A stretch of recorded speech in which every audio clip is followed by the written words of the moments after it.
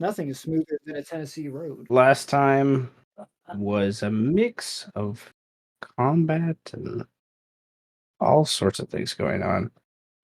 It was crazy.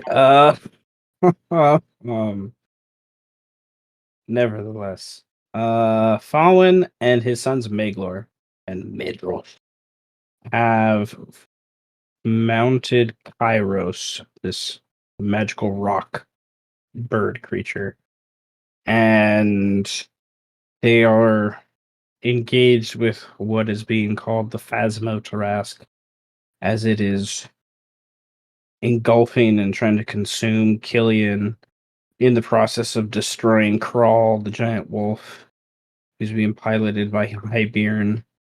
Um, and similarly, in the Undercity, uh, kind of another combat. It was more roleplay than that one was, but um, we have Kaly, the daughter, a daughter of the ninth house, I should say, um, has found her way down to the Undercity, that is in the middle of its own civil war and wrath. Pio, the leader of the 10th house, her patron, has kind of sent her here to uh, make sure things lean his way, I guess, at least information speaking.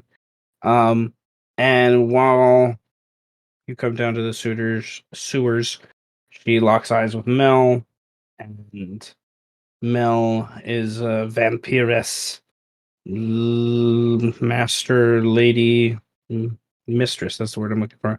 Mistress of the 12th house, and her undead horde is in the process of like subduing the sewers from the different houses that are involved in the civil war. Um, Amu kind of eventually comes in, and then Karen, who is with Amu and Birdman and whatnot, coming down here to find Mel, um, recognizes Kaly, and there's a role playing discussion that like, okay, she can help us, join us down here for the least moment. Mel kind of um gets her nulls to stop their advance for the most part, and then there's another voice that yells out from the sewers asking for a parley with the undead leader. The combat up above with Faurwiin and Killian continues as Tenebris eventually joins with a um his simulacra, and all three are able to basically. It takes them a moment, but they eventually get up there and do a decent number of damage while Crawl the wolf, primordial Jorvian, is biting into the Phasmotarask and kind of lowering its defenses. Um, and um, really, what saved the day though was Faurwiin's stun. I forget which one. It's on my head right now. Like his stun, kind of. Uh, That was probably then Meglor. yeah, Maglor was able to stun the creature and allow for basically a distraction, and also Faurwiin was concentrating on an earthbind that the kept the creature kind of down from flying around and making her guys a living hell. And then with that like falter from the Phasmotarask, like you guys kind of turned the tide of the combat pretty quickly. Um, down below, the parlay is come to with Aliplu, the leader of the Ratus, of what's left of the fourth house, and It's an obvious, like, Mel came with an entourage of you and her gnolls, and he has a group of Ratus ready to waylay with a volley and kind of skirmish in, if need be. And there was some discussion, but it was obvious Alipu had no plan to discuss. He just wanted to get you guys close enough so he could try to do something. That's all he wanted to do. And with that, a tsunami was created by our good friend Amu, and it just like totally just destroyed everything. And then eventually there was there was a fireball, and then it destroyed what was left of the Ratus inside of the tsunami, even with the resistance and things like that. But most of them, it's the tsunami. They were just getting flailed in the sewers, and parts of the Undercity were breaking and crumbling. Back up above, Faurwiin has flown closer. The stuns allowing Killian from his sons, allowing Killian to escape, being engulfed and completely, like, basically eaten, more or less, by this creature. And then Tenebris and his simulacra finally engage, and a member of the Sixth House joined you all for a time. Named Ghosh. You've met him a few times, but you haven't really interacted with him. But he had these two magical blades, one in each hand, that were able to do a pretty decent amount of damage, along with the other ones.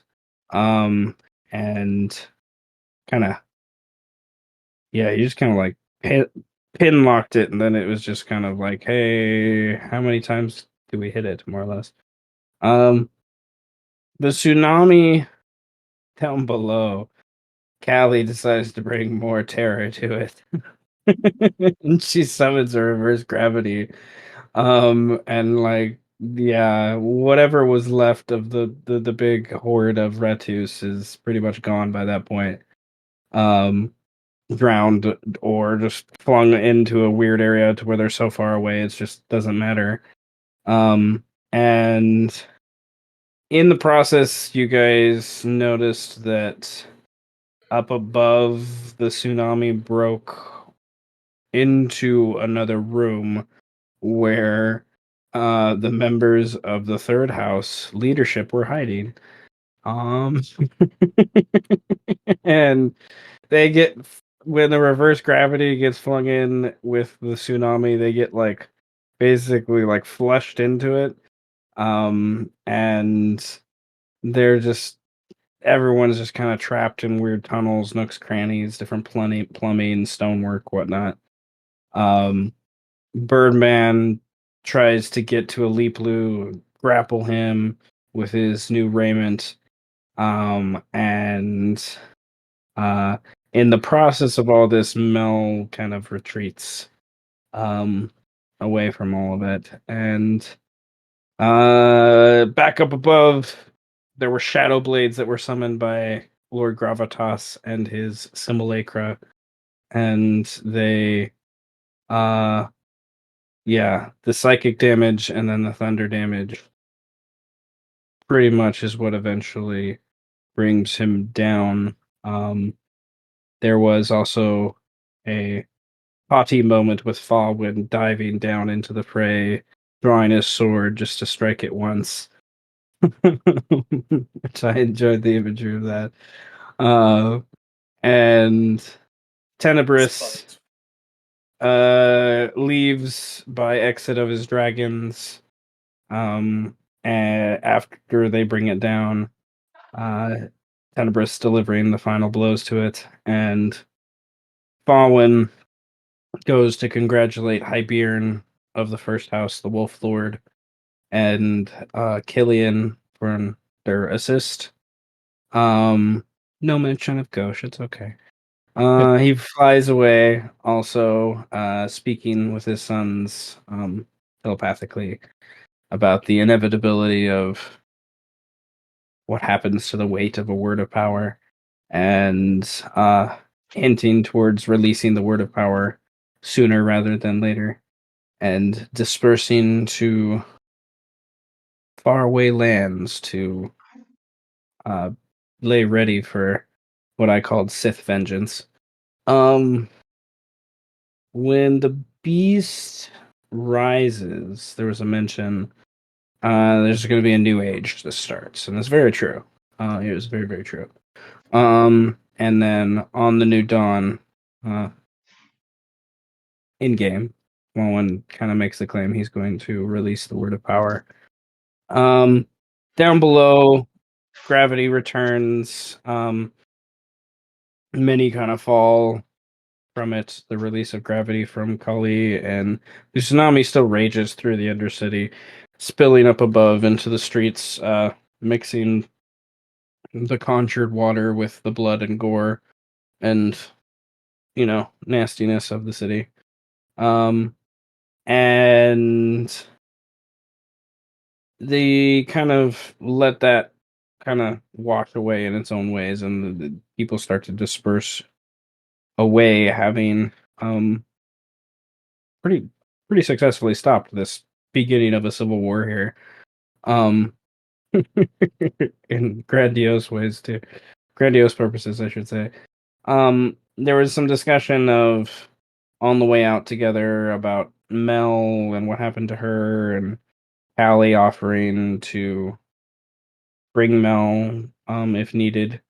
The Binder Lords are making things difficult as they're obviously not wanting to release the control they have over the beast and the territories that it represents as of itself. And there's still, the discussion that, has been mentioned a few times that, the beast is going to rise. Like, no matter what they want, it's going to happen. So, Amu kind of ended that conversation with a pretty final statement about how there's no more time for parley with the Binder Lords. It's kind of like, we just need to do what needs to be done, kind of thing. We wrapped up with a little bit of a narrative where you guys, Karen, in the middle of the combat, dispersed from you all and went elsewhere. You eventually find her upstairs on a different level of the sewers. And she's obviously getting ready to leave, like, after her things, but is still, like, on her knees, over her sister, Kareen, and the clerics that Kareen obviously brought with her, the clerics Karen. I'm so glad two of them are dead. So I don't have to fight the names anymore. And the cleric, like, these are clerics that Karen sought to help get information basically from Eros to kind of solve the primordials, but now that her sister's dead, there was kind of this obvious a sister she was much closer to. There's an obvious disconnect in some way. And she kind of casts invisibility on herself and leaves and kind of parts ways.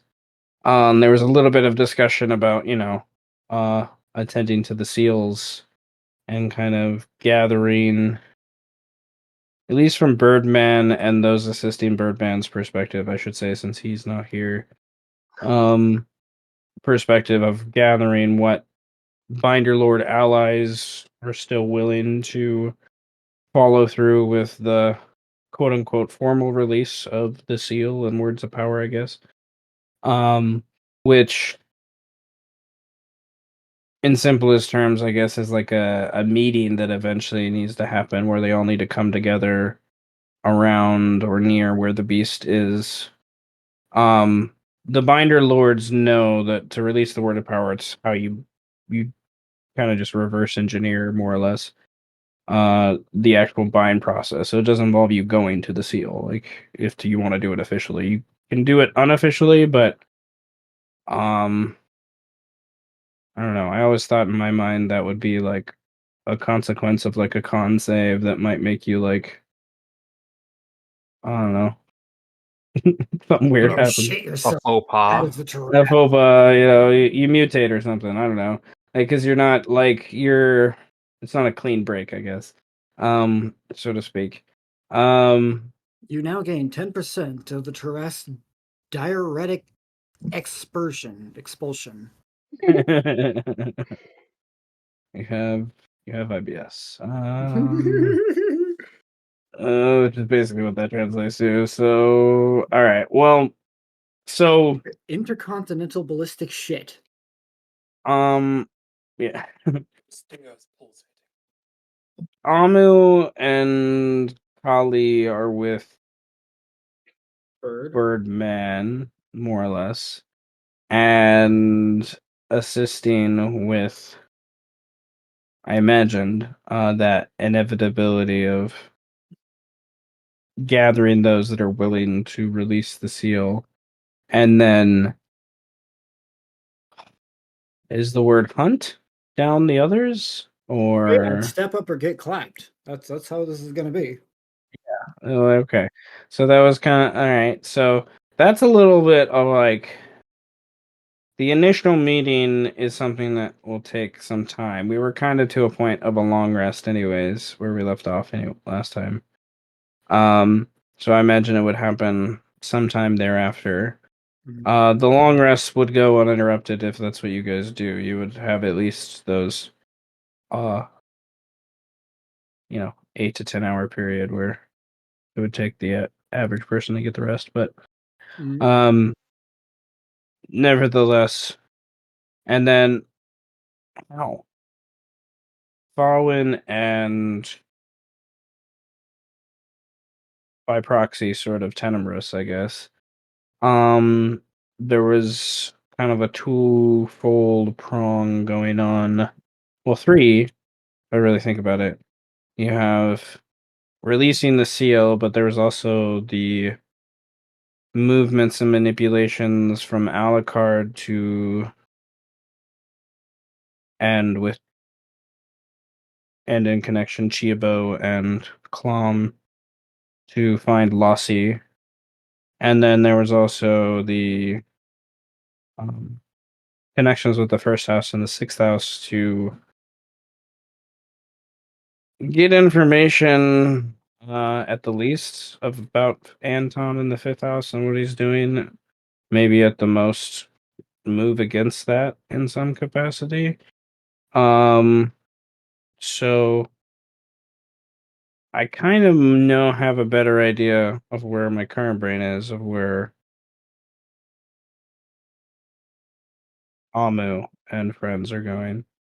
But Fallen and Tenebris, you guys, because of elf trance, have more time to kind of play with things, of course. So my question goes to the wizard duo, to get us started. Of like, what is the things you want to do in your long rest, and or things you want to set up towards the seal released as like kind of one of the primary goals. It seemed to me, and then any of those secondary goals with Anton or. There's still quite a bit of Tarask meat and stuff to be gathered with Xantha. I could take the Simulacra and a few dragons down there and stuff like that.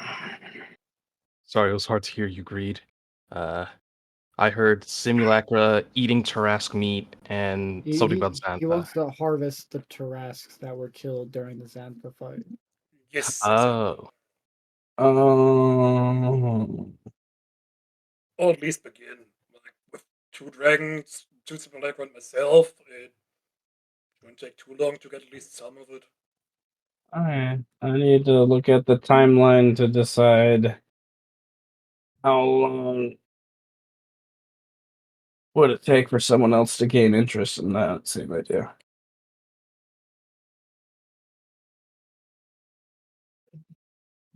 Welcome to the city of salt. If your house hasn't been broken into yet, it will.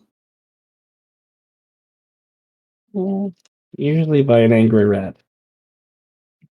And then we eat that rat. Into soup. We didn't have rat problems. We had a bird man.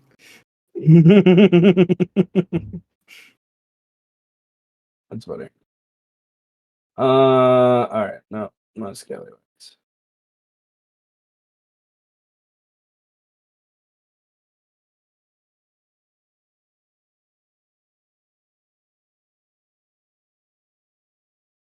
What the fuck? Not the dreaded 37. We're playing God Simulator. The Reds are playing Fear and Hunger. Yes.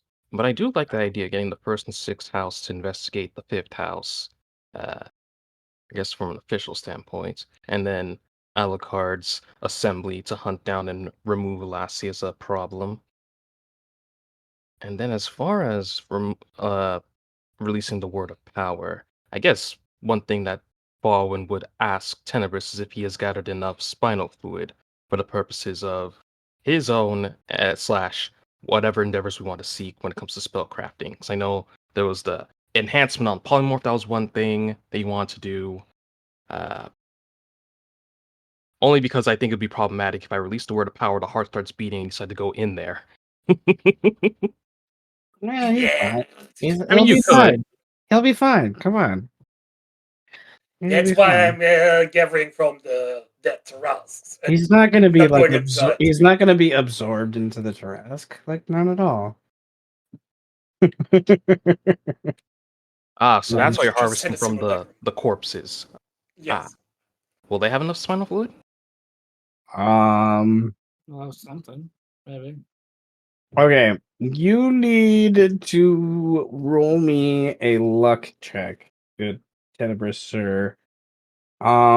Because there's been a few days that have gone by since this has happened, so there's a likelihood that someone else. Does Idiot. foresight apply to luck checks? No. It's not you. This isn't you. This isn't you.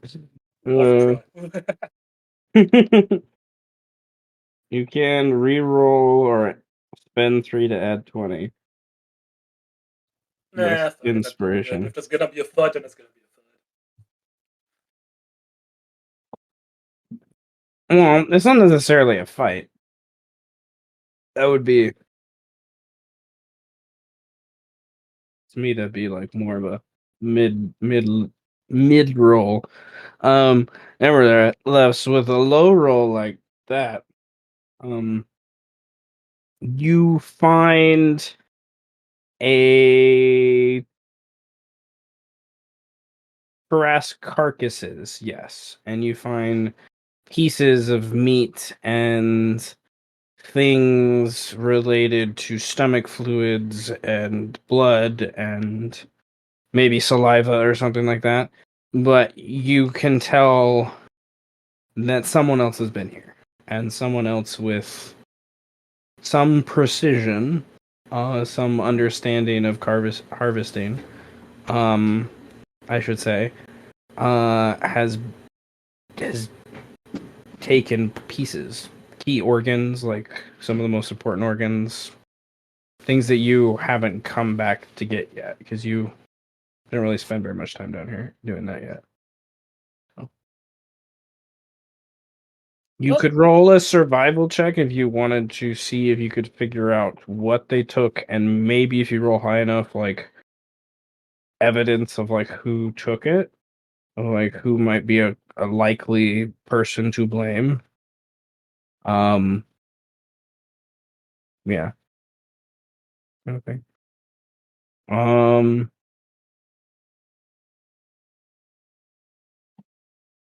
Interesting. Oh, why is he still there?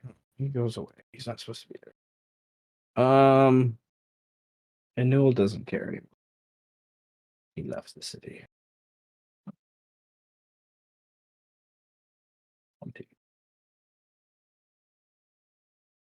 All right. Tenebris, I would like you to roll a history check now. History.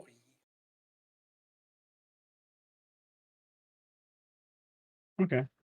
You probably, in researching Sith alchemy, once you've come to the city proper, and maybe some discussions with Faurwiin, who has found some, I don't know, private logs from Orcafor and others who've done their own Tarrasque research. There are, I don't know, I love the idea that this has been around long enough to where there's like debates on like whether or not you cut horizontally or vertically at this one place, and like if you've been trained to do that, to like cut out like the heart at this one place, like it can show a lot of like where you had your base in the city as like a god butcher, or whether or not you're someone else, because god butchers do it one way and that's how they do it. And if they're not a god butcher, then your gut would lean towards one of the other houses, would make the most sense. They would be the only other ones that would know about this, and there's only a handful of houses off the top of your head that would have the resources to be aware of this laboratory down here. Kind of thing. So, with your survival check, hmm, hmm, yes, okay, fine. It is not a independent contractor. You're like more than positive a group of god butchers came down here and were like, oh shit, and found something. The information of how they got the information down here, I don't know. There's various means. There were a few people that escaped during the combat and stuff that were down here, and um, Kaly and the first house may not necessarily have been quiet about what was found down here either. Trying to appease the god butchers, which are one of the bigger. Appease. Well, not necessarily appease. Like, at least that's the first word that came to mind. But I don't think appease is necessarily Cheapies. wrong either, because they are one of the bigger independent groups here that is being affected most greatly by it. So that would be the most likely idea. That doesn't mean someone wouldn't have tried to fake this idea otherwise, but the only other houses at this point that would have access to this and would know about this is maybe the third house, the fifth house, and Mel, the 12th house, maybe, and first house, of course. But Mel and the 12th and third house are a big maybe. The fifth house, they have a long history in the campaign of doing things in the sewers. So Well. Mel has been quite busy, so I doubt it has been her. So let's go to the fifth house, and I'm sending one simulacrum inside the Tarask and try to get spider fluid that way. one It's visible, it still simulacra has shape inside change, the it should be fine. Trask. Okay. I would like it to roll a skill challenge or simulacra, because since the last time you've been in, the bowels are active. The stomach and stuff. Not the stomach exactly, but The guts. the guts is moving. There's some different things happening inside the Trask. Most of it is just how easy it is to maneuver within the Trask and whatnot. So first, I would like the simulacra to roll. Excuse me, a survival check to see if they find basically the circulatory system that would allow them to traverse and avoid much of the I can't think of the other word right now. So you get the point. Alrighty. Let's go with this bugger here.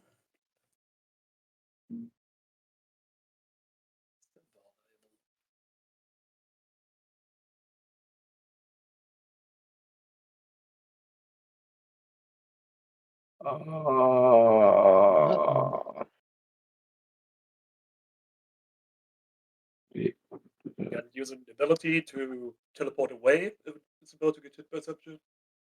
No, this is a skill challenge. So abilities and stuff aren't like you can narrate that those things are happening, but it's not necessarily um the same idea. So okay.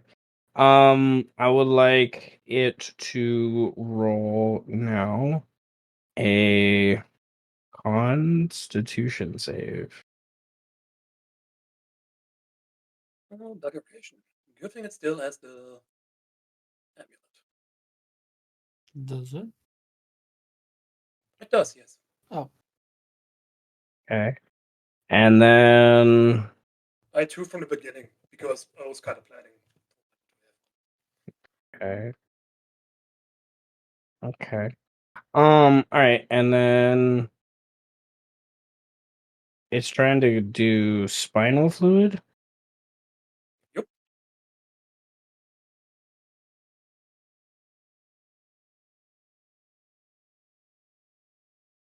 I need it to roll or have the ability. Okay, this is where an ability or spell could come into place. All right. So coming to the Jurassic, it went through the mouth that slowly opens and closes. But when the lungs took in a deep breath, it even trying to teleport and get this in these ways, it basically was like barreled down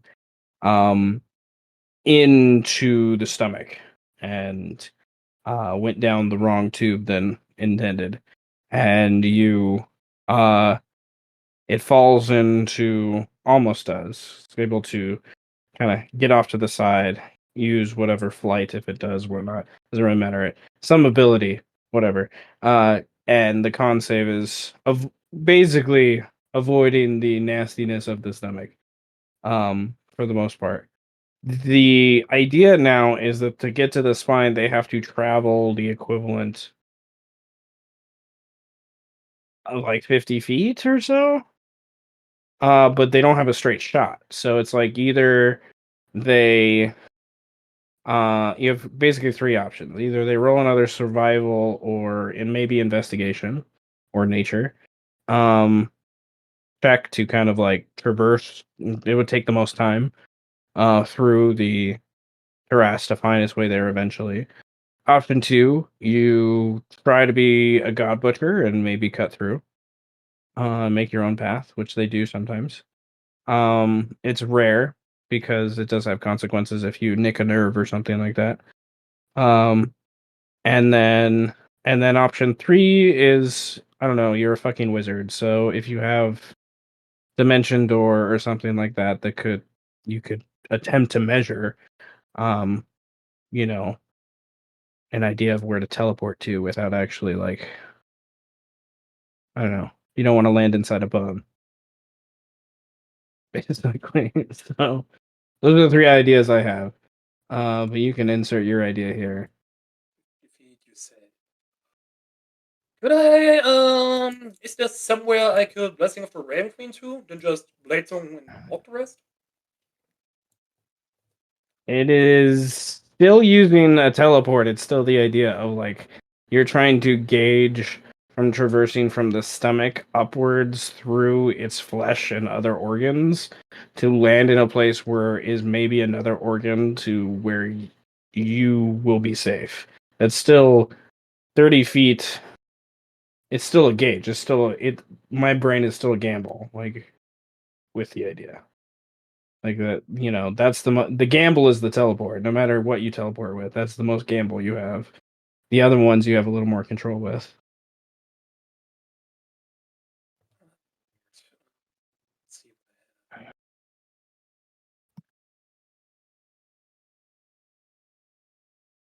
does a Jurassic reflective carapace work if you're on the inside?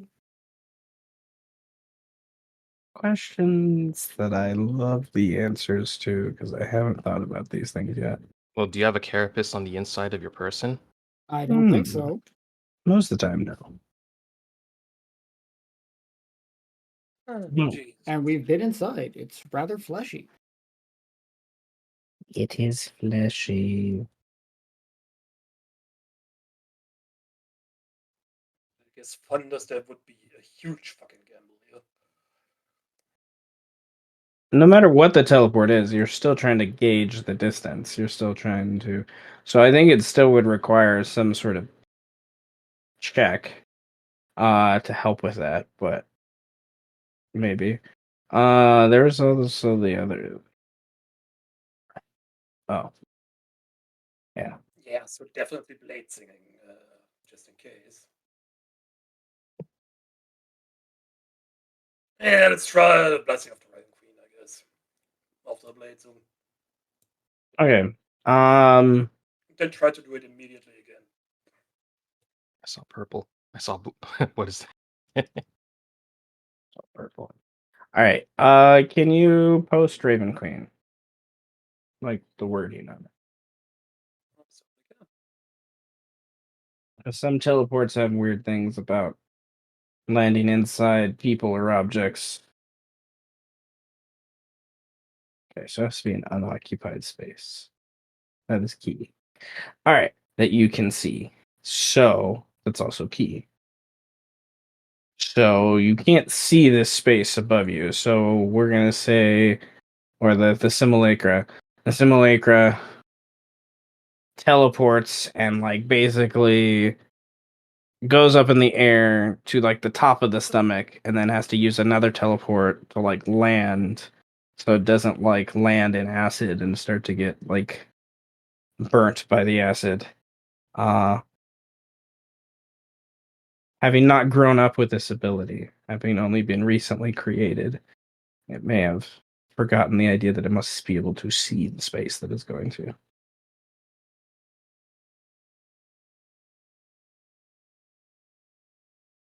That's why I mentioned Dimension Door, because Dimension Door isn't about seeing, it's about distance. It's about, well, I'm going to go 50 feet, or I'm going to go this way.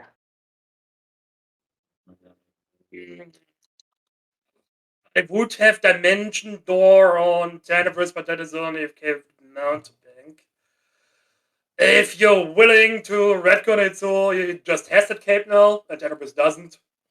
Do you I want to guess we can make spend? it Do work. you want to spend? That's at least 2 inspiration. Yeah. All right, 2 inspiration. The Tarask when its bowels activated. Okay, so Activated the Zelmont. right. I would like you to narrate, if you would, the directionality of your teleport. You're going Jeez, up. it's making me do algebra here. So you're going up, straight up to the side. How far? How many feet? 70 feet against the diagonally to the right? 70 That feet. seems most visible. 70 feet to the right from its current position. All right.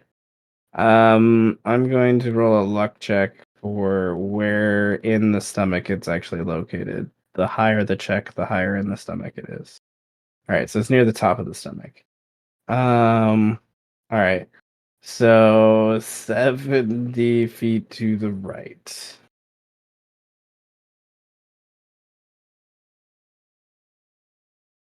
Okay. Um, can you post Dimension Door someone? Someone wants to. Oh, yeah. Okay. Thank you. Oh,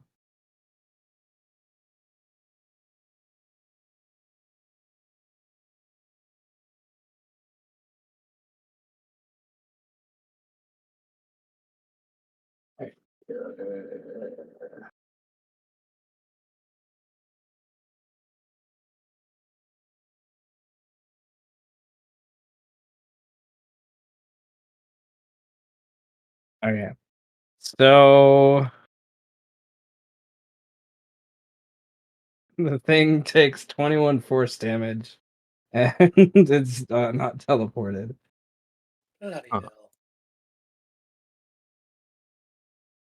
I would like, if you would like, you could roll a survival or nature check to maybe gauge what you could change on the distance.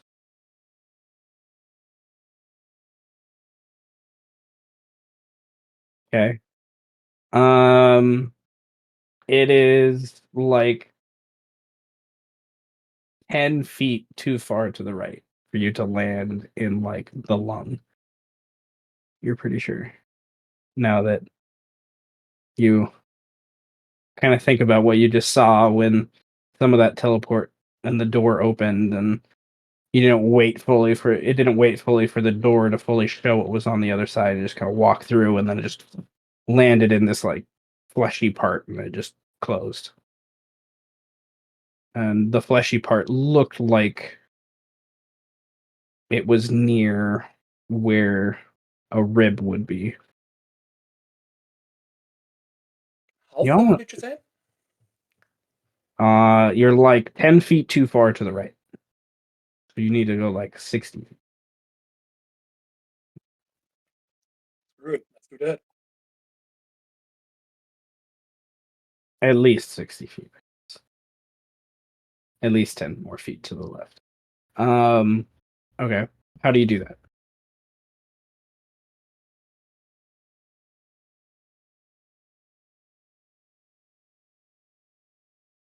I should have just wanted myself. Can I just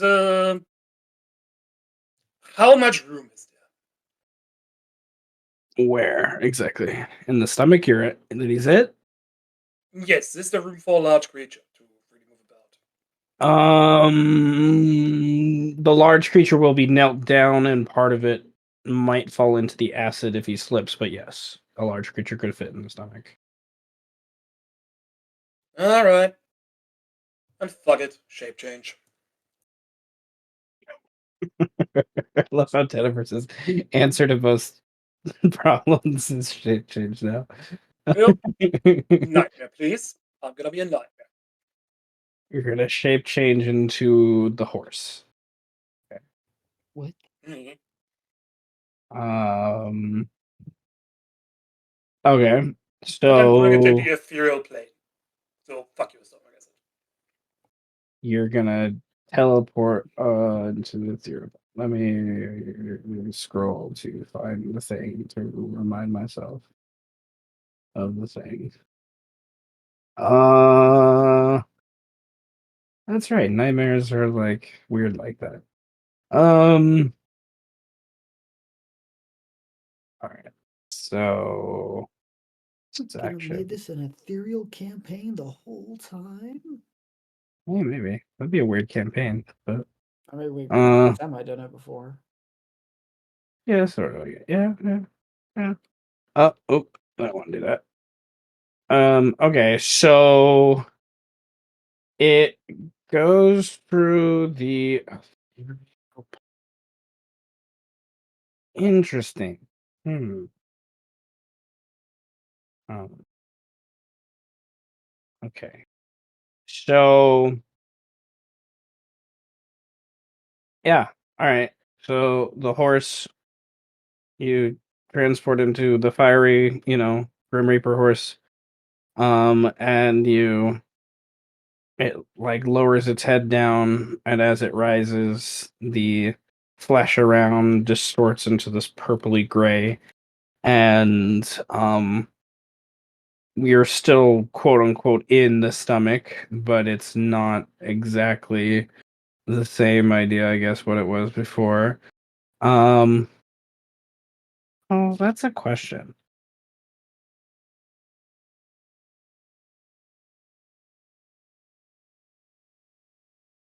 Yes. How do horses breathe? Well, it's a demon. Well, devil. It's a fiend. Does Well, it say? Hmm.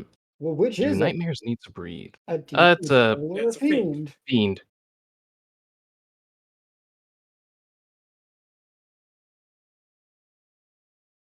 Maybe it's a leprechaun. Maybe it's a fish. Interesting. I was just debating about, can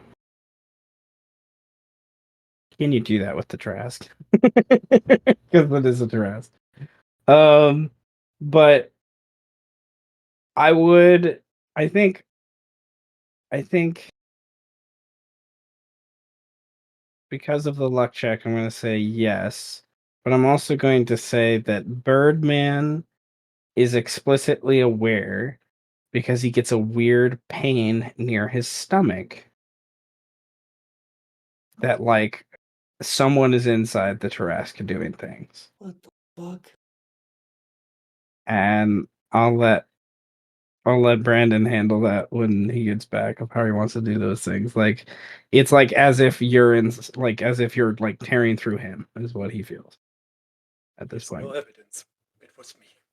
I'm gonna totally text Brandon random things if he ever comes up. Nevertheless, okay. The thing walks through the flesh membranes that permeate between the organs to find itself in the lung, and at the top of the lung, one of the biggest cavities, I should say, of the creature, I would think is the lung. You know it would probably be easiest at the back of the ribcage to gain access to the spinal cord, but it will require you to quote unquote fly up there and then harvest through flesh and then eventually bone to get to the spinal cord.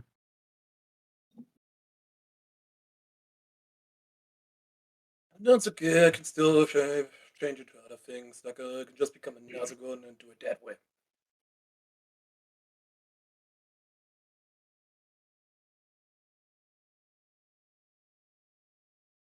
All right. Why? Let me change the Nazagon. First of all, let me use its heal ability just in case. Again, a full 112 HP.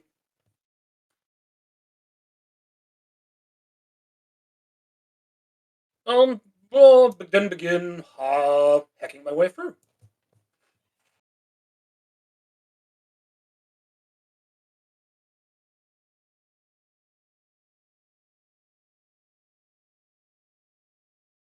She just became a flesh worm.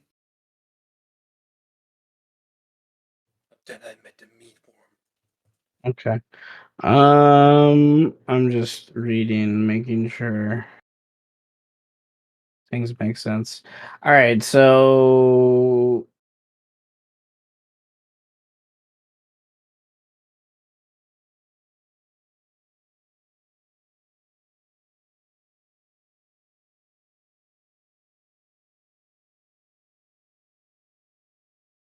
okay. You can't be so. How are you flying? Because Nazgûl can't fly. The thing that, But does the nightmare? yeah. The Narsgun's riding the nightmare, right? What? No. Yeah. Well, the imagery I had in my mind is he shape changed into a nightmare. And then are you now shape changing into the thing and then summoning the nightmare as a Nazugan, which I will tell you has its own consequences.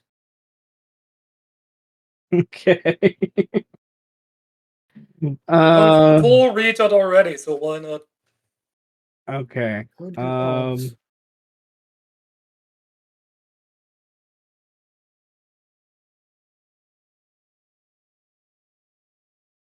Something that needs to happen later, I guess, but nevertheless. Okay.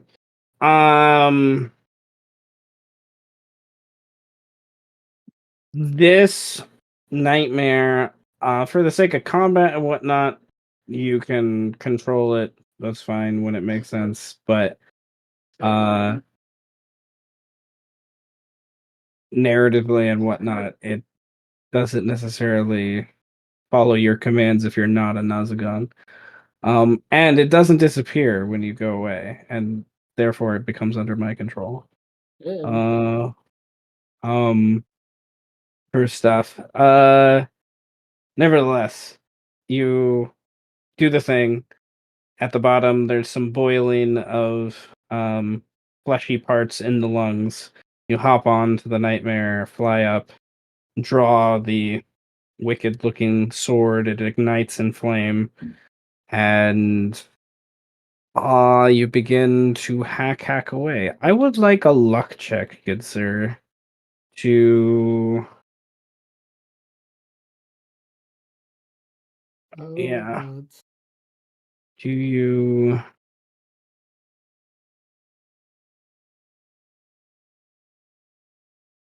Okay. So the simulacra that is done this, used these spell slots and gone through this process is hacking away, trying to get to the spinal cord. I will say, will make their way there. That's not what these luck check is for. They do more than enough damage, but the Tarask, is in a constant state of regeneration, and it's in all forms, whether it's a organ or outside or whatnot. But so there's a constant fight you have to get against those things. But with the luck check, one of the cuts through, I think in the simulacra's point of view, from where they're at in the creature, it's a movement of a foot or two that they kind of feel, that like a jostle.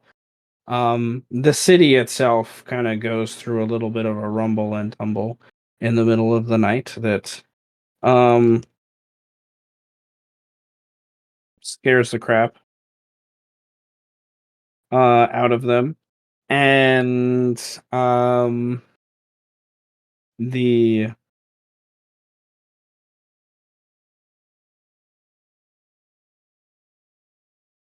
gotta remind myself which house is connected to.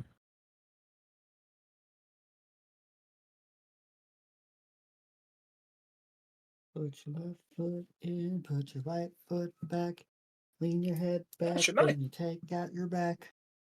Irony at its best. Okay. All right. So Wait, what? all right. The simulacra, because it is not technically humanoid, does not have to roll the mutation that's going to come at it. That would normally come at it by this point, by being drenched in the spinal fluid that eventually takes over it. Even being a fiend, this is something that most fiends are not immune to disease. So for things, they may be immune to poison, but most are not immune to disease. So the and mutation kind of goes beyond that too. Anyways, nevertheless, it hacks through and eventually literally hits a font to a point to where it of fluid, some of it more than likely spinal fluid. A good amount of it is a blood vessel, maybe an artery that was nicked. And it can collect a decent amount, depending on how much time it stays down here. But there is, for every 1 unit you collect, there's 10 units that go to waste. Still, let's just collect as many units as possible. That depends on how much time you spend. Yes. Yes. Yes. Well, it is a simulacra, so I guess that's fun.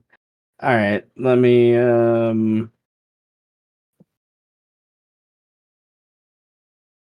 Amu, slow and steady, delicate, precise. Tenebris, fuck it. Why isn't it open yet?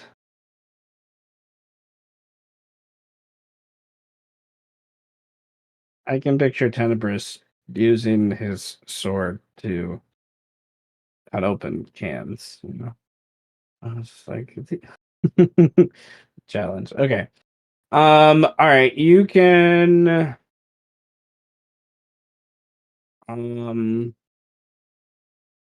you can spend. It can spend. The simulacra can spend at max maybe 3 hours in here before things start to really seal up again, and you might get literally consumed by the body and immune system of the Trask. Do I have to stay So afloat the whole time? yes. Yes. I Yeah, would then think I'll so. only have. I guess I can make shape change into 2 hours with what's it called? Meta Magic Adapt.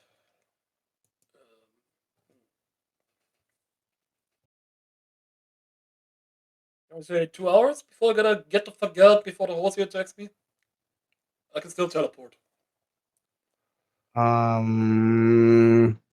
Okay.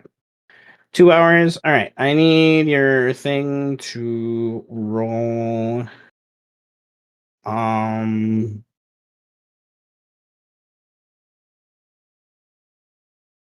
A relatively.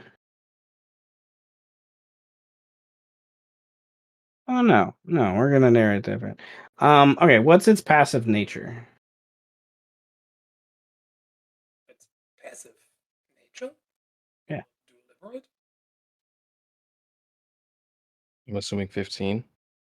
15. Okay. Oh yeah, I thought you meant the simulacrum's nature, and I was like, it's a simulacrum. What do you mean?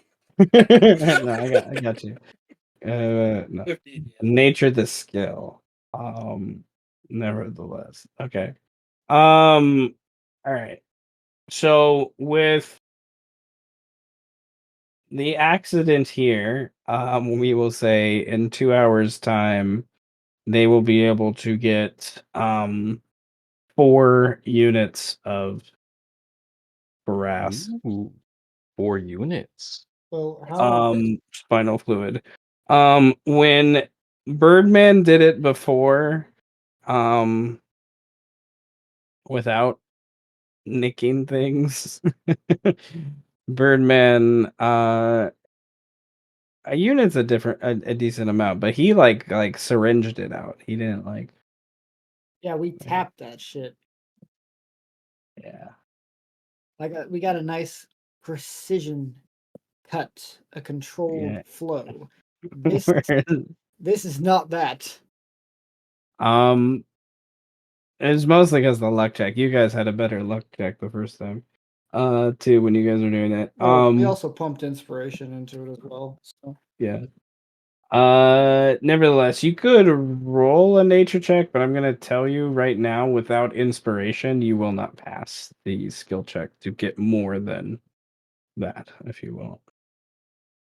I'm taking 4 units. I'm happy with that. Okay. All right. So for spell purposes and for other purposes, you know that one of these units is an insane amount of stuff. This is the original Taras. This is not like the other stuff you've been using. Just wanna say. Slightly different. So you will be mutated. I'm gonna tell you when you consume this. 1, 2, 4. there Okay. will be consequences. Alright. Tenebris, I want him to roll a nature check. I'll give him advantage because he's already had to price some other resources from the Trask recently in his resources in his gathering for Sith alchemy and things like that. So he kind of has some gauge on like what the market of this stuff would be. Yeah, roll a nature check. Tenebris or the simulacrum? The simulacra. Oh, investigation. Yeah, investigation. I like it. Thank you. Okay. That is high enough to know that these units are worth an insane amount of gold. Like, I don't want to say the price out loud. That's how much gold. So that Like, assumes that we're Let's going to put it sell that them. way. you know, like How many 24-hour castings of Sith Alchemy could I get out of that when one 24-hour casting equals 5,000 gold? 5,000 gold. Okay. Out of one unit. Out of one casting Yeah. of Sith Alchemy. Yeah. Like the potency of this stuff is one of the things that is part of this, I should say. But nevertheless, 5,000 for one unit of not as sufficient or not as pure spinal fluid. yeah. Just You being do not completely need to honest. use a full unit to cast the spell. You know that much. And you know it, like one of these units, if you use it solely for Sith Alchemy, and that's all you use it for, you could cast it many times with just one unit. Sweet. So 1 unit for your Sith Alchemy, Yeah. and 1 unit for your Divine Polymorph. Yeah. 1 As for it thinks, Faurwiin maybe for other yeah, stuff. yeah. And we As have a it good one thinks, on reserve for as experimentation. the, But then I would Sith Alchemy not right away again. yeah, the Other simulacra gauges that one unit of this extremely pure spinal fluid, potent to be sure. This is something that the alchemists and things, when they get this, rarely when the god butchers were coming here to do this, you know, they would distill it and brew it down and, you know, make it something that's not as potent and still sell it for an extreme amount, depending on what it was used for, of course. But one unit is like 500,000 gold. Holy fucking shit! Like, but people don't sell it that way. That's like the other part that's this. Like, Yeah. you're never gonna find anyone that's gonna buy Wavler. that. Wavler. Yeah, Lord. we don't intend to sell Okay, it. Wavler's gonna give you the biggest like markdown bullshit. Hey, he's the He's like, closest you'll I'll give you get. 100,000. That's the I'll give you, closest you'll get to the actual price, though. That's yeah, probably me. exactly. Best I could It's do way is 5 like copper. no one has 1,000,000 gold just laying around. It just doesn't happen. Yes. Like, Keyword and icon in the yeah, future. yeah, Keyword keyword. icon. What's her name in the Dragonlance? She probably has. Oh, And you know what? Just because I love chaos, the nightmare staying inside the Tarrasque. Oh, that was what I was expecting the whole time. the nightmares staying inside the Tarrasque. Or we could just teleport it along and have the dragons decimated. One or the other. But I think inside the Tarrasque is more fun. The nightmare will stay there for some time, but it will eventually leave because it has free access to ethereal to do that. That's very true. Can pretty much do whatever it wants. They can do whatever it wants. So,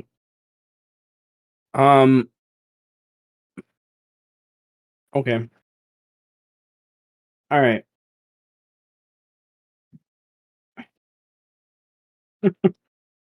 So, Well, all I I'm learning from mean, this is when we go to Australia, we need to, unify everything under our control, then have millions and millions of gold in the bank. That's all I'm hearing. uh, I'm pretty proud of how I We will be. made it. We need to become the Mansa Musa of barter. That's what needs to happen. We're gonna be big spider fluid. goodness gracious, maybe. Crash Okay. economies just by walking up and just dropping gold bricks. All right. It's still like my consent in there. All right. So, was that your first or second simulacrum? That was the first, the one that was already weakened. All right. Well, that kind of happened, you know, whenever that happened, because they don't have to sleep. But nevertheless, anyone There's one else? thing, and I guess the eagle whistle. The what? The eagle whistle. The what? Eagle whistle?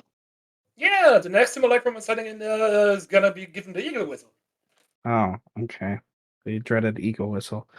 Such a weird item. All right. Does anyone else want to do anything with their long rest, since that took a decent amount of time? Before we, because that probably was happening during the long rest. I was just gonna ask if I could cook during mine. Cook. Indeed, you can cook. The question is, I guess the question is, where are you going, or to set up the cook? I was going to go. Okay, I think I got this correct. I was going back to the house I spy on. I spy full, which I believe is the 9th house. I think it's the 10th. 10th house, God. yes. I was probably never gonna get that right. But the 10th house, I was gonna go to the kitchen and cook there, and then take a long rest and I think our quarters. kitchen blew up. Oh, Yeah, we kind of got attacked by this deranged wizard bird who just threw a fireball in the middle of our main living room. Said wizard bird that Faurwiin is hunting and trying to kill. So we might have It's another happens. kitchen. I'm not That's sure. one of the kitchens. That's like that's Squirmies, which is downstairs. Squirmies. Which is downstairs from the Blackwell. Okay, so all right. Then what will happen is I like the idea of, with other things going on, maybe you haven't been back to this place just yet, and then you're returning and finding that it's, a few days past a pretty significant couple of explosions, and there's blood and dried blood and things on the floor here and there.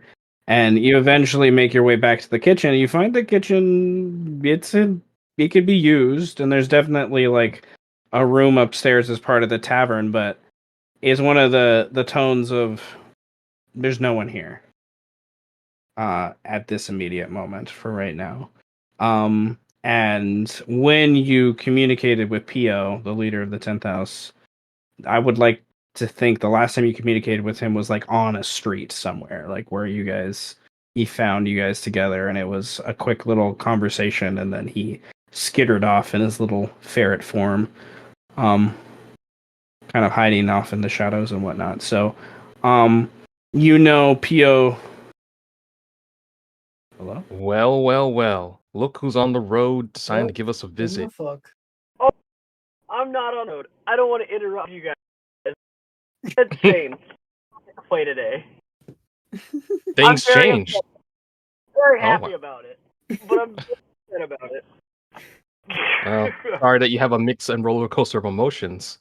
God damn. Oh yeah, no. I definitely want to punch. I definitely want to punch a family member in the face today. Somebody's getting punched in the face today. I love family. It's Family's one so of much those. fun. Yeah. I know the feeling. You got my I'm message, beefing right? with the family, bro. I'm beefing with everybody, not just one particular person. Anybody can fucking get it today. From the abyss, I am here. I will be back home in like. I need to go get food because I'm gonna kill somebody if I don't eat. I am the abyss. What the fuck, man? These hands are rated E for everyone. Okay.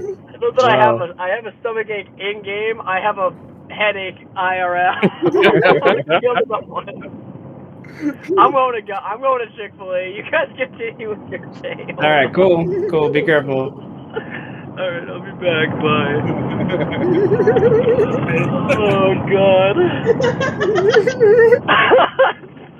I know the Uh-oh. feeling. Family. All right. Well, cool. So back to food. All right. Rips So out though. Kaly, we need to cook. Kaly goes to the quote unquote abandoned Blackwell Tavern and may find one or two of the rooms perhaps locked and occupied, and goes down to the kitchen. It's not like no one's running it right now. Like the general tone of the city itself is like 90% of it has been evacuated, if not, about 85-90%, give or take, has been evacuated. So, where you guys are used to seeing the streets just sprawling, it's like bare. There's like no one barely around walking. The Beast Crown is one of the most populated places, to be sure. But Liliana, who is the well-known tavern master, is nowhere to be seen. But she's also, a um agent, if you will, of POs. So she's probably doing her own kind of stuff right now. So you fire up the stove, get some wood going, go to the back room where the storage of the food is, and find something simple you can make.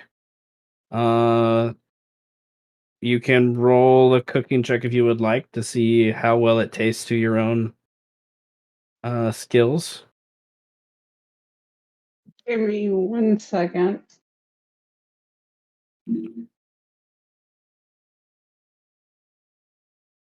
I'm trying to find cooking. If you haven't put it on your sheet, then wait, maybe did I put it on your sheet? Let me see.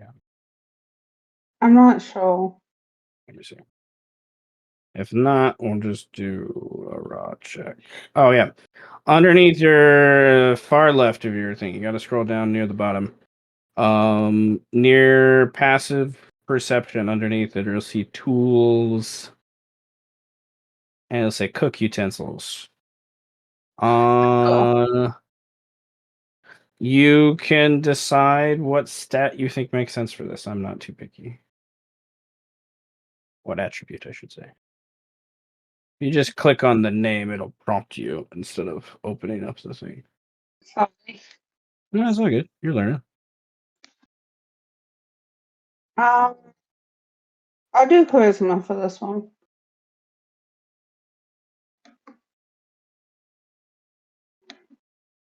I enjoy the idea of after you've cooked and you've like made yourself a plate and you're sitting down in this kind of half broken table, but have this little dilapidated like as well handle that's kind of giving you a little bit of light to see your food. It smells excellent, and I like the idea of like how Kaly probably made more than intended because there was just food and they just kind of put it together. What did you make for one? Well, And it then says by doing this, I make treats. So the first thing I thought of was cookies. I'm not gonna lie. Oh, that's the cook feat, I think. Yeah, Chef. because sorry. okay. Um. hmm.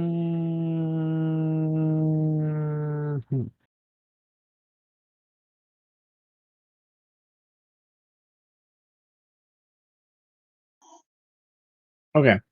The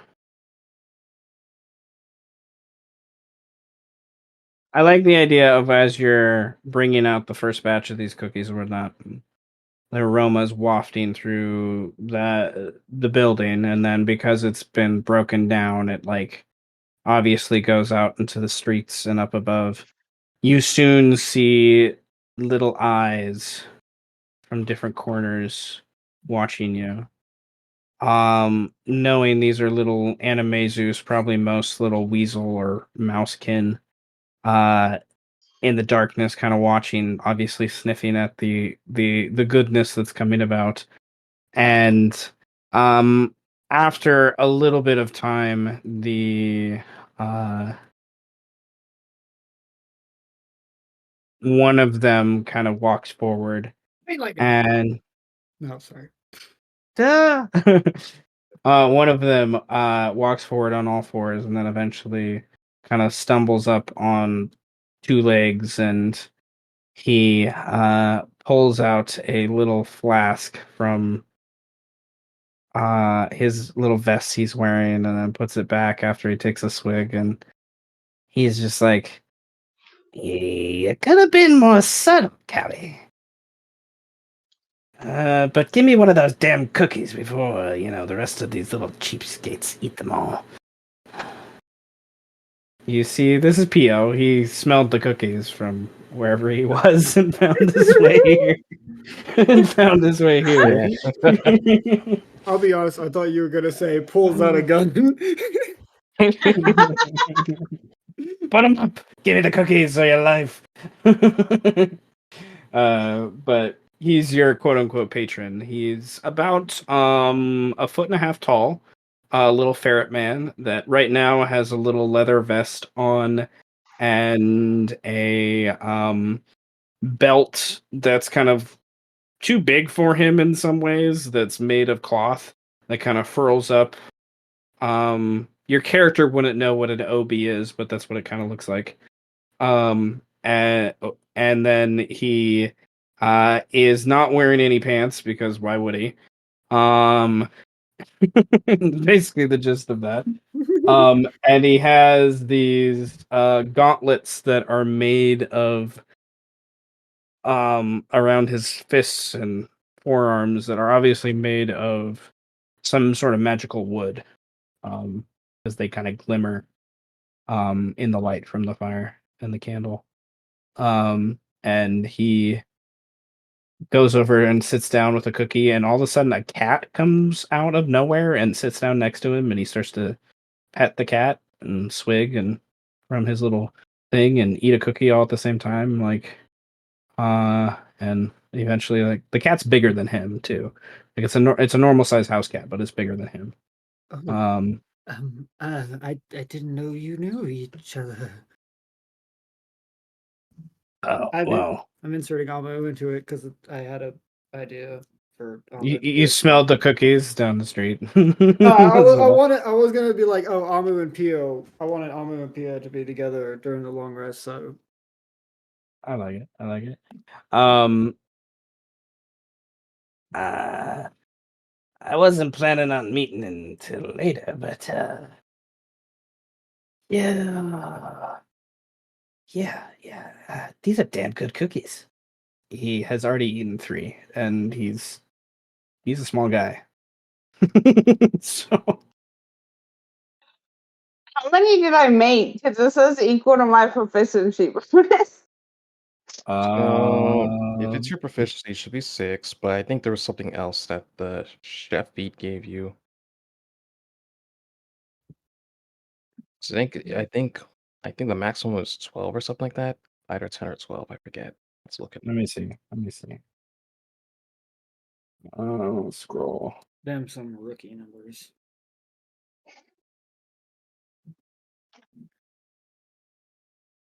Alrighty. You can prepare enough food for a number of creatures. Oh, that's enough food for a number of creatures. That's not enough. That's not the number of cookies. Because as someone that is personally a cookie monster, one person can consume a lot of cookies. Yes. At least 12 I cookies feel that. per person.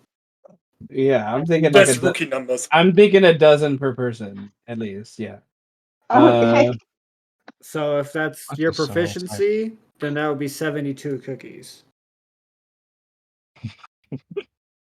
You have enough to make 72 cookies. I like the idea that where the scene is happening, you're still making cookies. Okay, I was just asking to make sure he didn't eat all the cookies. No, but if you leave him alone for the next hour, he will. I just love the image of everything going to shit and Kaly is happily baking cookies. Well, it's more the quiet before the storm. In some ways, yes. And the cookies, because they also give hit points equal to proficiency. How you doing the bottom one? Then yeah, you can make 6 treats. Well, treats for 6 people. Well, I guess more like 6 treats. Yeah, Yeah. I'm sorry. I should have specified. No, it's all good. All right. So, those of you that consumed the treats get 6 temporary hit points. +4. 4 plus your proficiency bonus. That's the top one. That's the short rest one. Oh. Yeah. So this is the long rest one, which is Oh. Okay. the short rest one gives you regain of hit points. The long rest one gives you 10 hit points. Ah. Okay. And they only last for 8 hours, so I had to get them to Amu and the rest as soon as possible anyway, so. Well, yeah, and we can also make the assumption that you eat one of these cookies when you wake up or something too as part of your breakfast. Amu, when like looking at the plate, sniffing it, would like take how big are the cookies? What kind of cookies are these too? Like I'm like, okay, to be clear, chocolate is a rare commodity. Yeah, I kind of figured like oatmeal cookies, because I don't like raisins, but I like oatmeal cookies. I like Same. sugar. I feel betrayed. I'm sorry. Oatmeal raisins are the fucking shit, man. I'll have the oatmeal hold the raisin. I have the raisin hold the oatmeal. Well, I Raisin started to hold make it kind of I'll- simple. I'll have the oatmeal and the raisin, and I'll take the holds of their oatmeals and raisins. Okay. Okay, then I make some oatmeal raisin and make some oatmeal. So let people decide. And yeah, a bowl of raisins. I mean, no matter what, Amu like as he like I want to know how big they are though. Like, are they like normal size cookies? Yeah, normal size cookies. But like with the 24 she rolled, they're like they're plump, you know, they're big. Okay. Like not wide, but like they're, you know, they're not like flat and, you know, Right. skimpy. Because I'm just trying to get the size comparison to, you know, a 2 foot tall You know, weasel, you know? like 2.5 inches around. Yeah. Probably So the size of your face. yeah, pretty much. For a weasel, yes.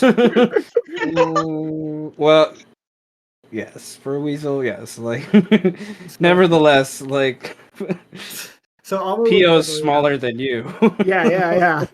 And he's already eaten 3. So Amu would totally like as he sniffs the cookies, like he'll take one and then he'll like go into his cloak and pull out of his pocket like bits of shrooms and sprinkle it onto the cookie and then eat them.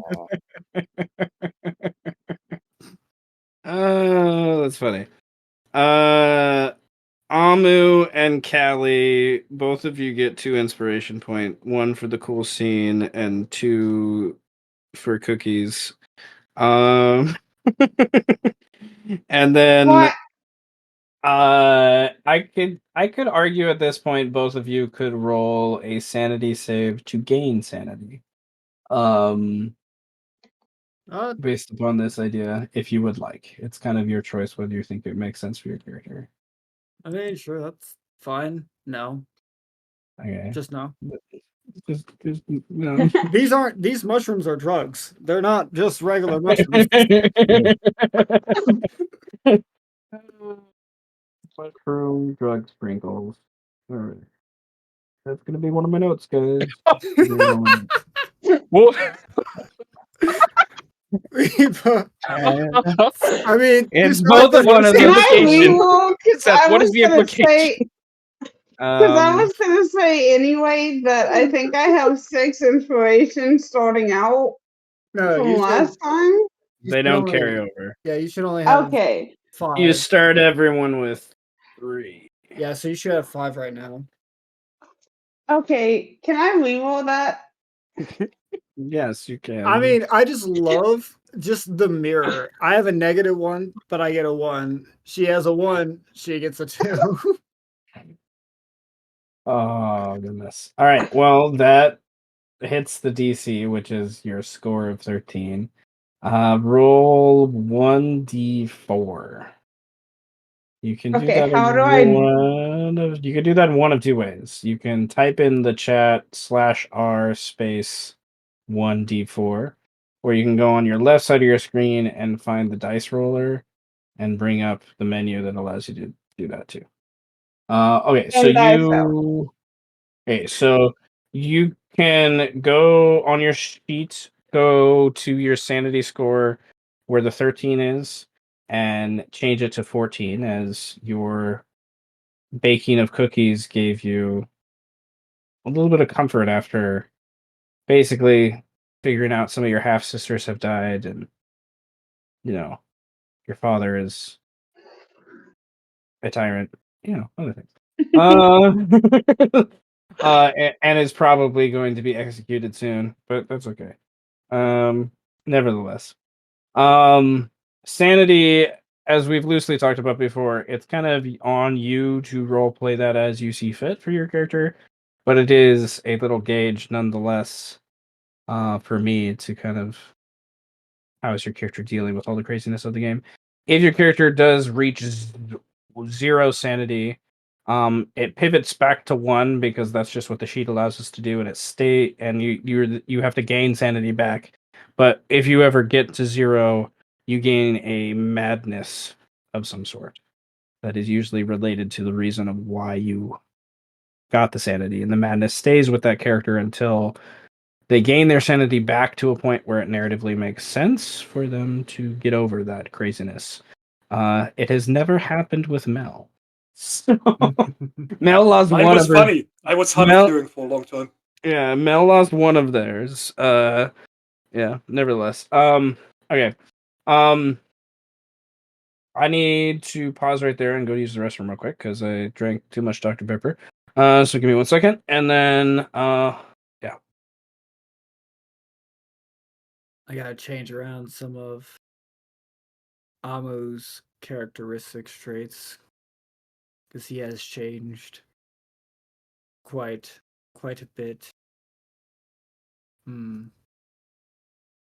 now his personality trait is emotional support terrorist. Yeah. And his flaw is goes to extremes towards good and evil.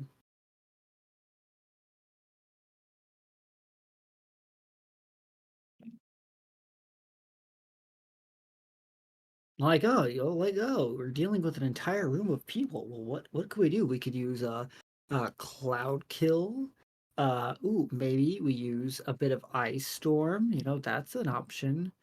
Have you tried pressing X for diplomacy?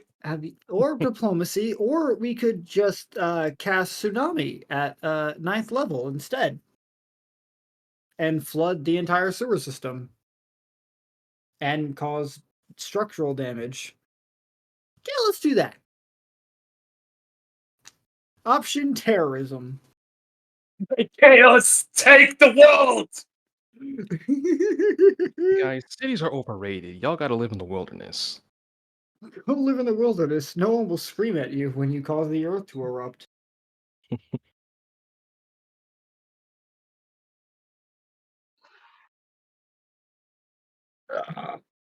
I need more alcohol. Since Brandon can't be here to be the alcoholic, I'm gonna have to fucking fill the void. Like, fine, I'll do it myself.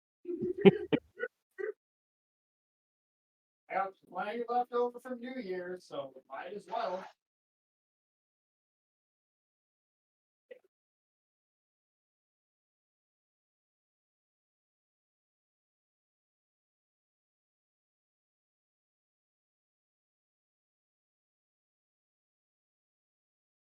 This D&D session is not brought to you by Soju. I'm just a fan. Get drunk Oh. irresponsibly. What? Ninja sex party. What? You've heard of What? NSP, right? No? No. All right, Technically, agreed. well, Lust, indoctrinate this man. okay, one, I don't know much about them, but technically it's been brought up before, just not extensively. So I bet you have heard, you just don't remember. Because it comes up every now and then as a joke. Okay. It's All right. a sex maniac and a steady ninja. Okay. Well. I mean, Yeah. but it's a ninja sex party, so you wouldn't see anything. That's funny.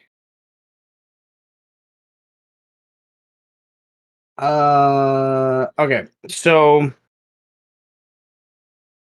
mushroom drug sprinkles on cookies. Okay. Then I don't know. My brain got distracted because my family said something as I came downstairs. So, what kind of was happening next? So, long rest. Pio's with you guys. Is there anything you guys want to do? Yes. So while eating these cookies, Amu would ask Tapio, well, would say slash ask. So the idea that Birdman and I have come to is that tomorrow we will gather the Binder Lords who are going to willingly relinquish their word of power. And those that do not show up, we will have to use force in order to get them to relinquish theirs.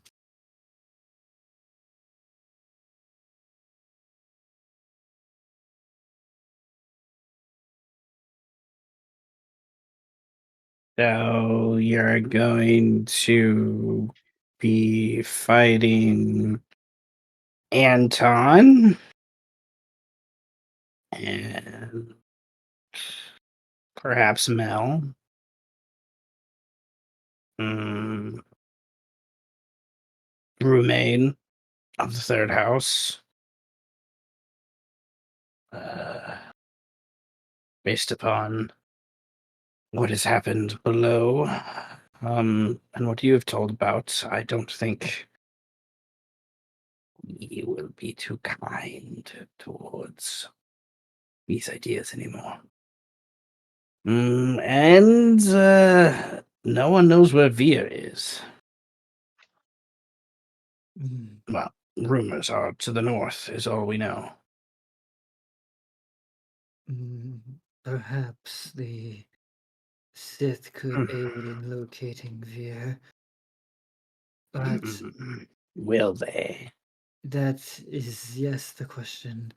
I do think, though, that those that still object have been given ample time to consider the more peaceful solution. Oh, yes. More than 3 centuries. Almost 3 centuries, I should say. This is not the first time. This is just the most pertinent time that this conversation has been brought up. So, yes. That doesn't mean that they will. They said what they needed to say that night in order to appease who was watching. That's all this was.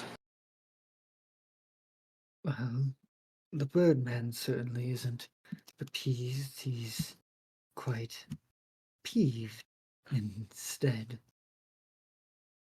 He was literally ripping a rats' limbs off and devouring them with his cloak. So, What?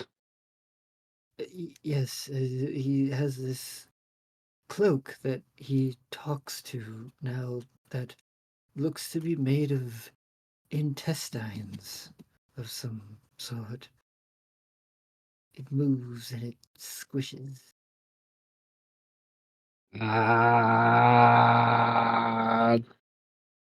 Okay. That. Okay. Okay. Okay. Okay. He eats another cookie and drinks a lot of booze. How close are our brethren from outside the city?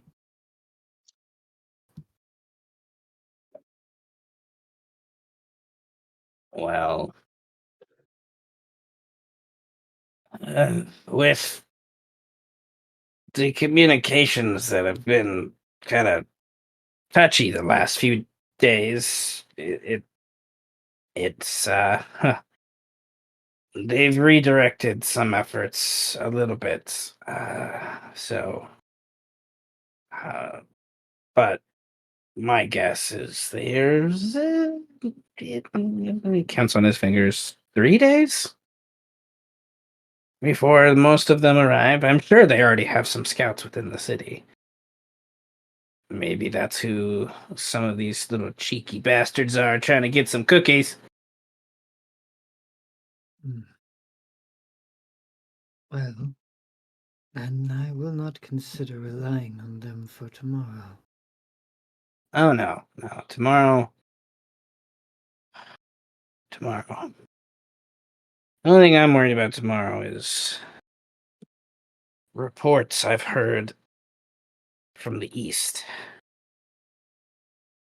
The centaurs have been getting close to the city. Closer than they have been in a century or so.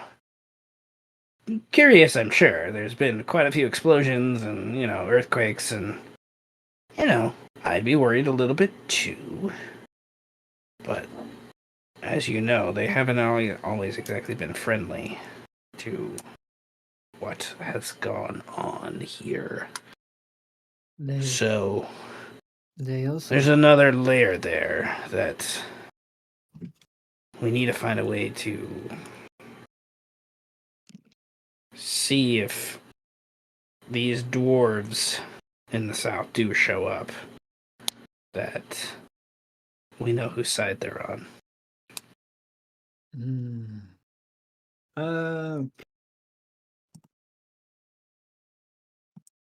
I don't. My history isn't great, but I feel like a nature check could tell me just how um possibly centaurs are of other species, perhaps. Maybe specifically dwarves. I feel like specifically dwarves would be more history than nature. What's the question? Like to think of like how well centaurs get along with other species. I feel like history would be a very specific species, while nature would be just a general question. Yeah, that's fine. Oh, that's a 10. That is a 10.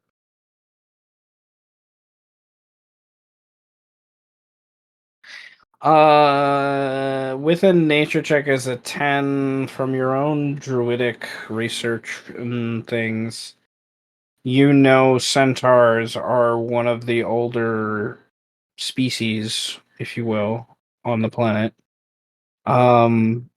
They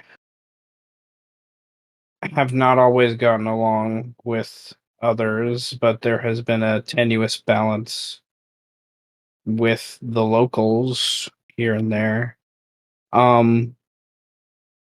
The locals generally implied like the local Animaesus tribes, but they have been known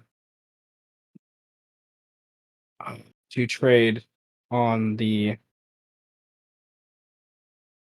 what I call the Halfling Road, which is the main trade route that kind of intersects between the entire continent. Then, okay. But they're a reclusive species, to be sure. Centaurs usually keep to themselves. I would imagine it would be the case that the centaurs would not find themselves as allies to the dwarves.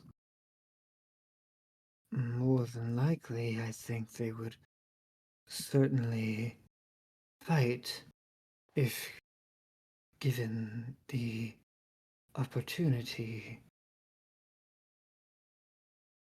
Now, whether they would willingly stand next to us in a battle against the dwarves, I am uncertain. I don't know.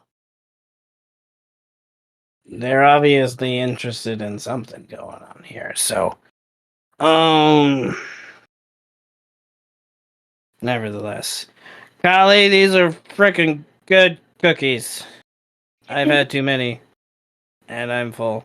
And I think it's sleepy time. So that's what I'm gonna do.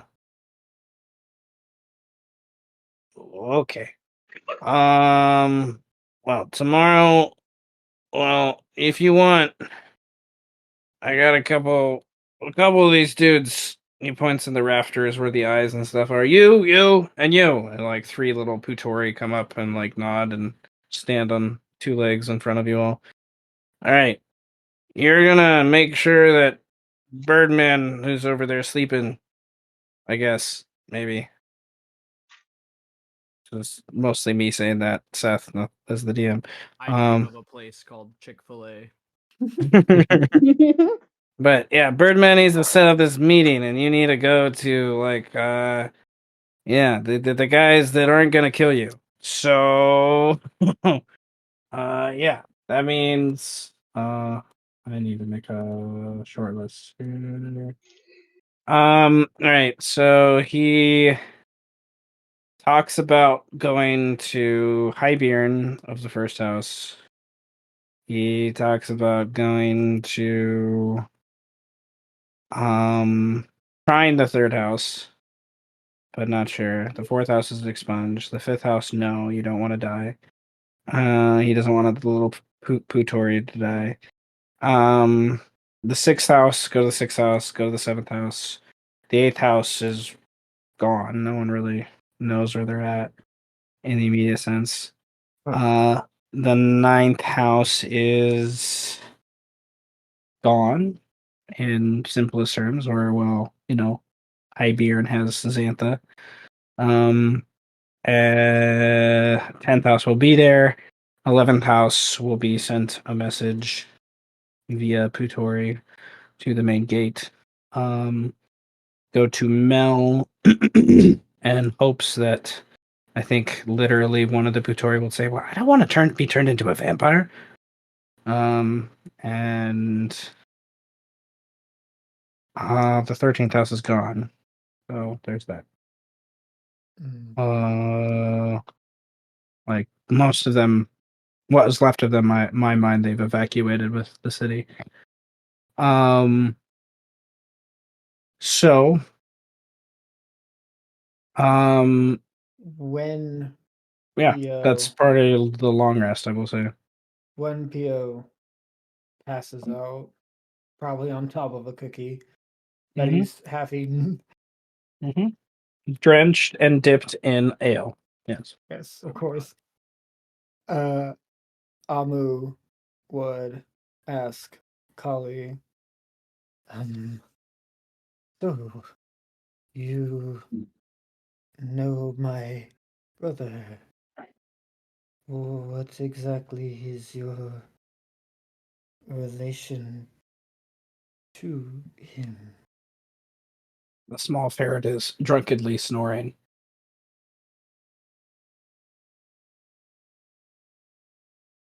I'm so sorry. Who is his brother again? I'm Literally, so Pio, sorry. the person you work for. Yeah. Oh, The okay. the guy that's been helping you backstab the Ninth House, and yeah. We have a work relationship. He gives me tasks, I fulfill them. Suppose that. I meant more so what tasks? Just some work here and there. Like, does he have you drown people or stab them in the back or extortion or blackmail? Speaking of someone who just drowned a bunch of people. What I do is not important. I'm just a friend of the house. That's all you need to know for now. Okay. I'm guessing this is a more recent arrangement, as he would have mentioned you before the last time I was here, if it wasn't. Yeah, I just recently came into town. Need some help. Felix You gave know, me the help I Pio, need.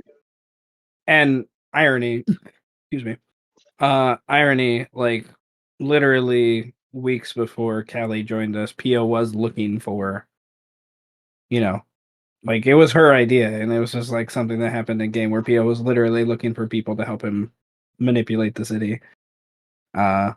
More or less, the original intention was to, open gates of the city, but that kind of pivoted.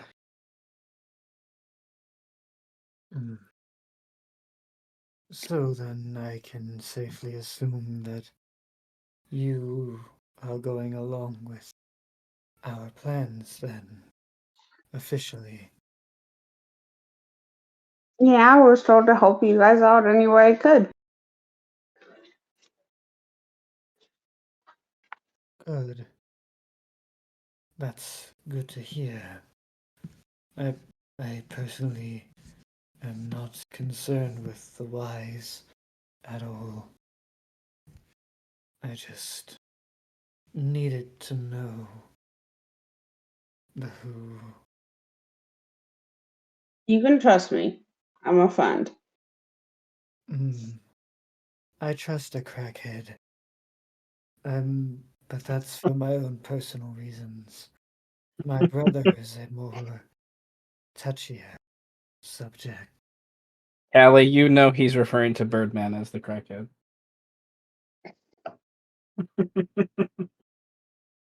I'm aware of the company you keep. I'm still trusting you, am I not? Yes. If this was not. If my brother wasn't involved, I would not be asking you that question. That's all. We have mutual interests. That's all I'm willing to say at this point.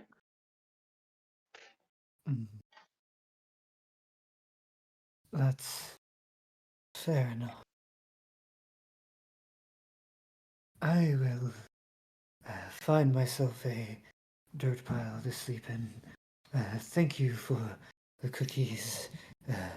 Sleep well. Don't overexert yourself. That's fine.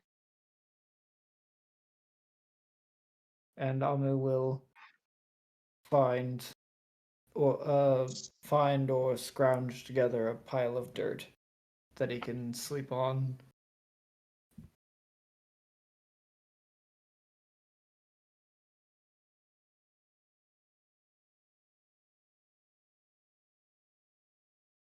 Right.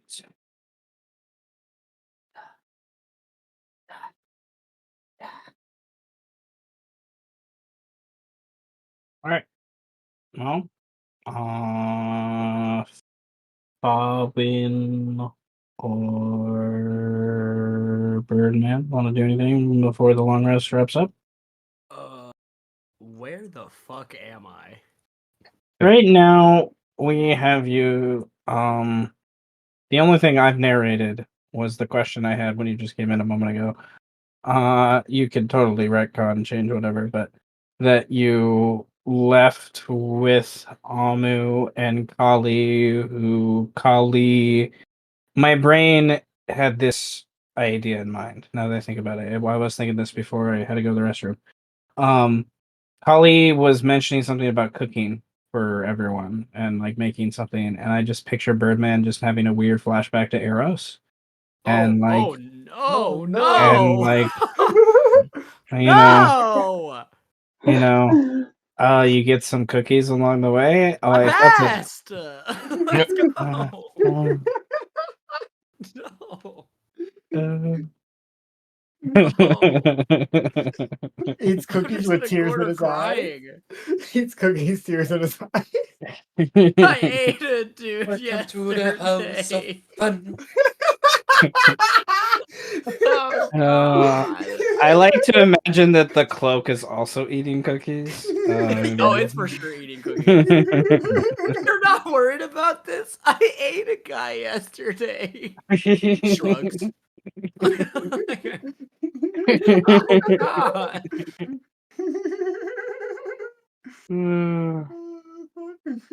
So yeah, and then I imagine like you pass out right quick because of multiple reasons. One, you ate a guy. Two, it's been traumatic. Three, these are like carb cookies with sugar and stuff, and it's just like, oh my god, you have like five, and your brain's just gone. Um, so that was when my brain was narrating. You're welcome to like change those You just things. turn to the corner and you just see like the cloak is like being hella nice. It's just like wrapping around me and trying to keep me warm, but every once in a while it just sneaks a cookie off the table. Like you just see a fucking intestine fly across the room and grab a cookie. It's so fucking scary looking. I am so glad this cloak exists now. I'm glad this cloak exists too. It's my best friend now. Um. And All I'll just right. like grab a cookie and just like pat my head holding the cookie and just like disintegrate it. Mhm, mhm. All right. Oh God. Birdman, Yeah. get an inspiration point for that imagery. That's pretty funny. All right. Before we go to Dawn, does Faurwiin want to do anything? Can't really think of anything in the immediate sense. Then the only thing that would happen is narratively, other than mention of the weird bowel movement earthquake from the Tarrasque because of Tenebris harvesting things. The message would come from a little Putori to Baldwin's tower at some point, probably closer to like 3 a.m. Kind of thing. From Kyo, but you can obviously tell by what has gone on that Birdman is involved in with Pio. Like, um, probably maybe even mention that like the Putori mentions. Yeah, Birdman was there. He has this weird. I don't know. It's like we're watching Birdman eat cookies with his cloak. So So the Patori Messenger is talking with Faurwiin right now, or it's just If that's how you want it to go down. yeah. well, I don't know because you're saying the Patori was describing the meeting. Because then, if that was the case, then Faurwiin was gonna ask that was going to infer, or more like question the Patori that this Patori knows more about the meeting. So you might as well just tell him what the message says before he decides to read it.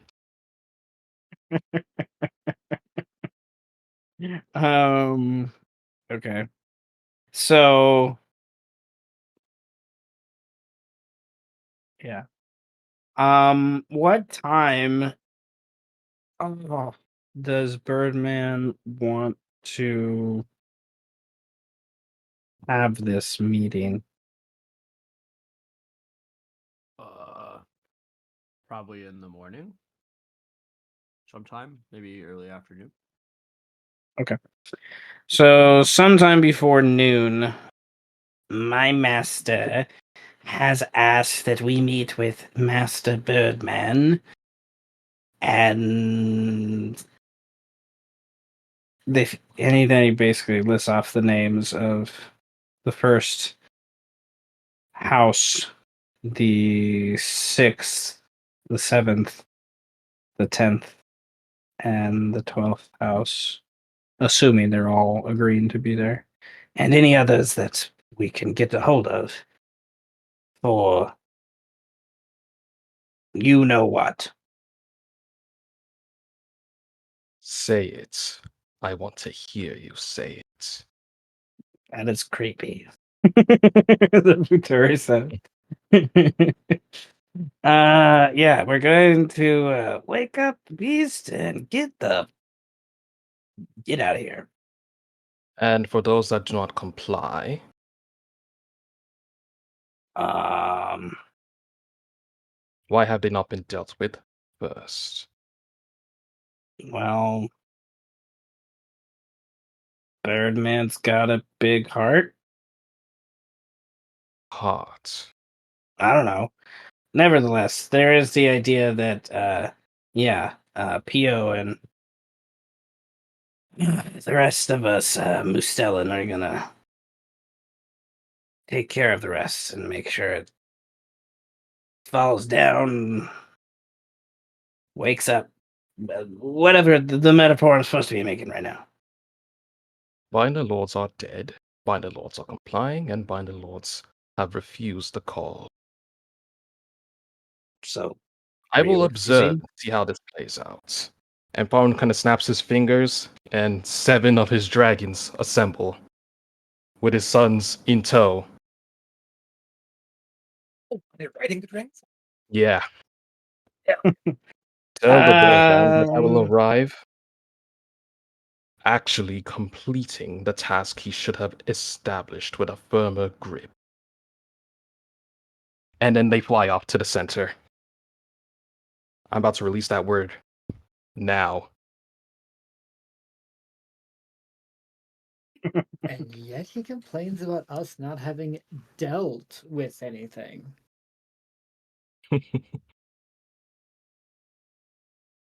Okay, so this is after your long rest, but before even dawn. Yeah. Okay.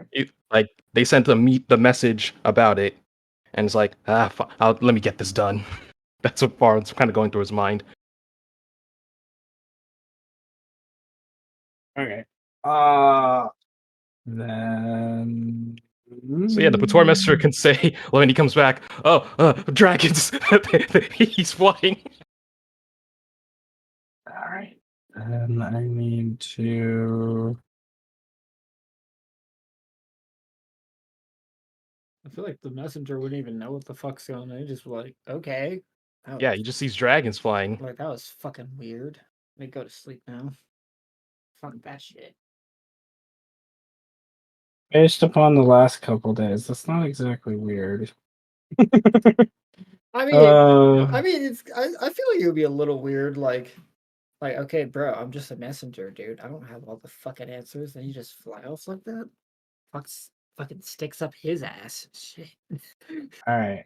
I need to adjust the map because you're going at a different time than I thought you were going. Uh-oh. Everything's.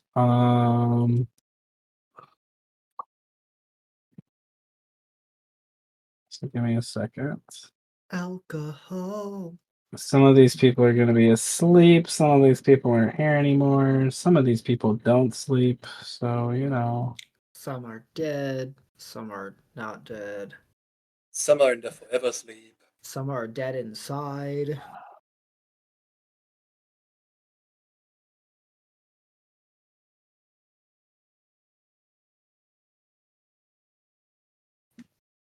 All right. But there's Bill. Even though the town's gone, keeps hacking away at the Tarask's body, thinking they'll come back, and then he'll be able to sell his mate.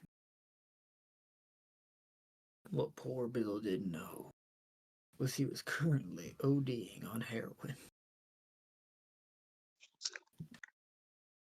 Well, when you put it that way.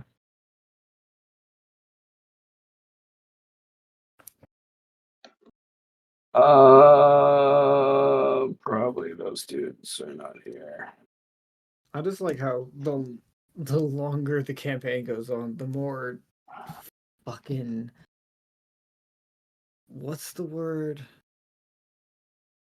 Uncooperative Faurwiin has become. Pretty much. All right, Faurwiin. Would like you to roll a luck check for a reason that you may find out if you're successful. Luck check. Okay. All right. Nevertheless, so Faurwiin, you're bringing your entourage. Yes. There has to be witnesses. Farwin chooses his witnesses. So my question is, what is Tenebris doing? Because his simulacra is busy, but what is Tenebris doing?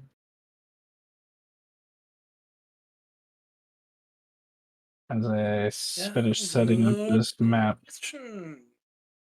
I remembered I still need to get a potion of vitality. Multiple if possible.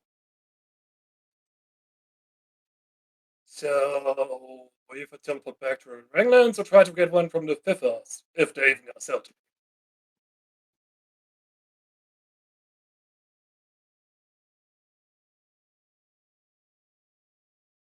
Well, what do you want to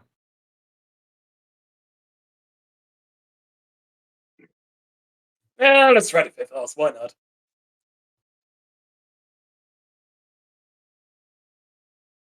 do? Okay. How do you approach this? Just walk in. Okay. As yourself? Is my question.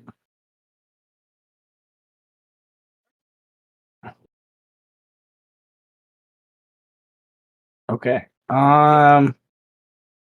So this is early in the morning. Then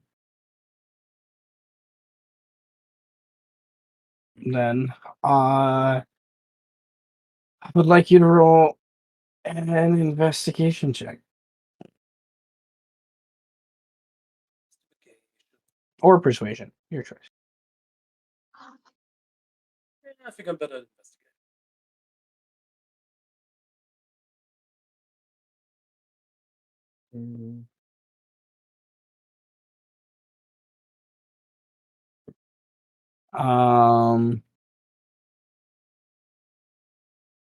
Okay. You find a little alchemy shop.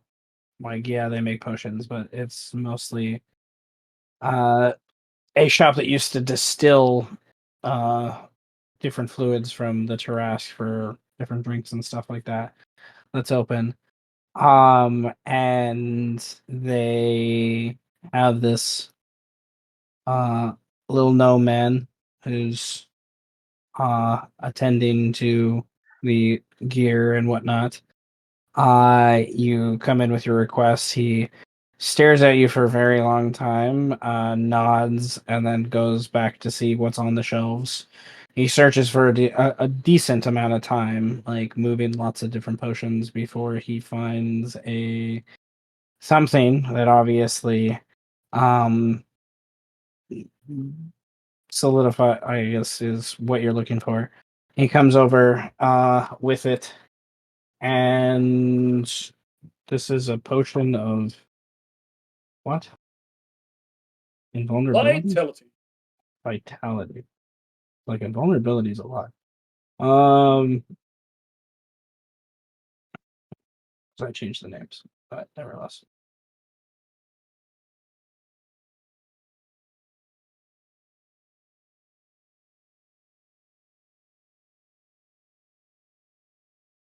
Okay.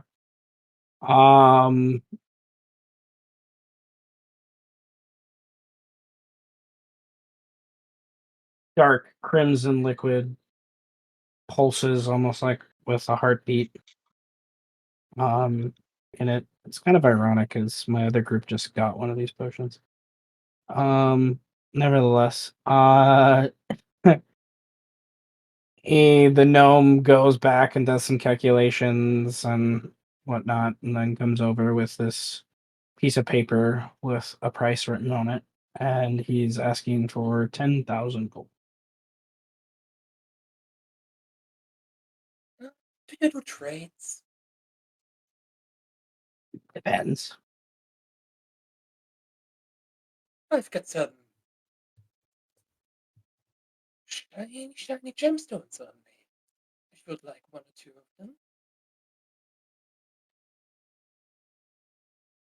For You the ruby and the black sapphire. from where and how much are they? 5,000 gold each. His eyes go wide curiously. I would like an insight check. Inside. Ooh. You will be gossiped about. Oh no. You know for a fact you will be gossiped about. What else is new?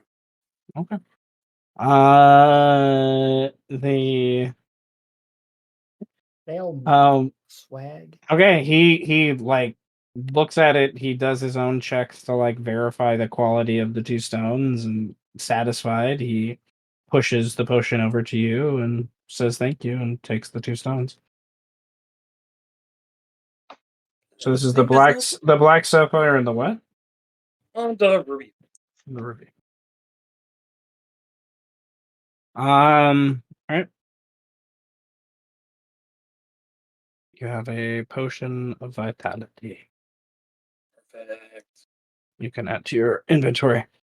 Okay. So that's happening.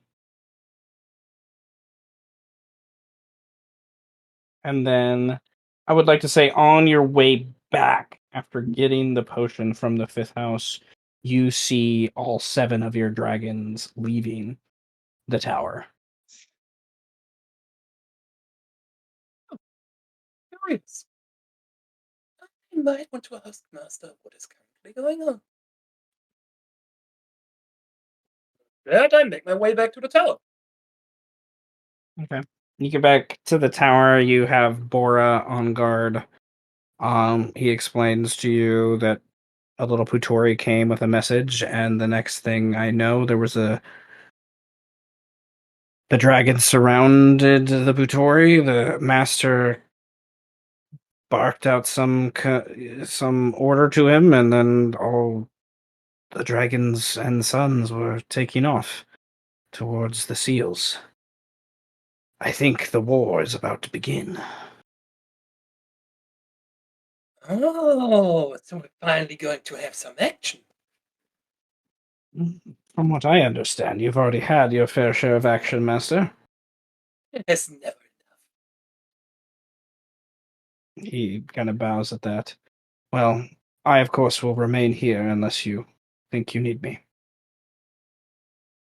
I shall come find you if I have need of you. Until then, keep up the good job. He kind of gives you a side eye at that and kind of nods as he's obviously nervous at whatever's about to happen. And you run off as speedily as a Sith elf can down the road. behind Faurwiin. He will arrive sometime thereafter. But with your different capabilities, I think it would make sense narratively for you to just wait until it makes sense to kind of insert yourself, I guess. How many hours do I have left in my transformation? That's kind of what a potion of vitality is.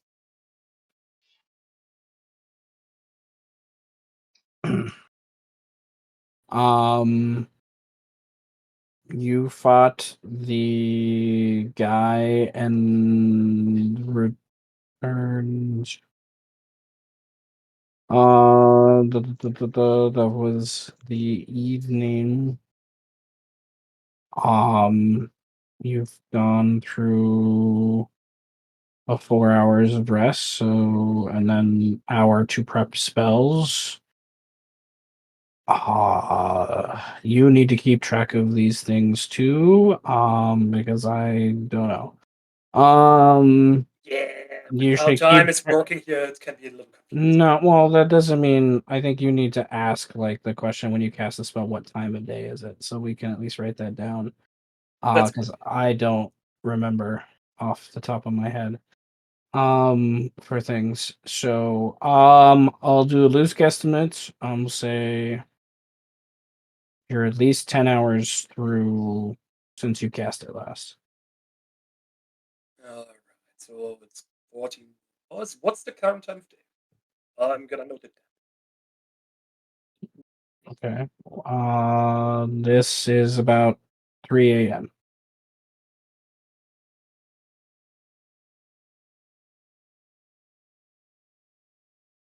Okay. All right. So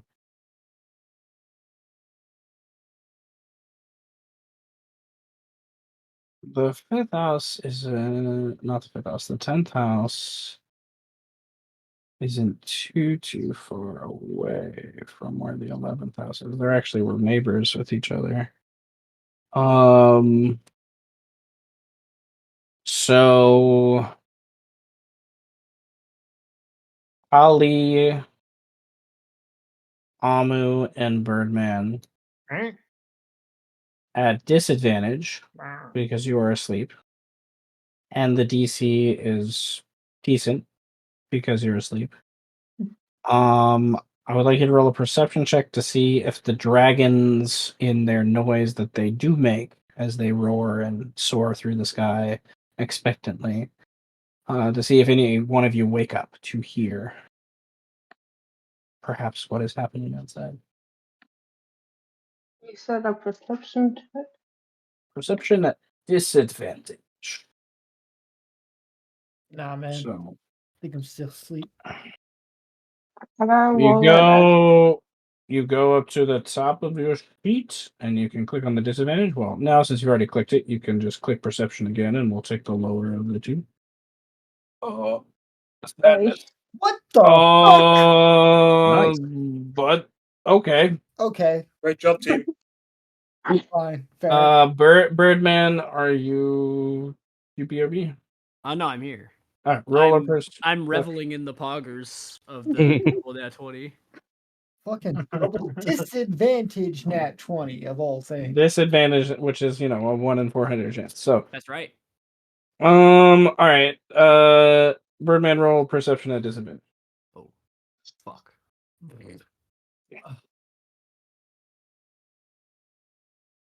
Oh, that's not. Ernie, all 22s. And All then right. I got 12. 22s. Amu is out, like passed out. And I like to imagine that Kaly shakes herself awake from a nightmare that she's having of perhaps memories of her childhood that she's kind of reliving after hearing about her demise and whatnot of her current father and family. And her jostling as well as the noise of the dragons nearby kind of flying somewhat overhead of the Blackwell Tavern. Awake Birdman in that the cloak kind of awakes, and kind of senses something and like jostles a little bit in the little cocoon it's placed in. And I don't think Birdman necessarily heard the dragon. I think he awakes and then he sees Kaly, who's like looking outside the opening in the rooftop from the fireballs that went off, seeing these like dragons going by, and then it kind of registers to Birdman that there's that noise.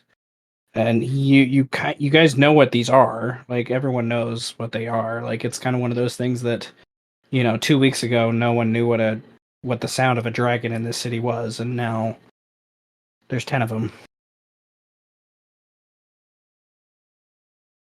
So,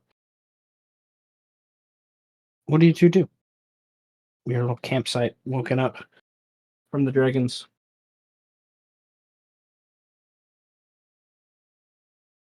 So wait, where are we? We're in like a You guys are in what's left of one of the rooms of the Blackwell Tavern of the 10th House Manor. oh. Most of the 10th house was destroyed during the commotion of the stage courts. Okay. I think Birdman is in the corner watching Kaly look out the window and just like, I'm going back to sleep now. I was like, no, Cloak, I'm trying to sleep. And I see the Cloak like launching these tentacles out and slingshotting me out the nearest window. Bruh. Just like, like nothing. Like, I'm just like, no, Cloak, I'm trying to sleep. And then it just like launches me out the window. It's like, I think Kaly goes and tries to chase the dragon immediately without saying a word, just like runs out the door to chase the dragons. Yeah. Amu, I will give you one more chance to roll a perception check to see if you get jostled by the noise of the tentacle launch, as well as Kaly slamming the door. Do I still have disadvantage or no? Since they're right next to me, technically. Since they're right next to you, no, that's Just- fine. The DC is still pretty decent because you're asleep, though. Yeah, that's fine. Nope. Okay. Amu is enjoying a little his sleep. He's enjoying his dirt nap.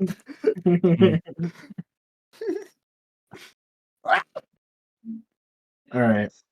So you guys, all right. Need to Oh god. add and see. Starting to feel the curse of a lick right now. Yeah, how do you guys do that? Nothing above a 10. Nothing. Yep. It's okay. It happens. to the best of us. Yeah. Where are you? Kaly. Just we could have had everyone there, but nope.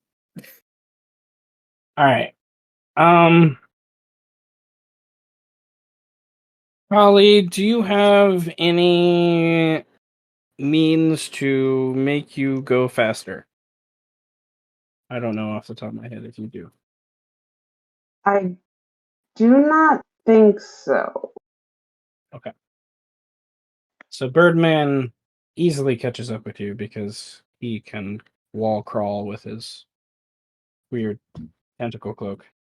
And you guys kind of zigzag through alleyways and whatnot, and eventually come to the broken down. The easiest way to go through is actually through the dilapidated stage court remnants, and go over some ruins and whatnot. Hop over the broken down wall, and then zoom past the pagoda.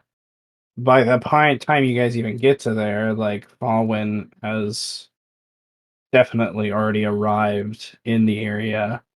Tenebris kind of in tow behind, a little bit running, but still like Faurwiin. So I'm gonna adjust the map just a little bit. Faurwiin, are you on one of the dragons? What are you doing? I'm probably on Kairos. Yeah, okay. This makes sense. Yeah, once I'm at the The seal, and also because of the whole connection with the tower and whatnot, and how the mantle's now mine, because it's a bit of a roundabout way. Like, yes, I was at the last Time Lord to acquire the word, but the tower makes it a bit easier for purposes of removing the word, if I recall correctly.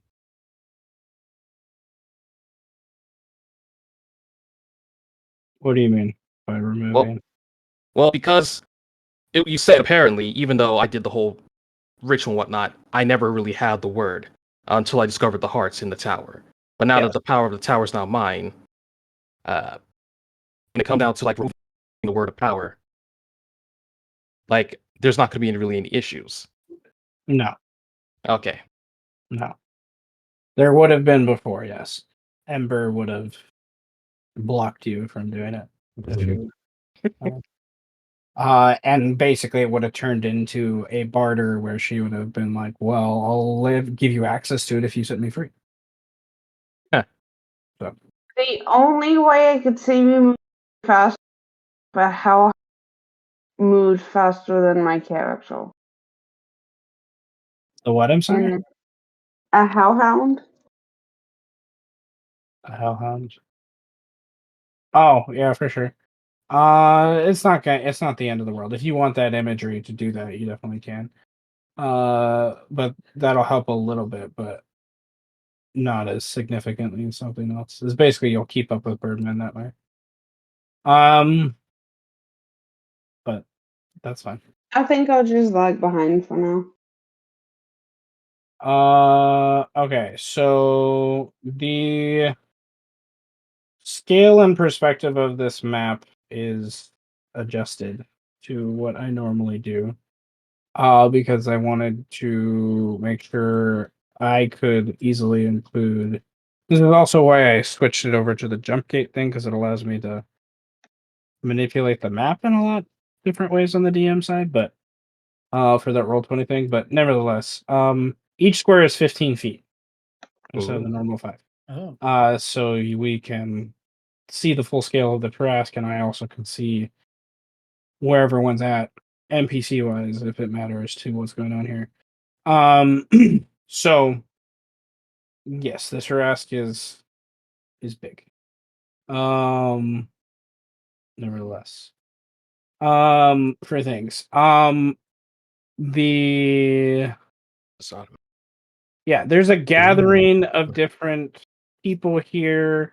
Most of these, oh, and I haven't marked them all, but most of the tokens on the map are like, this is the end of a long rest, and these guards and whatnot, the ones that, there might be one or two people in their camp, quote unquote, on watch or something like that. So there's definitely some of those reactions going on in the distance around the different seals that Faurwiin and the Sons hear and or react to and tell Faurwiin about like, oh, the wolves have seen us. Da, da, da, da. Looks like a group of god butchers over there making a camp near the third seal. Kind of thing. The seventh house is like they have been awake pretty much 24/7, celebrating and dancing towards the anus of the beast. Right. And yeah, that would be like the extent of like the general information I think you would get from things. And then, the different dragons would all perch on the back of the Trask, different spines and protrusions they kind of grip upon. I'm mad And that one hits all of them just like it like perfectly hits them. that's funny. Nevertheless, they land, and you have the other dragons that have been on post here kind of come to an attention, like animate for the first time. They're kind of like as still as stone, I imagine, for most of the time with their simple orders of, protect the seal. Mhm. And it is very obvious anyone that is asleep isn't going to be asleep soon with the different reactions, especially from the wolf howls and different yells and screams from the different houses that are here. As imagery in the background, Faurwiin, your Kairos lands kind of, I imagine, closer to the shoulder here, and kind of allows you to easily hop down and climb a little bit, hover down, you do you, to the actual seal proper. And I really enjoy the imagery of a gathering of, blue pairs of blue and gold eyes, blue from your sun, gold from the dragons as they watch you kind of come to the seal itself. What would you like to narrate that you do once you come to the seal? Mentally telling my sons to establish a perimeter to ensure that I am not disrupted, and also to observe the Tarask, in case there's any unexpected bodily functions. But as Faurwiin descends down, he starts reciting the celestial words of power: glory, finality, marisol, peace, martyr, home, apropos, talon, desolation, thrice, Kingsguard, Emba, incredible. And then finally says celestial word for Kingsguard. And there is in the background as you say these words, like each of the seals at each word reacts in their own way, at least the ones that are still here. A little bit of shimmer of light, and that gets a reaction from each of the camps. And there's an immediate like, oh shit, fuck, like people grabbing things, grabbing weapons, and trying to run towards you, right?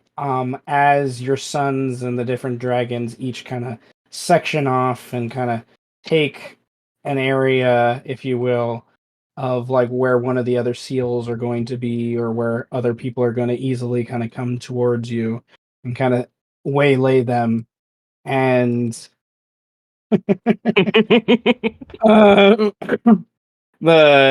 final word given, the seal beneath your hands as you have them kind of spread out. I picture you kind of on your knees a little bit. And the color, the bluish color, dissipates ever so slowly, like almost like a falling feather in reverse. And the chains are still there. The actual, stake is still in the ground. But there is the stake itself starts to, shake. The chains, each link kind of jingling together in a beat of the heart, as there's an actual, instead of something that happened once every few minutes, maybe, there is an obvious, and it's like it's a fast beat. It's not like a normal do do do do. No, it's a It's like, I can breathe. Right, and the mouth opens and yawns a little bit. There's a deeper breath taken in. At the end of the breath, in good old harmony, there's a scream from the seventh house as there's a giant fart that goes off at the same time, and they're just like, just like don't really understand what's going on, but sort of understand what's What is going happening on my screen? on. Yeah, jump gate allows you guys to Blood do farts. Oh God no. damn it. it allows you guys to do the FX stuff, which is cool. Nevertheless, Faurwiin gain 3 inspiration points. For releasing it. And then in the imagery that is continuing, I like the idea of Tenebris firstly zooming in on the scene, and in the distance as he comes into the circular keep area of the city, he sees the lights of the seals, and then as he actually gets close enough is when he sees the beast yawn and open up wide. Whereas Birdman and Kaly behind Birdman by 100 feet or so, eventually catches up to Birdman, who has stopped for a moment, and Birdman can't help but like it like takes over his body. He like it in I think from Birdman's perspective, it's like he's going through a seizure. Like he doesn't know what's going on. But from what Kaly sees, like literally in like an excited explosion of energy and kinetic movement, the different tentacles and parts of the intestines just like jurt out in almost like a star formation in excitement for what's kind of going on. And Kaly stops and eventually gets the wherewithal to run back up and get on the same kind of part of the road where Birdman gets the more clear view, and you see the tail end of the yawn ending and the teeth amping together, and the ground kind of shakes, and there's this silence, and then after the silence, there's just that very fast heartbeat, just it just rumbles the ground like everyone and anyone that's in, like everyone kind of has to steel themselves for a little bit, and then after that silence, there's this like battle roar that goes on as Faurwiin has opened a can of worms.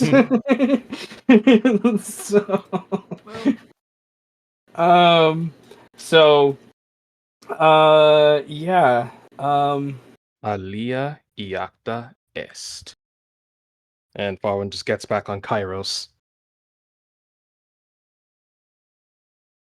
Okay. So Faurwiin, the plan here is to do what? Like, what's the goal? Is the goal to just waylay them long enough for everyone to escape? Is the goal to stand your ground and take out any of these infidels? Where is the fifth house bind? The fifth house bind is where Maglor is currently perched, watching as a duo of guards awaken, and well, one of them was probably on guard. He awakened the other. Yeah, they don't have many guards right there right now, so it's the one connected to the spine. All right. I think Maglor, as my representative being closest there, perch down, tell the guards, like the equivalent of, we are coming for your master. He will yield or he will break.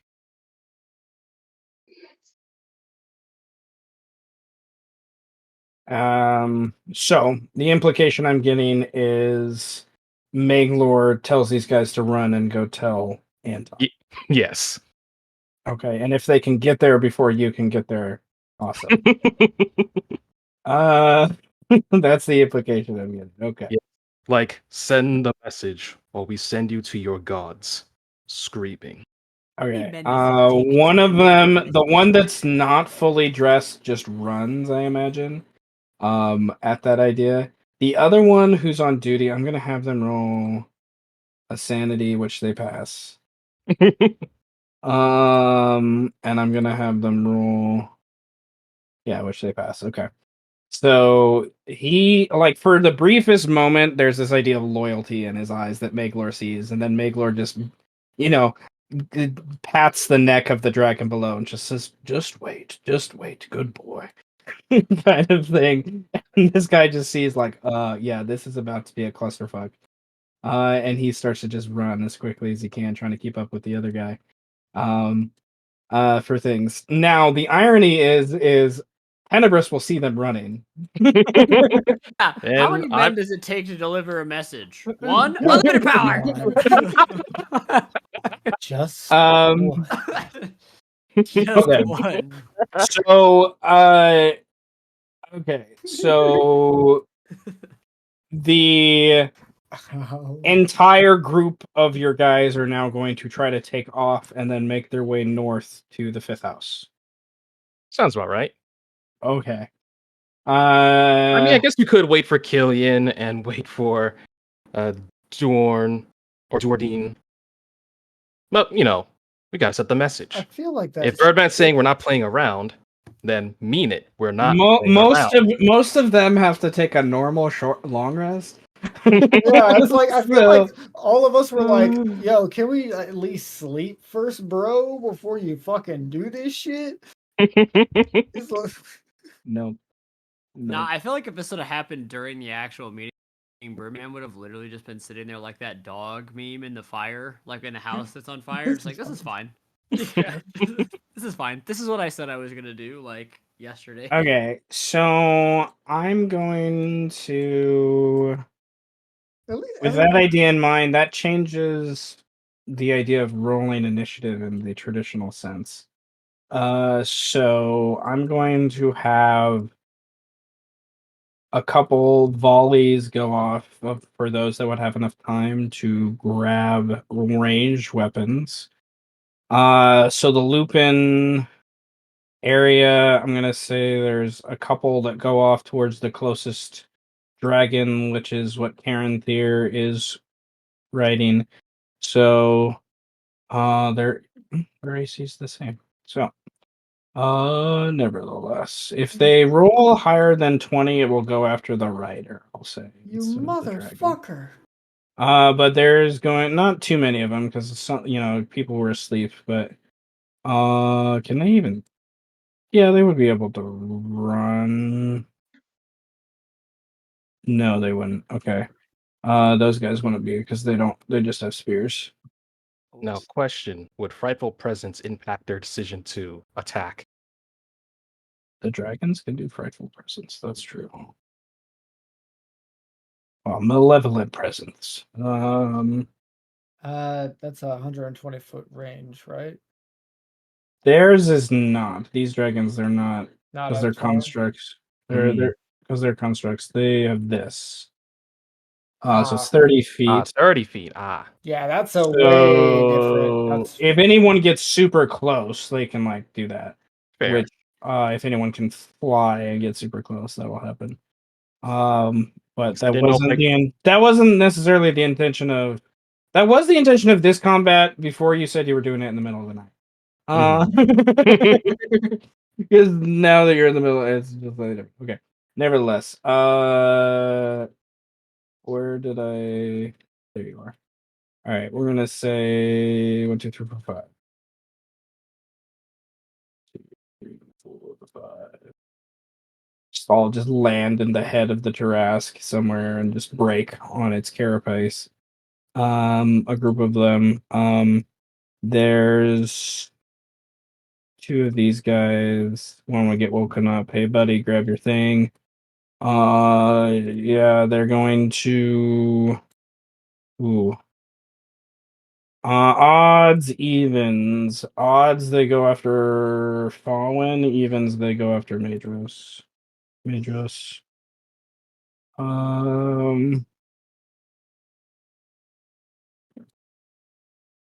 Okay, so hit the dragon. One of the arrows hits the dragon, but there's not a magical. So it only takes half damage for the resistance. And then anyone else? They're too far away. They're too far away. This guy's waking up, but he's too far away. All right, so let me grab dragons and elves and move you away from everyone else so I can make sure I don't make a mistake before I copy. Okay. So I think I like the idea of about you're leaving the area, right? And your sons inform you of Tenebris below. And Tenebris, these are your dragons. Do one of them come and grab you? Of course. A dragon dives down and grab. When that happens, there would be a chance for these two guys to shoot at the dragon. So it'd be a disadvantage, but still. All right. Those both hit. All right, so the dragon that picks you up gets a couple pelts of bullets on its underbelly, but easily able, it's doesn't actually feel pain. So, Tenebris hops on and continues with the flight of the others. Everyone else is kind of like trailing behind a little bit. And at this point, I think Birdman and Kaly kind of get officially on this map, and they can see, you know, groups, mobs, literally mobs of people, right? That why aren't you letting me do the thing? There Can you I shoot a spiteful firebolt at one of them before flying off? go. You can, yes.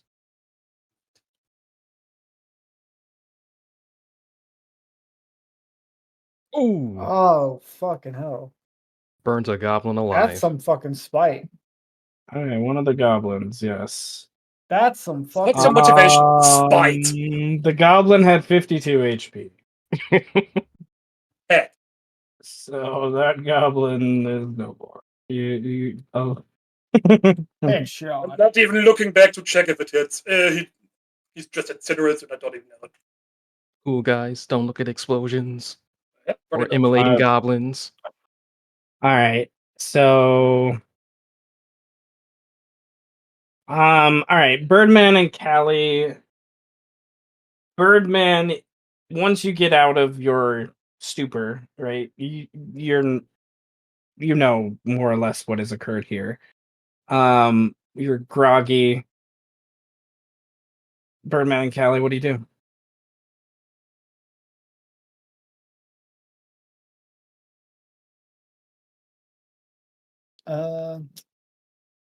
I think Brennan's still BRB. Brandon's still BRB. All right, so Kaly, what do you want to do?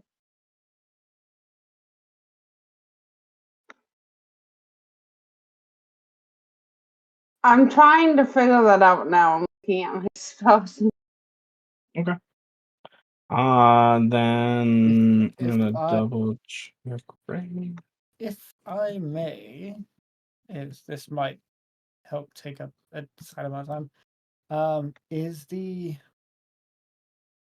heartbeat reverberating the ground?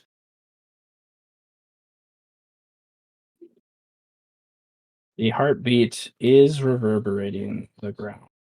Okay.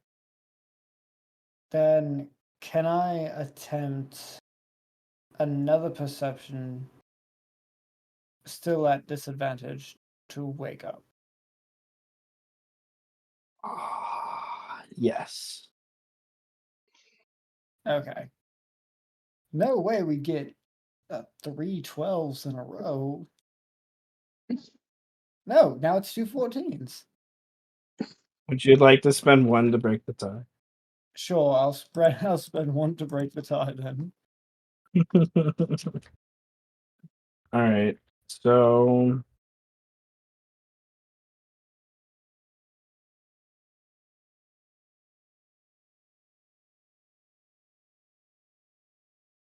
all right.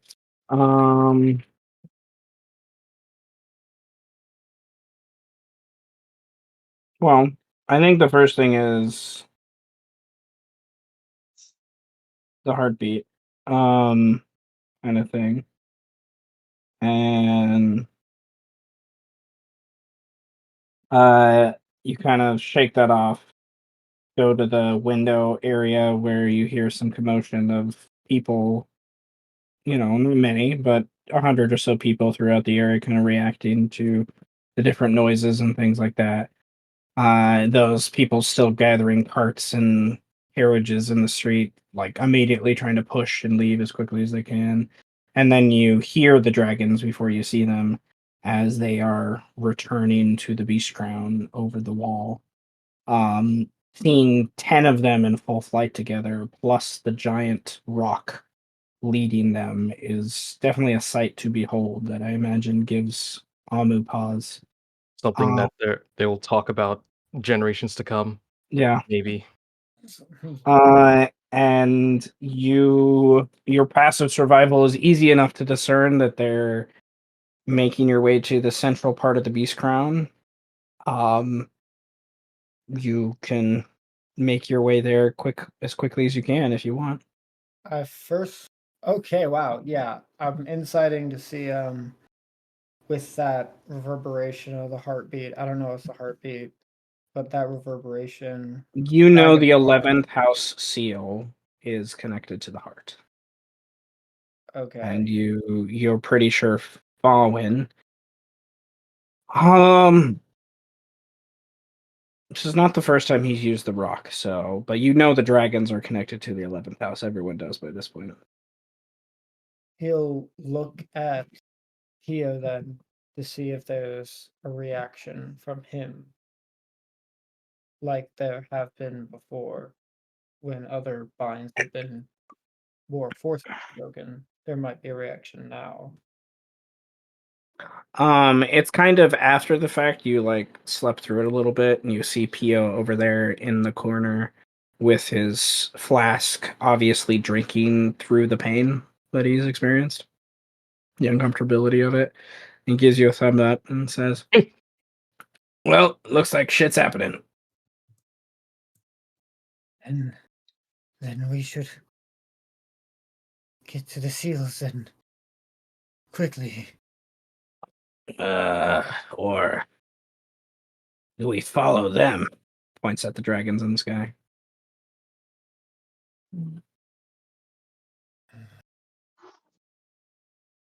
That is also a possibility. I do wonder what those Sith are up to. Fine. We follow them then. And I will wild shape into the closest North American equivalent to a panther. I mean, we have Punthera, so we probably have North panthers. American panther. Hey, man, I don't fucking know all Yeah, the different. no, there's jaguars in the south. So Yeah, then a jaguar. yeah. Okay. Motion for Pio to hop on. All right, he does. And okay, jaguar.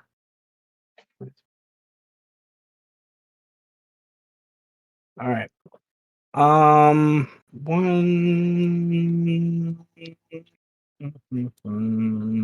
Have I got the benefit of a long rest? And I presume so. No? Or well, thanks to you, that's in question now.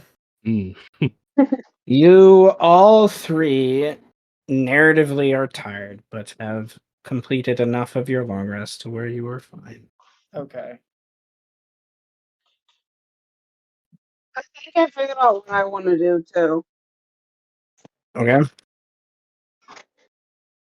I'm gonna Misty Step.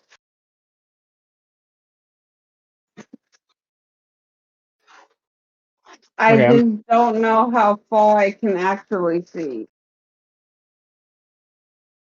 Misty step for.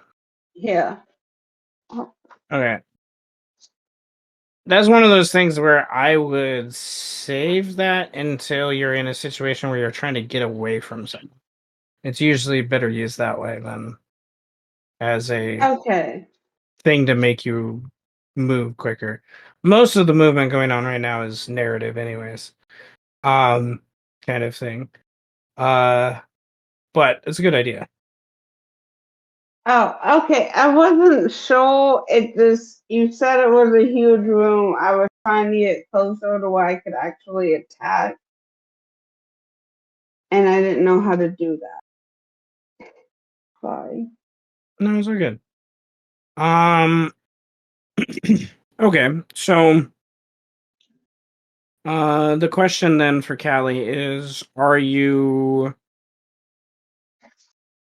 I don't know. What do you want to do? Do you want to take advantage of the chaos here and ensue more chaos? I don't know. Do you want to follow the dragons to where they're going? Do you Actually, I'll follow the dragon to the. Okay. I imagine Kaly sighs a little bit as you realize they're kind of going back to where you just ran from. But nevertheless, you kind of turn around. Brandon, are you back? Inquill. Nope. Dealing with family drama. Okay. All right. So they go there. There's that. They're eventually okay. You're running back that way. They're flying that way. Alma's going that way. We're kind of all meeting up, sort of. All right. This group here, they're eventually going to. Most of them, not all of them, but eventually they're going to stop and not leave. Most of them aren't going to leave the seals unattended. A chunk of them will continue the pursuit, I imagine. I need a refresh roll 20. Usually dragons are a deterrent, not an attractant. Well, you did. Yeah, You did just relinquish a seal out of nowhere. but some of these guys are angry. What, angry at my seal? Yes. Angry at many things. Nevertheless, it's going to take them a bit to. No, my wife doesn't touch me anymore. Bruh. It's going to take a bit for them to catch up. Okay. So, I basically need all of those. It's a legitimate reason to be angry, when you don't get to fade the blacks as often as you like.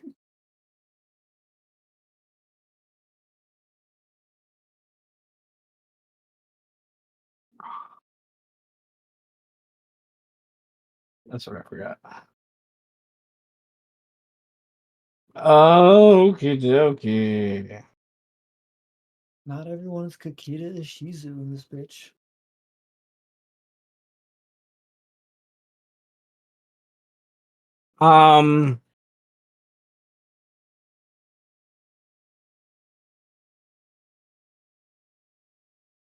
About.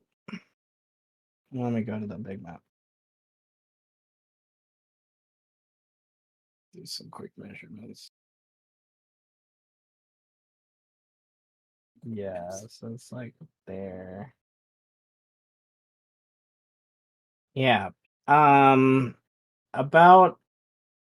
1,000 feet or so away. You've already traveled about 1,000 feet on the dragons. Towards the fifth house fallen. Let me bring you back. I guess this map can use some of that. So you leave the fifth house, fly up 150 or so feet to get above the wall, and then kind of zoom back down, and I imagine hug the cityscape rooftops to give you some cover. So it's about like when you break away to go over the street area, the big market street area, and to go those last, couple 100 feet, that there's a couple like blaring alarm horn things that go off. And within a few moments of the alarms going off, there's this weird like pop noise in the distance, and Purifin kind of does this weird dodge weave thing on top of the dragon as something shot at them, kind of situation. So I would like a I don't want to do this. This is not exactly how I thought this was going to go on. I have said it at least once every session now. I feel accomplished. Look, Anton is a threat. We gotta take him out. Yeah, no, I get it. I get you. Oh, don't worry. We'll get to the role play when we get to it. That's all I'll say for now. Let's just go balls to the wall for now. Okay. So there are going to be some cannons that will go off. They will get a chance to. Okay, so you're about 300 feet away, 350 feet away from them when the cannon starts shooting at you. So it will take the dragons.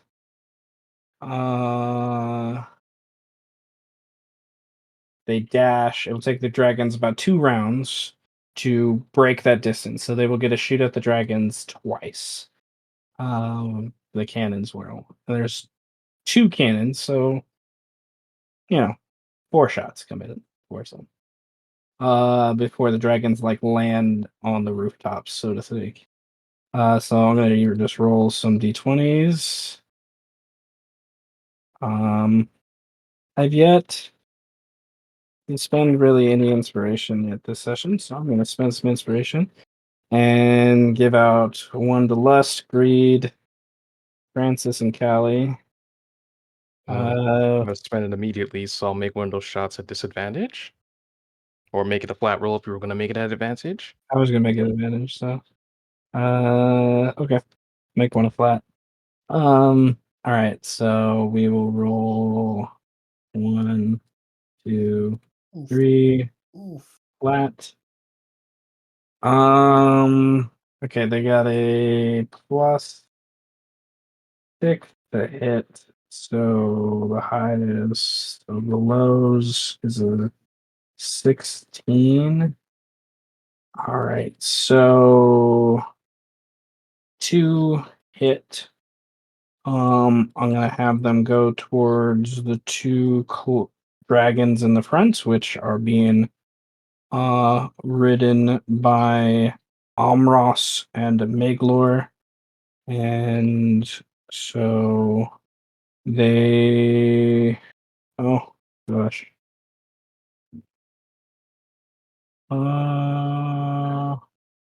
Forgot how much that's 8d10.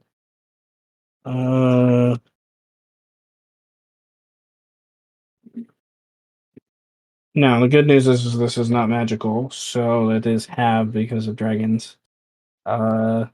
Weird weird obsidian that they're made from.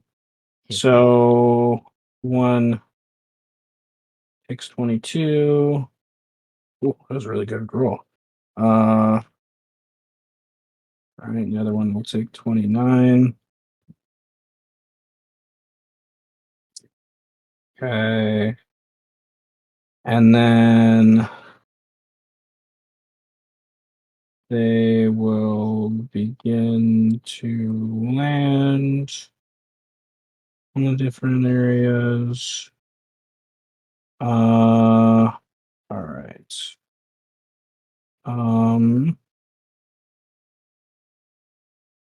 And then I'm gonna bring you guys. Oh wait, I don't have everyone over here yet. So let me bring Birdman and others on the screen. So they can at least see. Almu, Birdman, Kaly, Yo.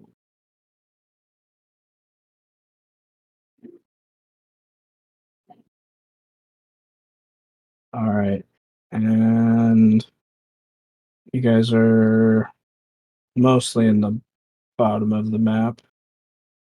As you land at the base of the tower and circle around the guards that are that one dragon didn't need to go that far. And circle around the guards and whatnot that are reloading the cannons. They shout basically the equivalent of "oh shit" and start to draw what weapons they can for things. And it's like with your guys's, both of you have pretty decent passive perceptions. Faurwiin's is much better. But in the distance, you know that there is a mob. They have not yet reached near here in any way, shape, or form. I guess it's going to take them a few moments to get here. Kind of thing. And then PC wise, I'm going to have you guys insert yourselves in the scene where it makes sense after Faurwiin kind of finishes his raid here with Tenebris. Which I love how things work out. I spent so much time on that other map, and then it's like you guys jump to this map so quickly. It's just like, love it. All right, so I would like some initiative. I'm gonna roll these guys in two groups, one for the Oh, left, one for baby. in three groups, one for the left, one for the right, one inside. And then Oh, as you baby. guys get set up, I need to use the restroom one more time. So give me. Oh my god. Fucking. No, seriously. What? Was it intentional for Faurwiin to just become more. Just. I don't know. This the way it feels to me. He just feels more erratic lately. Well, my sanity wasn't going down. Like, because I'd. It's hard for me to think a masterful tactician of the evil ways would be so gung ho at this moment to go just cause a war out of fucking left field. I'm a bad influence. I mean, Tenebris, I expect this from. It's Faurwiin. If Tenebris was doing this, I'd be like, yeah, that makes sense. It's just Faurwiin doing this, so I'm just like, God damn, he's really losing his fucking mind. He's yelling at the messenger, fucking just starting beef with anybody who just doesn't have an immediate plan on how they wipe their ass after taking a shit. Now he's just like, fuck all y'all, I'm just gonna start killing people to send a message. Like, what? What the fuck happened to you, bro? Go to a spa. Get a massage. Take an hour, bro. Chill.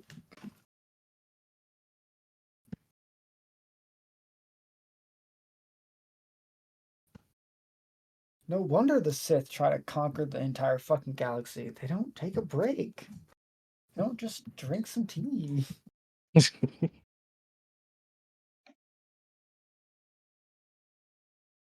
I'd say maybe Palpatine would have been a lot more calm if he got laid, but thanks to the fucking sequel trilogy, apparently he did at some point. Oh.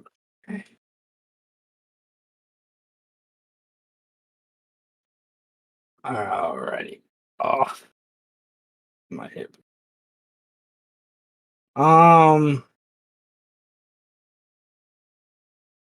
Alrighty. I need to add one thing. I'm fucking expecting as soon as someone enters that main building, there is a giant Spider-Tron thing just waiting to beat somebody's ass. Or something equivalent, just a giant mechanical monstrosity ready to throw hands.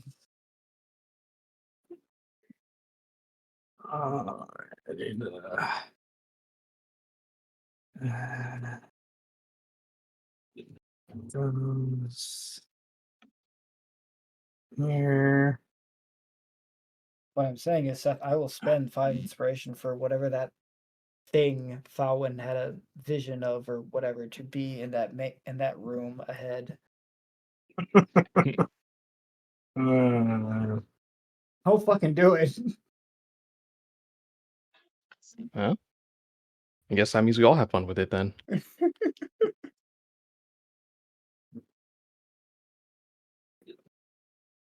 Screw the rules. I have inspiration. I do have questions about that mob behind us. What houses are they are their allegiances sworn to? Uh,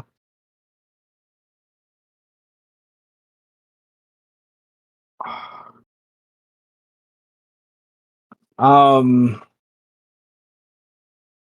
give me 1 second to finish clicking on the other thing my brain was doing. Okay, the mob, quote unquote.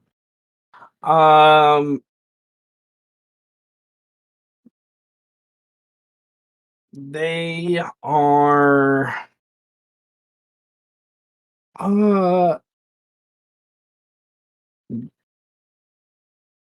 god butchers. God, ooh, Ooh. the alliance has been revealed. You're taking her gerb. You're taking her gerb. You're taking her gerb. I mean, that's totally the god butchers right now. It's like we're taking their job away. Yeah, sort of. And by sort of, I mean yes.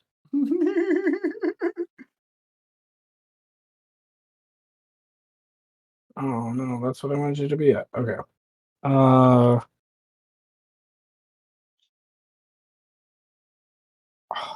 goodness.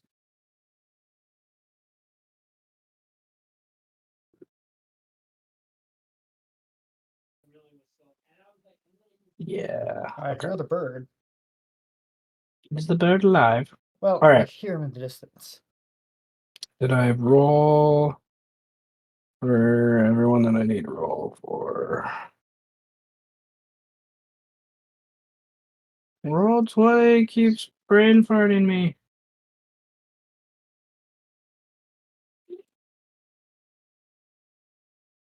It's one of the things I'm noticing about this. Is it gets kinda messy. Oh, that's right. I gotta roll for the other ones.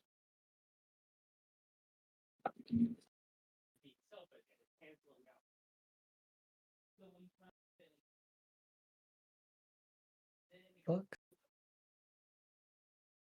I think I hear the bird about to throw hands. I hear pants going down. What the fuck? What? I heard someone in the background say pants going down. Don't I just think save you this might one? be hearing my voice yell at the game. I'm back. Hello. All I Hey. know is I heard pants going down in the background. That's all. What? I don't think that's what he said, but It sounded kind of like that. I'm not gonna deny. Are we gonna take our pants off now? We're taking our pants off? Well, I mean, It's I kind of one of those can. things. You do you. You know. You still didn't fix their names. Why didn't I do things? Hello doesn't really have pants anyway, so. This is what happens when I That was forget. an illusion. This is what happens when I forget to write things down. We roll initiative? What is going on? You're on a map to see. Faurwiin Oh, is good. assaulting the fifth house Oh, good. after gonna he say, 'cause released his even- bind. I was gonna say, because even if we are fighting, I'm not rolling initiative. I'm gonna sit here and watch everybody kill themselves. I think Birdman has resolved that this is the choice. This is the way. I have given everyone ample time to be peaceful, and y'all have squandered it. So Every single fucking time. kill each other away. Go ham. Have fun. You know. Go off, Queen. Yeah. It'll be fine. It'll be fine. All right. I need to look at. Everyone just fucking shows violence this morning. Everyone just wants death to happen, which I can understand in a way. And another way. Did you believe that Anton was going to willingly comply? Yes, you were given No, chains. no, but we had a Yeah. plan. Was there? Anton, Because there was a Yes. plan with the ones that were complying. The ones that were not complying was like, yeah, gloves are off. Yeah, but there was see, I can't say it until we roleplay it, because I want even you to be like, oh well, actually, yeah, wait. Because trust me, what the plan would have worked just fine. Okay, I need to roll a couple other people that would have heard explosions. Fucking Faurwiin yelling at us always be like, oh, but do you have a plan? Do you have a plan? Now Faurwin's is like, fuck it. Fuck plan. Should have told me the plan. We were trying to tell you the plan. You didn't listen. You didn't tell him a plan. Yes, we did. No, you didn't. There was remnants of a plan. It was we would gather everyone, release the binds, and deal with the others afterwards. And there was a reason for that.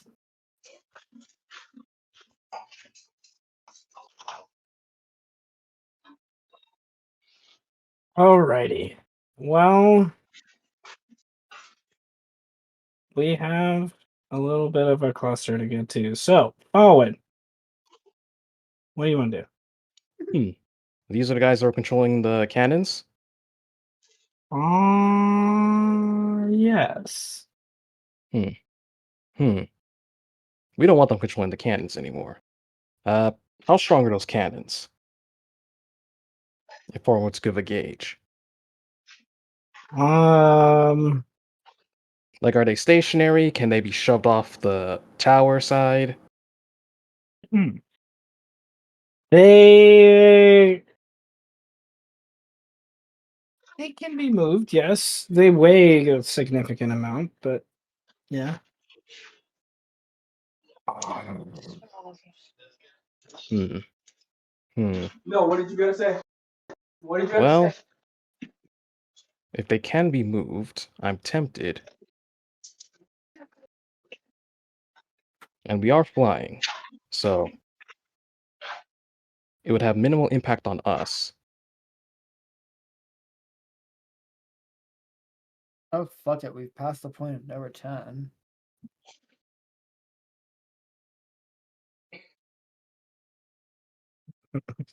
That's the point. Hey, they shot at us.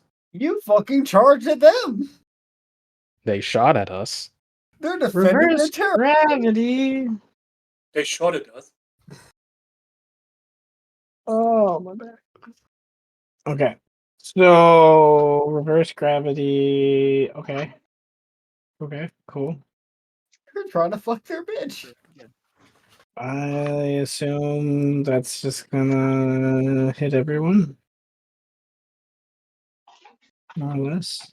I mean, that's like the whole fucking courtyard. Yeah. The goal is really to have them not shoot at us, or not be in an ability to shoot at us. Okay. So these four guys, one of the cannons, and these two guys get lifted immediately up in the air. And yeah, it takes. Didn't get this cannon? Didn't you circle get that one?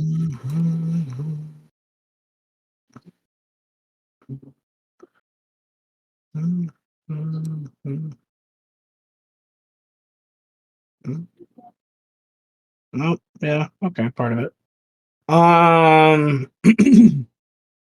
Okay. Cannons rise up into the air.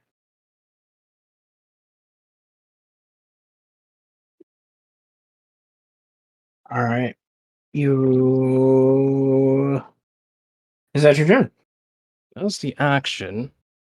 I guess bonus action blade song. Free action.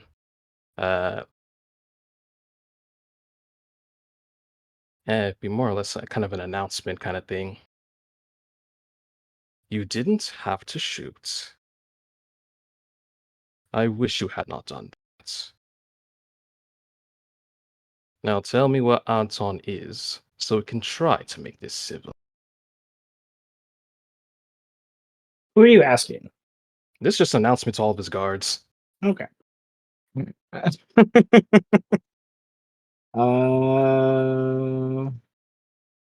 Bro flies up into the middle of their courtyard. It's like, we could be civil. Like, bro, you would have shot down anybody doing the same thing on your turf.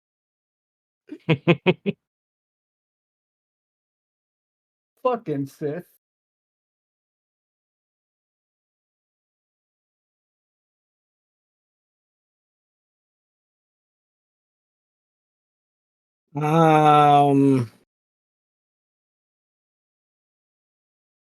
One of the guys on the ground over here that didn't get lifted up yells out as he fumbles with a heavy crossbow. We're not telling you nothing. This is our tower. Leave. As his friends are in the air, he's obviously delirious a little bit. Delirious.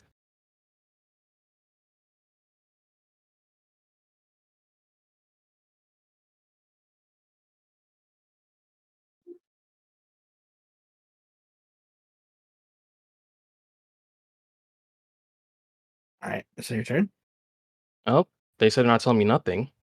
I think in my mind's eye, and to Tenebris, make examples of them. Don't have to tell me twice. All right, Tenebris. And I think, yeah, I'm gonna release the reverse gravity. Oh, okay. Well, okay.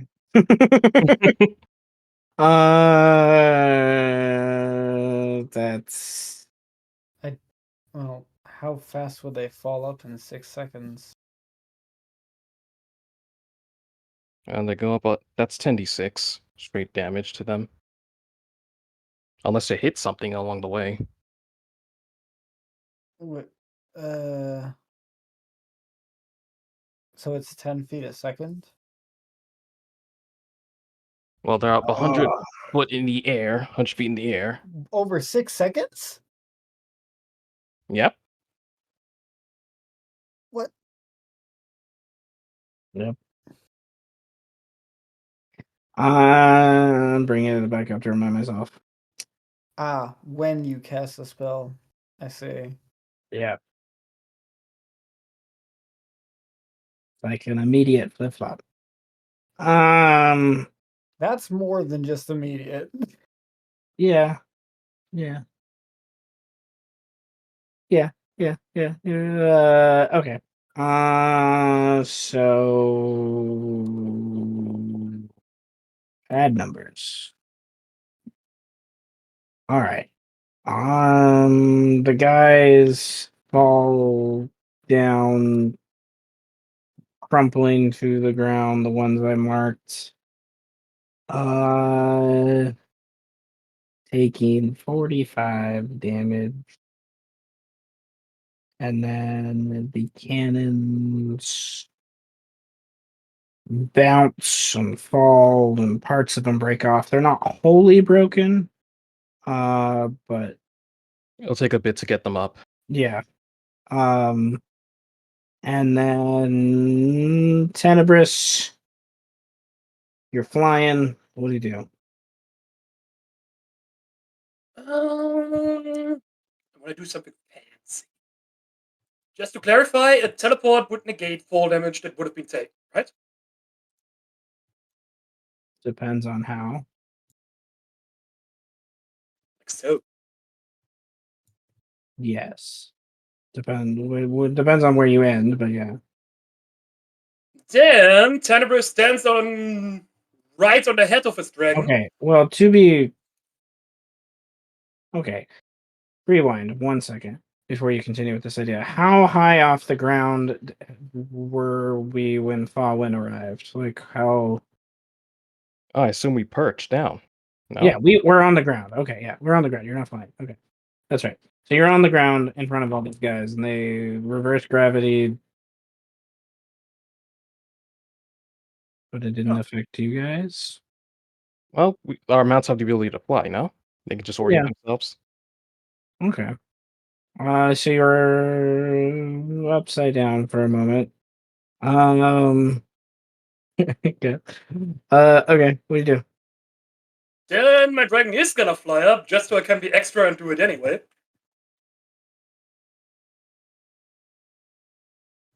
Stand on top of his head, Swan Dive down, Steel Wind Strike to 4 fuckers over there, and then teleport right next to this guy.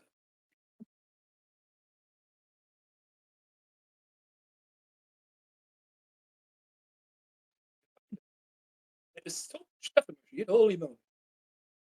How does Finny do it?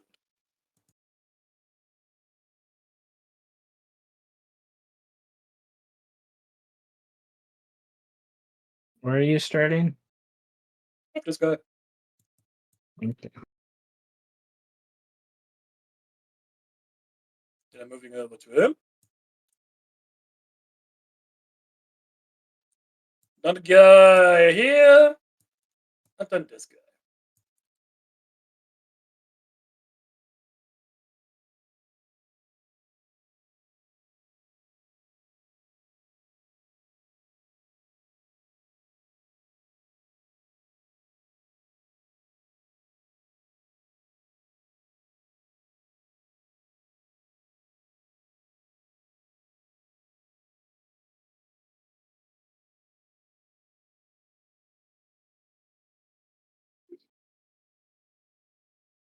Okay.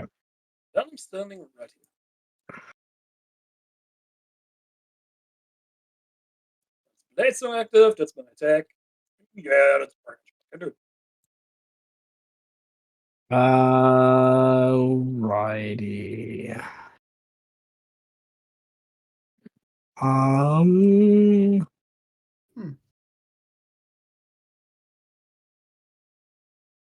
Not that this matters, but just to nerd out, at a rate of 9.8 meters per second of acceleration at a height of 100 feet, it would take you 2.5 seconds to fall. So, yeah, that makes sense. Right.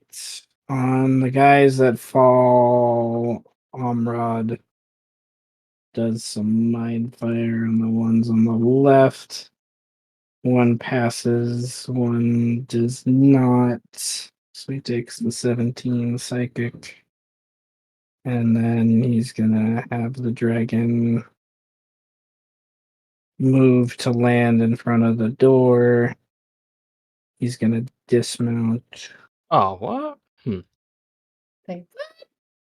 And he's going to start to go to the door to examine the door. Would not have recommended that, but okay.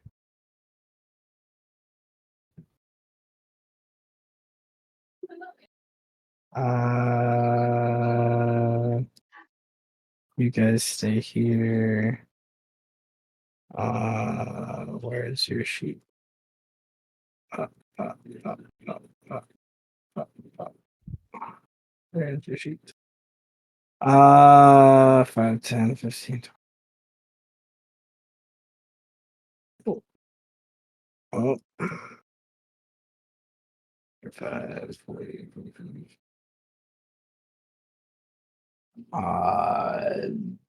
Dash.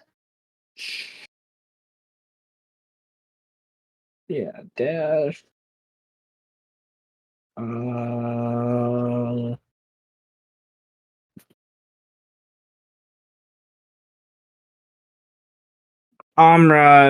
yells out from the other side. I hear some. Sounds like a woodpecker pecking. He yells that out. What? He can say that in his mind. In Yeah, our mine's minds. that. Oh, you know what I meant.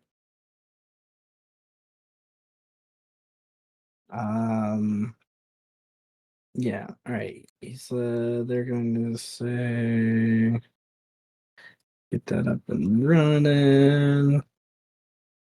Faurwiin. Faurwiin. Where are you? There you are.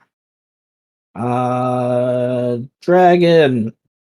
Kill them all. Dragon's going to. Well, we can't kill them all, but that's okay. He does his little line breath on those two.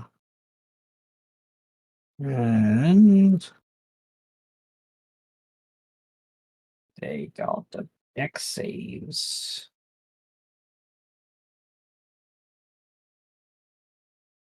The one in the back dodges out of the way. One in the front on the ground that just fell gets burnt. Faurwiin is going to. Where are you? Too many sheets.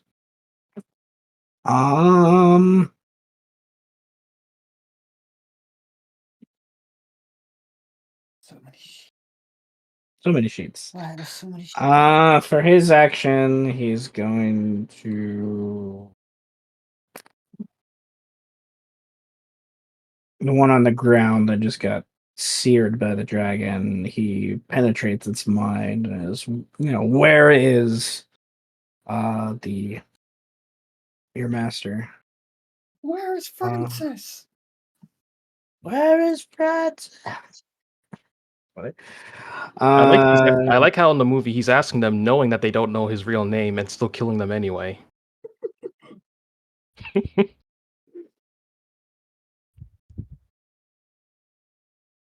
You're about to be killed by a Zamboni. Where's Tell me where your Francis? boss is or you're gonna die Where's in Francis? 5 minutes. Is Francis? I don't know. Is it sexist to hit you? Is it more sexist to not hit you? It's so confusing. Racks the gun. Shoots in the head. Oh, man. In your mind's eye, you get, I guess, imagery from Crowfin. Oh, that went too far. That shows what he sees from penetrating that guy's mind. And it's obviously some room in here, and Crowfin says, downstairs in the mind's eye. We need to find stairs down. Or make a hole. Kind of thing. Madros has his dragon fly kind of past and goes to these two here and is going to have it breath attack between the two guys and then into the cannon itself. Where are you?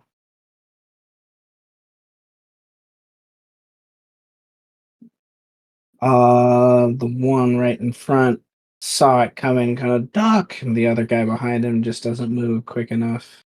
It says where? Where? This one. And then the that radiant damage explodes this cannon. With that explosion, that's a 5-foot radius. These guys. That guy gets a dex save. He passes. The guy that said where, quote unquote, yeah, has another explosion from the cannon that was partially loaded, exploding from the radiant ray hitting it. Madros will.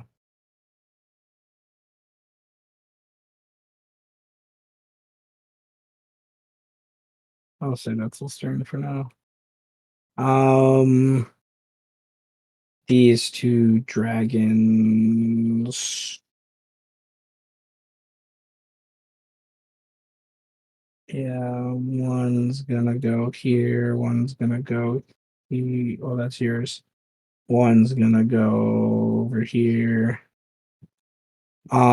And they're going to 1, 2. Not an advantage, but still. Tail. So this one here, claws ripping, and he throws him down to the ground with his tail, and he's just a crumpled piece of plate mail, basically, by the end of it. And then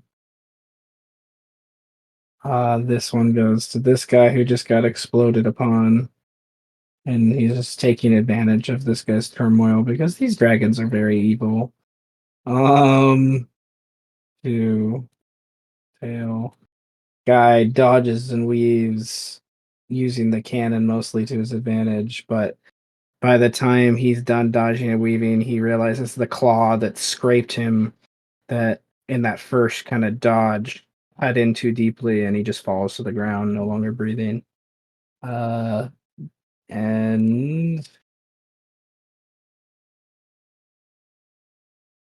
I really just think this is a play for you guys to just show off, things, but that's okay. Well, this You is know. my second to last session. I figured might as well put these guys on a test drive.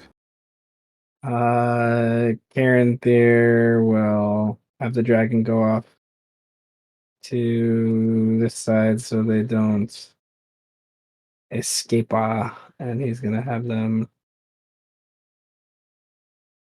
radiant. These two.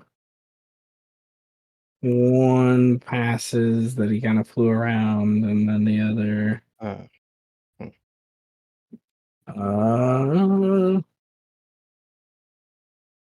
And then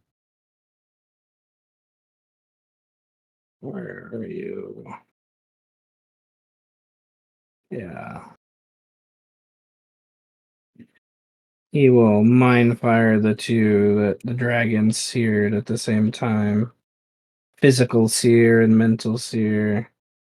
Wouldn't it have been better for him to do it before? Yeah,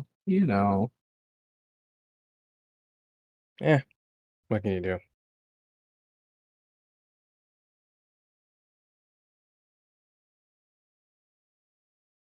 All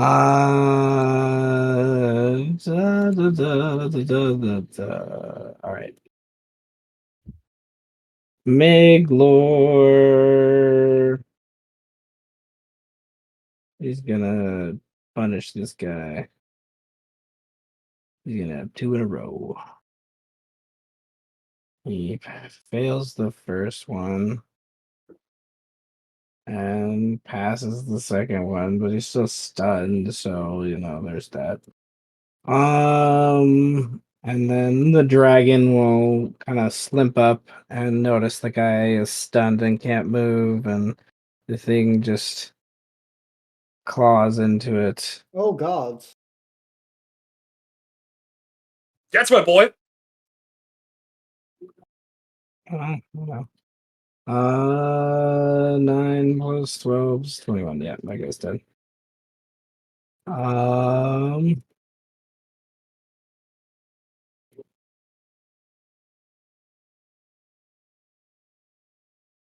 All right.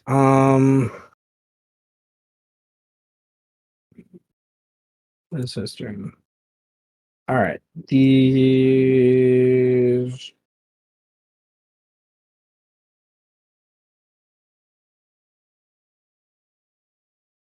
Here. All right. I already had him go. Who's going to? Yeah, why not?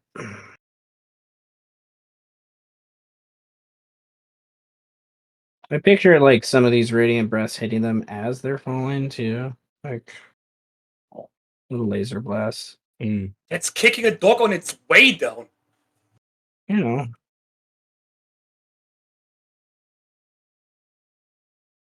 All right. Well, the two guys over here on the left who got in the reverse gravity.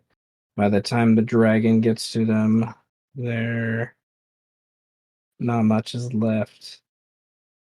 So, forgot to. Oops.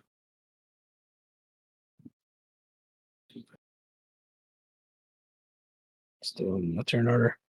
Amros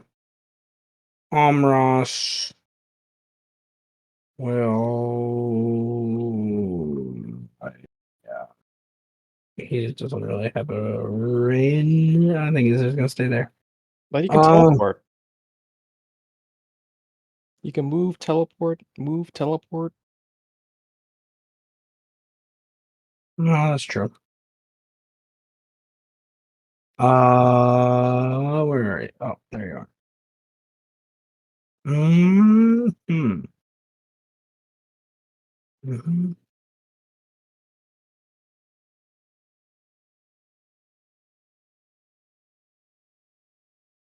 Aye.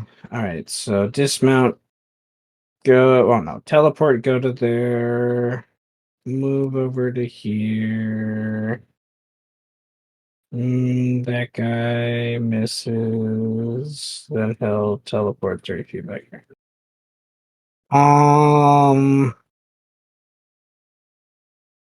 Faurwiin and Tenebris, you hear a thump noise beneath you that sounds like a piece of something big just moved, basically. Like someone dropped a big metal thing. All right, these two over here are like shit. There's a dragon. Holy shit, there's a dragon. They insensately, he's just like runs towards the dragon, doesn't know what else to do. And he's going to draw a short sword as his object interaction. And he's gonna attack the dragon, and the dragon just like they cling off the dragon's armor, and then the dragon just like very robotically clamps down. It's not a crit, but the 18 still hits. The other guy is, gonna why not? He's Question: was one of these guys stunned? No. When I don't know when Ganondorf did his mind thing. Oh, it's the second guy. No, wait. Didn't I mark the guy? I must have not. I thought I did. Oh, so we'll say the second guy. He wouldn't have hit anyways, but all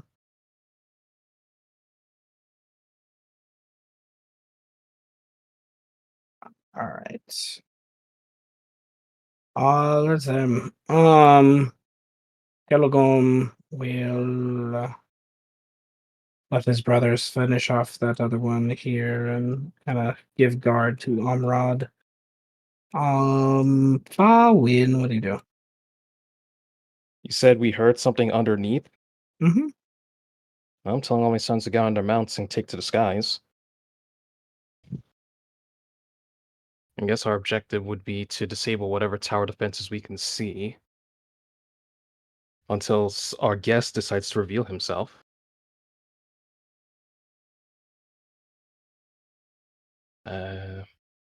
As far as actions go, I already did the blade, so yeah,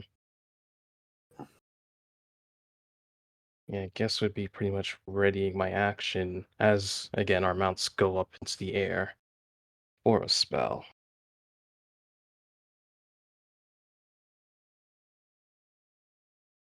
Trying to think which one would make sense.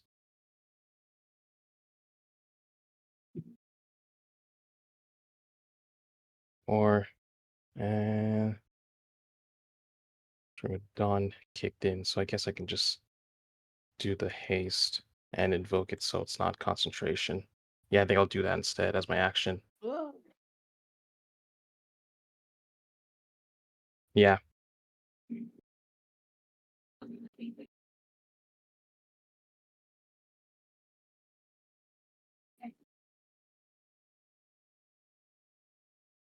Then I'll have the bird move up. Let's say, well, how far can the dragons move up? I forget their speed.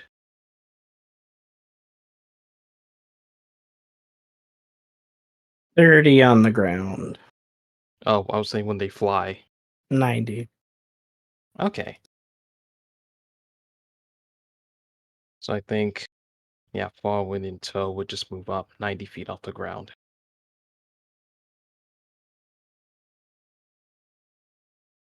And instruct his sons get on their mounts, steer clear of the ground. And the action was to haste myself.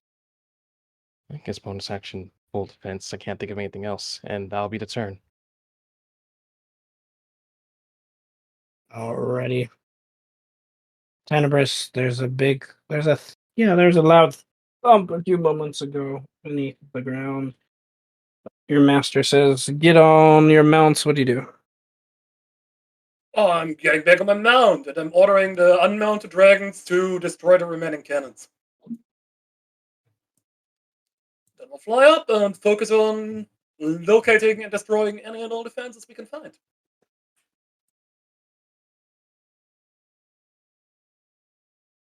And if I haven't said it already, I'm also activating my Shadow Blade. Just in case.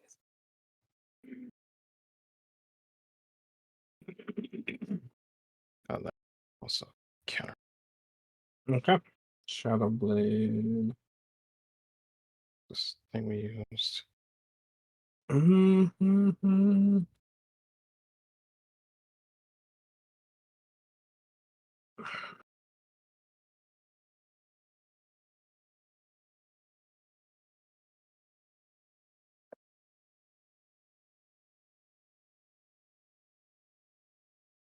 All right.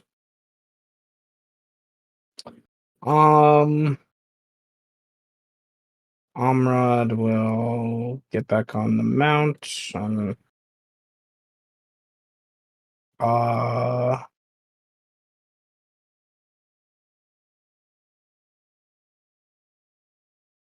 Yeah, I guess we'll just have it fly up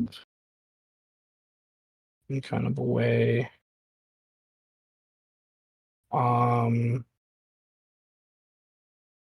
Action. Open.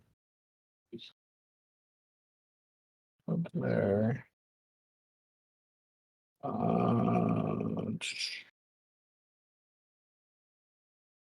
And well, you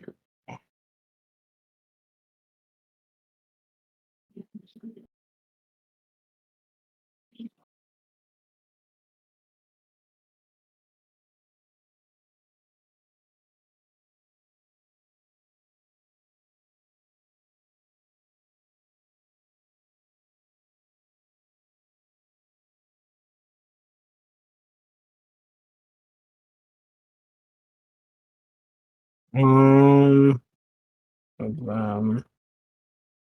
all right, where am I? What's that? Yeah. Okay. I'm gonna spend an inspiration. Yeah, I'm gonna give it to Brandon and Francis. Each get one, and I'm gonna have these two re-roll their initiative.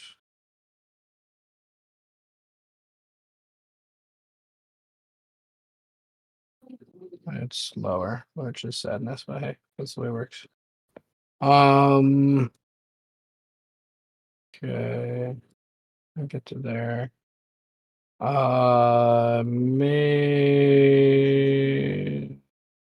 No, Caravine. Let me rehash it. Caravine.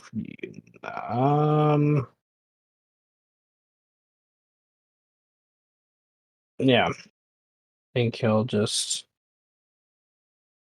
kind of launch the dragon up, away, and kind of back and say, yell, in the mind's eye, take out that cannon, brothers. And,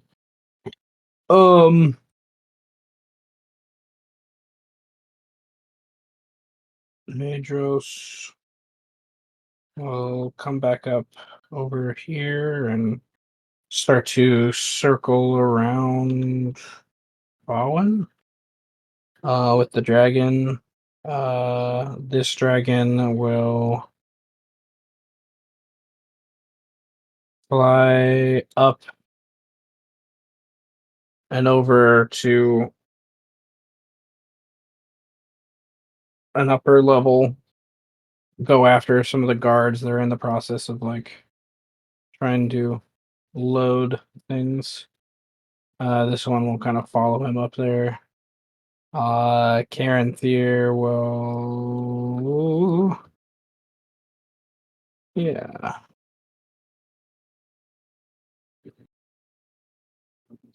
Wait, good damage. Oh, baby.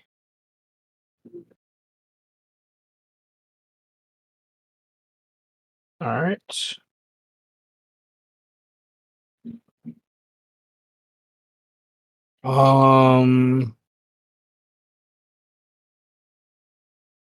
Irony. One who was stunned before is no longer, but nevertheless, the dragon will left, right, right.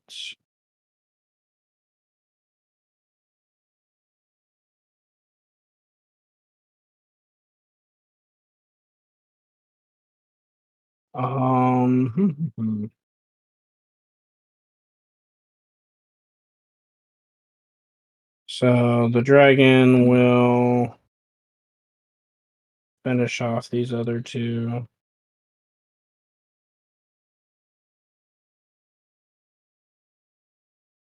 Slicing through, crumpling them with its tail. And then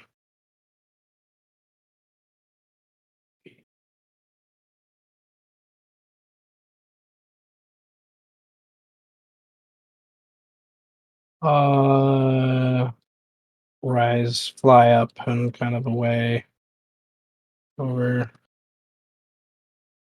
following the orders. Meglor will have the thing fly up and over.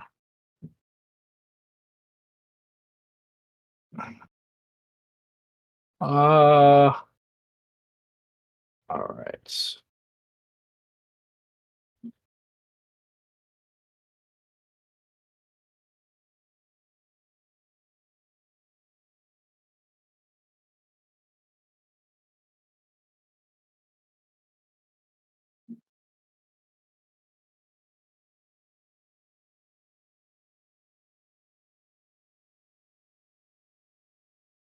Hmm.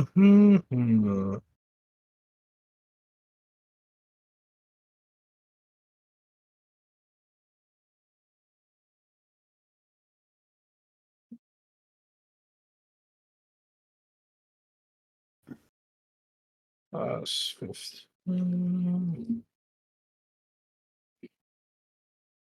then I'll have him take dodge action, I guess. Aww. Alright. What's left? Oh, these guys. Oh, yeah. We're going to do ready.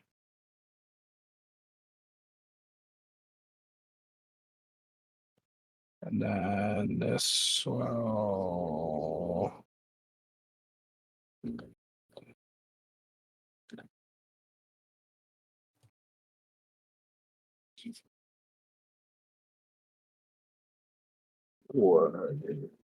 The rain on you.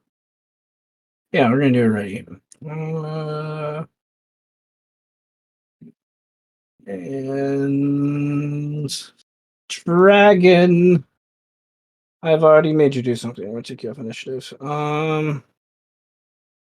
Amras just gets away. Following the orders, kind of zooms up over here. There's another kind of loud bang from underneath you. And Helagorm is going to. He'll be a good lad. He'll get away. Faurwiin. What do you want to do? Question: how far away are PC allies so they can get in on this? Oh, PC allies. Why don't you roll initiative?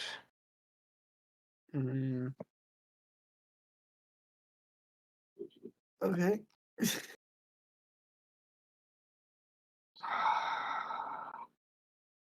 See what my 0.1 gets me. That's what it gets me. So, Kaly and Brandon, you can roll initiative. Initiative. Let's go.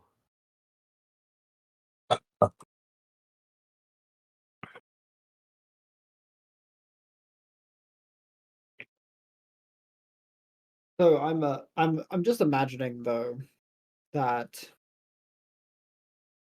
this area is like gated. So like there's like is how to say,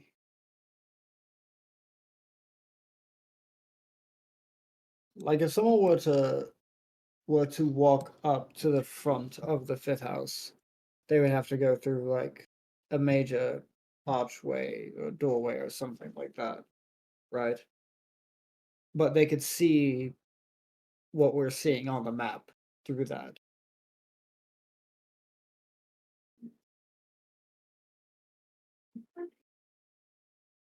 Again, yes, it makes sense, but yes. Okay.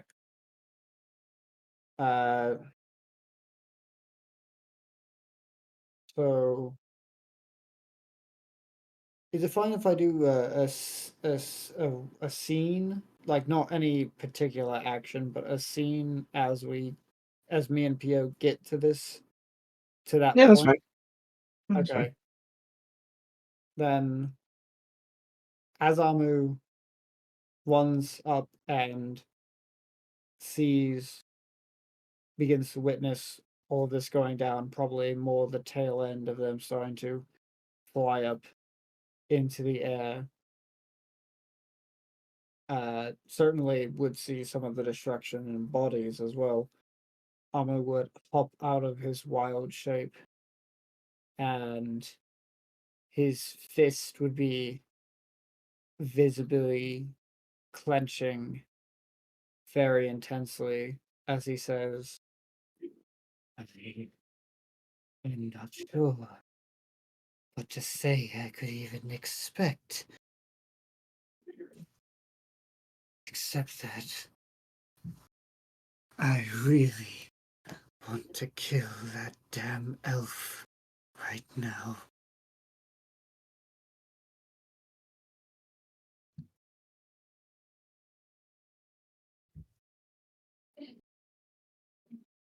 I'm sorry, say again. My sister came in the room.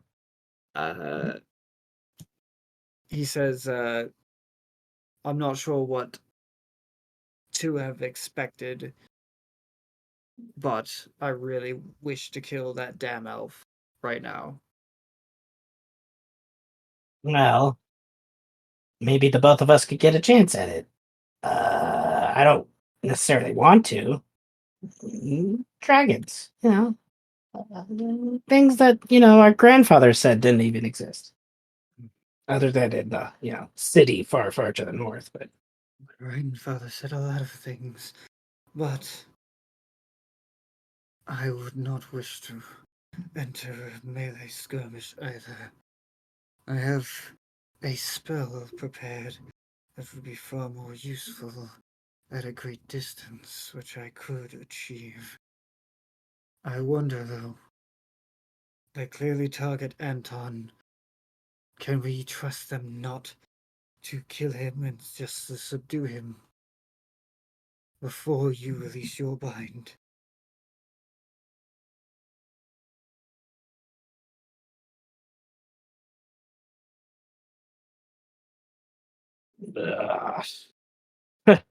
I guess we can try.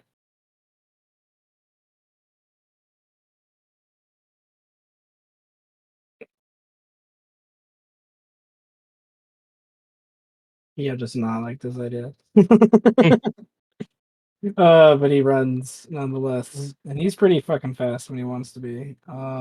Wait, I mean, should we release your bind now, rather than wait for the appointed time with the others?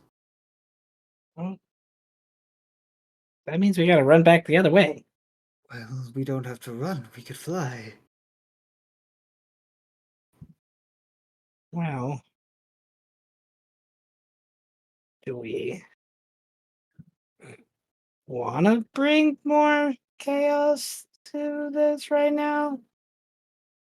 It would weaken Anton, that's for sure. Without us having to directly target him, and we'd be out of harm's way. Possibly. I'm not sure. These elves, they rushed everything and have made it more chaotic than it needed to be.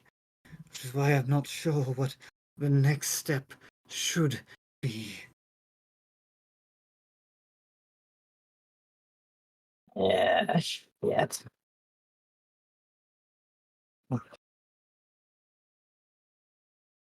Yeah, it would, but and mine would be the one to do it. Yeah. He's gonna roll a history check. Okay, and he's gonna roll. But no, he's just gonna nod at you, and he he turns around. He's like, "Let's go get it." Then, then Amo will use his second wild shape, to turn into a giant eagle.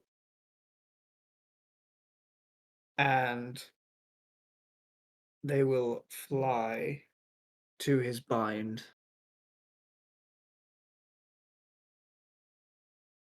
Okay. Well, I'll come back to you too, I guess, in a moment. Let me rehash Initiative. Flying by the seat of my fucking pants.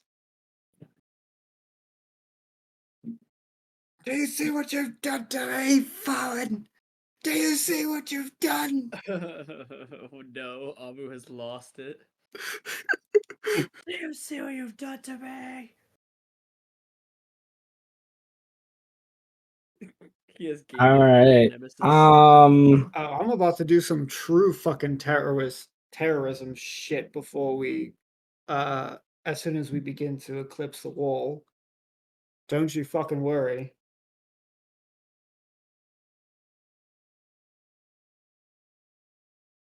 You thought an earthquake was bad? You thought a Still have tsunami was visits of my bad? friends dying. I sense a storm that is approaching. I am the storm that is approaching. Shut up! Hmm.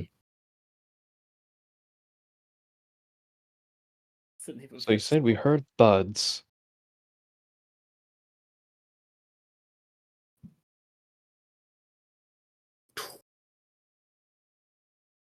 I'm assuming.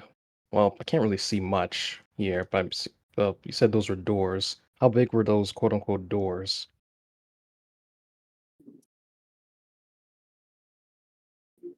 The doors here. Yeah. Oh, they're your. If both, that's like a big set of double, like metal doors. Excuse me.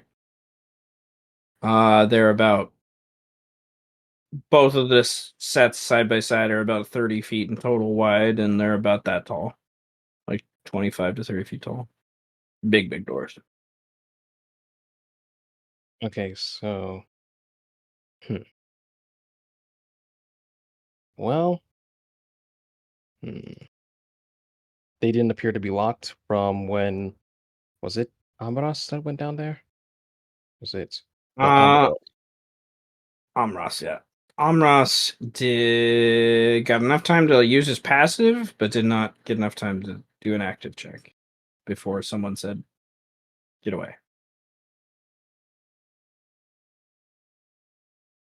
But the things we heard the thud beneath us. It didn't sound like it was coming from here. It sounded like it was coming from underneath us. Yes. Now, part of me wants to see this thing come out, but I don't know how long it's gonna take.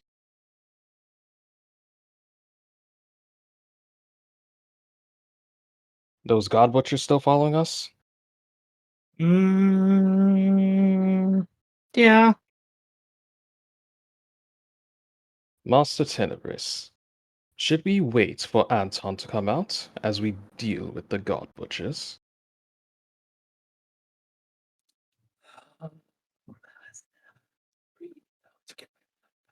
Oh, it's hard to hear you, Greed. Oh, my fault. Wrong setting. That should be a little better. Yep, I can hear you better. Tenebris responds with, "Oh, Master, you really know how to get my blood pumping. Where do we begin? Which foods I prioritize first?" The God Butchers seem to have revealed their allegiance to Anton, and they would be an obstacle for Birdman's plan to come to fruition. Let us ensure that obstacle is no longer a hindrance. Thinking we're gonna go down sick on some God Butchers, while Anton seems to want to get ready. Very well. Let us begin. I can't wait to see what your birdie can do.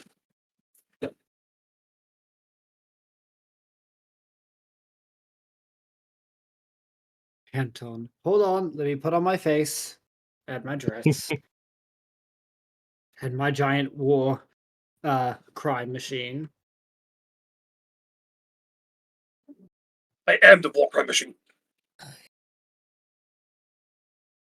And how far away would those God Butchers be, Seth?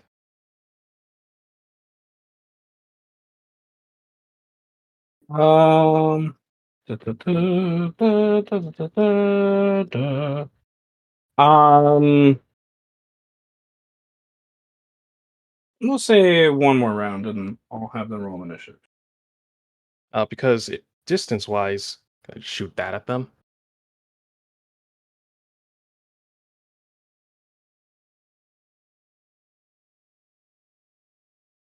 Yes. Hey, with the same idea.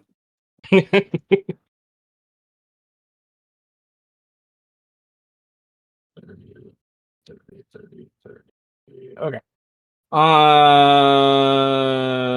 Roll me a percentile die to see what kind of clumpy you get them as they're running. Ooh. Oh, goodness gracious.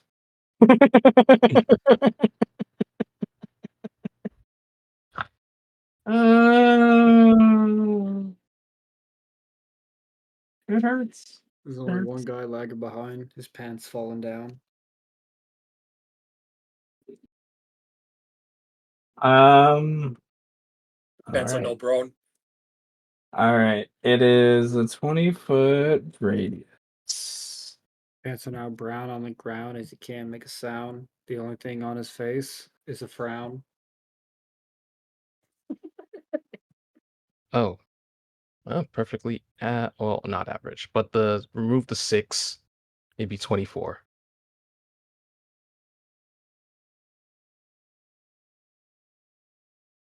Okie dokie. Let's do some rolls. Guys, we're breaking God again. Oh, I'm gonna break him soon. Don't worry. Okay, I'm expecting. Sort of. Uh. It's going to ruin Look, if everyone. those guards just said, "Oh yeah, I'll tell you where her boss is," instead of being like, "I'll never let you get to him." Maybe if you just, rung the doorbell. Instead of just. Like walked up here with just you and Tenebris. Might have been a different story. No, you just fly into the courtyard unannounced. Yeah, What? as you It's more do. efficient that way. Oh, yeah. Again, you'd fucking kill anyone who did that shit to you. I mean, yeah. Fucking double What's But your have point? we? But have we yet? No, not yet. No one has even tried. Well, no, people have done it 3 times unannounced coming to us. No. Yeah, We come to the door first. We don't hop the fence. That's the difference.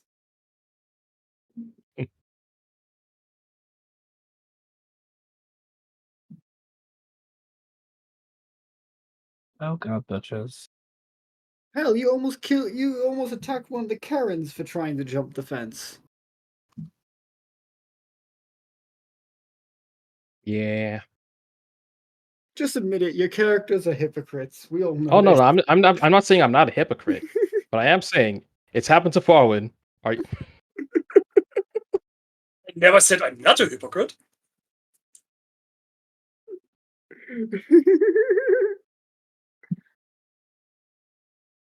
Fucking hell. Fucking love this. That's fucking ridiculous. Oh god.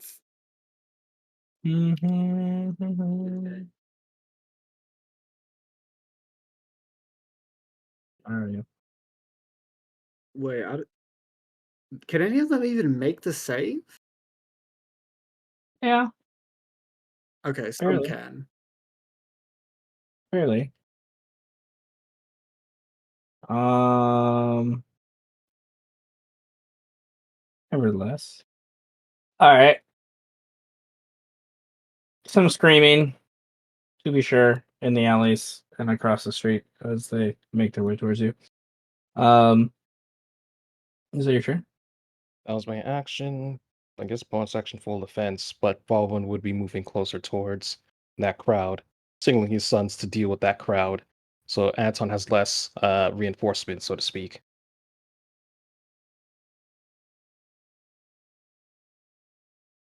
But yes, that would be the turn. Moving closer towards. Mm.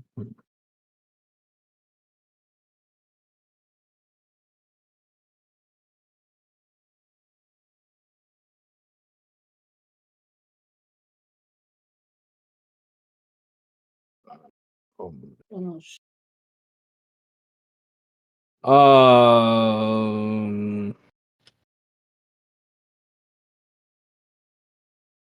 The map's gonna change a little bit, so Ba-da-ba-ba-ba. We're back.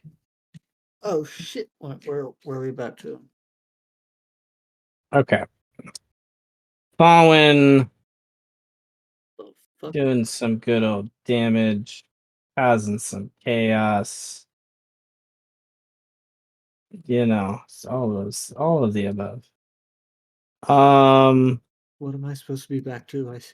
I see darkness. Also, this map is huge. Yeah. This map is very large.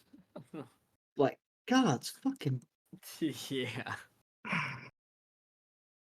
It could be bigger. I mean, I Is believe that a you. challenge? Is that a challenge? Is that a challenge? Like I can, you know. Nevertheless. Oh, there we go. There's. Raise you one, please no. Oh, they would It's bigger. I've lost. have a couple. These They are the would have good butchers, it There's seems. so many Oh. people on this Oh. map. They would have a couple torches to be sure. As they run up there. Dear Okay. The whole squad is here. All right, before I get to that, all right. So Tenebris, what do you want?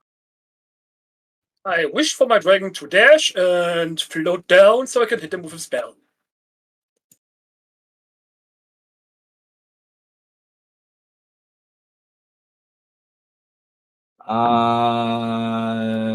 Down where? Down to the fray. Well, what did I say? I'm assuming those are part of the fight? Those here over here in the void? Yeah. Perfect. It's time to introduce my new spell. Bam. Time for the news. My God. Oh, I was doing with this fucker here, and this bitch, and then this asshole.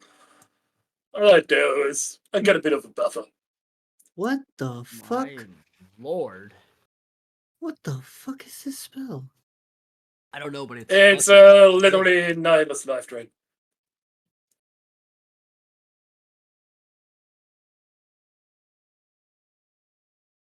Jesus, mother of hell. It's 42 damage to each of them, and what? Damn, let's make a con for it. Save. Well, let's go for the con save first. So it would give you the 42 temp HP plus 5 for every other target that you hit with this shit? Yep. Well, now it's So it gives you, 21 what, temp HP like- plus 10. Right, so to give you 10, because you can hit up to 3 targets. That's so fucking sick. Wait, that spell's awesome. Right. That's kind of fucking busted. What the fuck? That's kind of cool. Wait. Now I have to compare it. What the fuck is? You know what? No. But they make a con save, which is cool. Which is cool. Yeah, dude. I mean, it is necrotic damage, so that makes sense. Yeah. The con save is kind of the Like, so negative part of that. Eh, not everyone has good con. Okay, chain lightning deals way more damage. Okay. No, we talked this through. Chain lightning was definitely used as a base in some ways.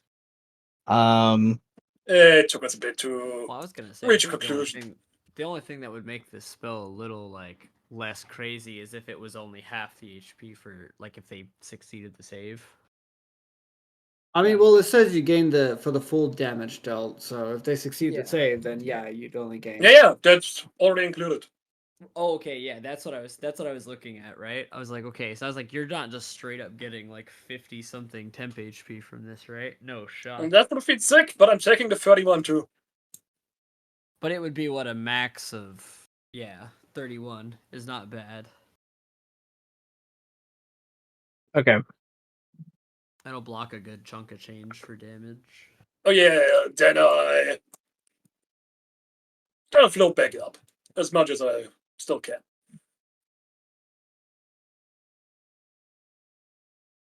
Even quite a few feet down. 75, I'm pretty sure.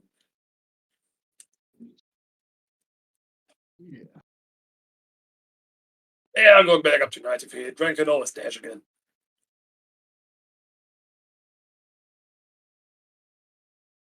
I'm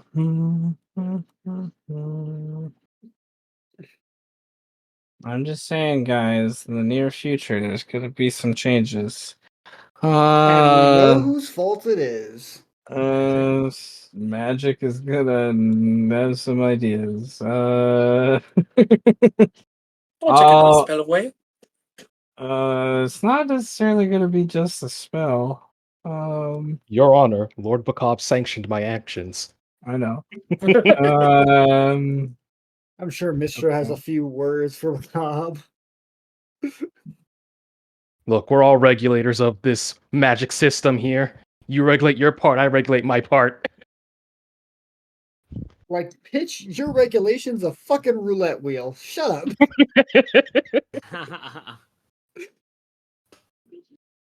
No, you're not wrong. I gotta say, I've been listening to this campaign and I'm like, damn.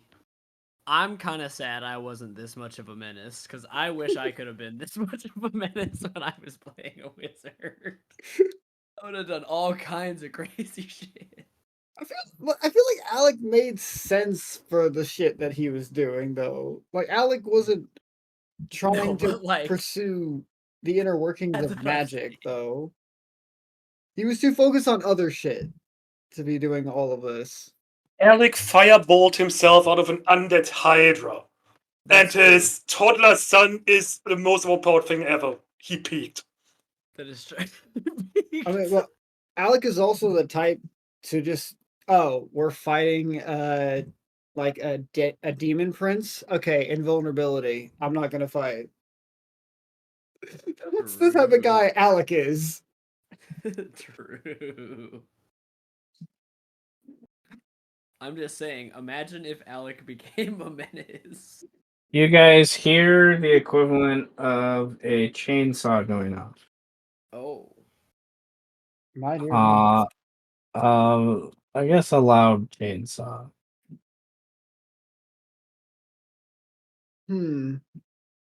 That's not anything to worry about.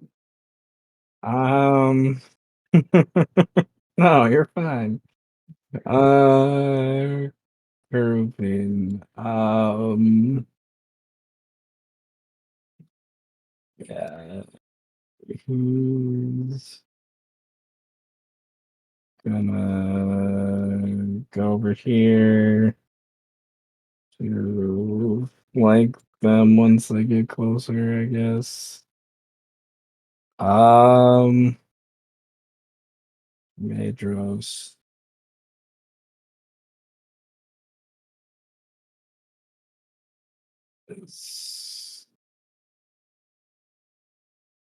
Yeah, he's going to. What's the dragon breath? Yeah.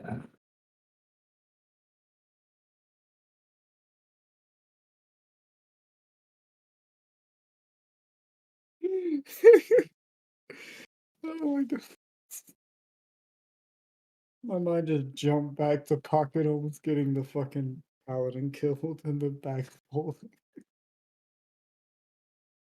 You wouldn't have said anything. It would have happened. Tyler. It would have happened. Would have been a glorious end. Oh, bro. That's Alright. not real.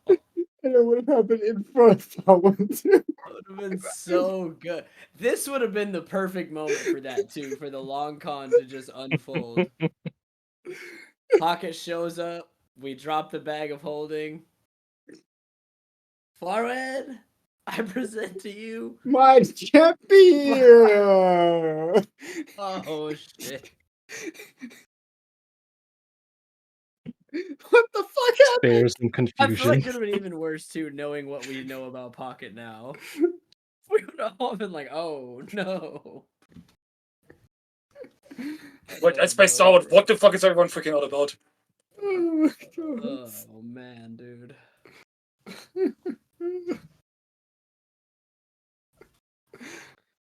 In an alternate timeline. Yeah. This You might know, have the been timeline. way more chaotic.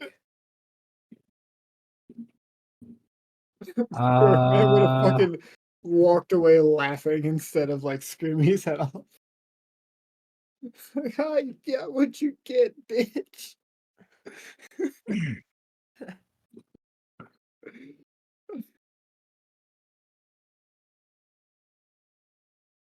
Oh fuck.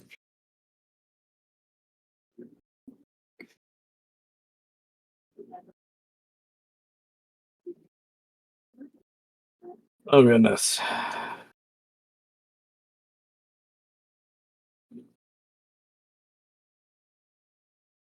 Okay, always right. All right. He lands. There's a through them as they cross the street. And then there's a loud bang. As these doors get like thrust open very violently, and this large thing storms out. 5, 10, 15, 20, 25, 30, Oh yeah. god, the Iron Giant hit the gym. And Oh. This is where the fun begins. the thing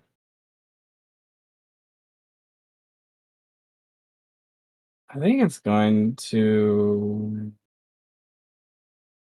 Yeah, you're all in the air, but then it saw the one guy land over here.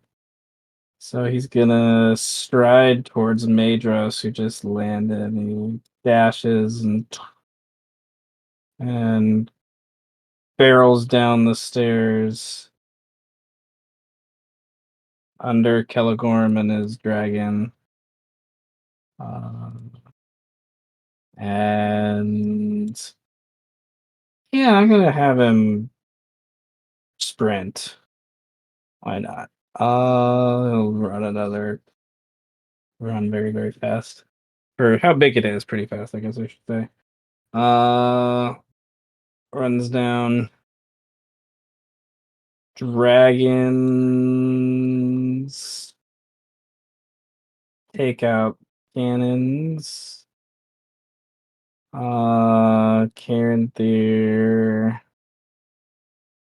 is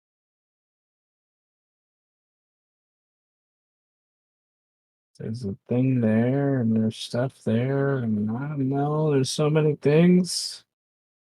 Doesn't get his breath back, so with the dragon. So he's going to fly closer to be above them. And he's going to target two of them below. Let's see these two guys, I guess. They both fall to the ground, their minds warped and burnt.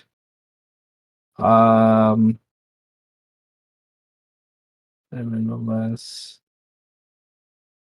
you guys are nearly single-handedly destroying a race of people that you're not aware of yet, so it's okay.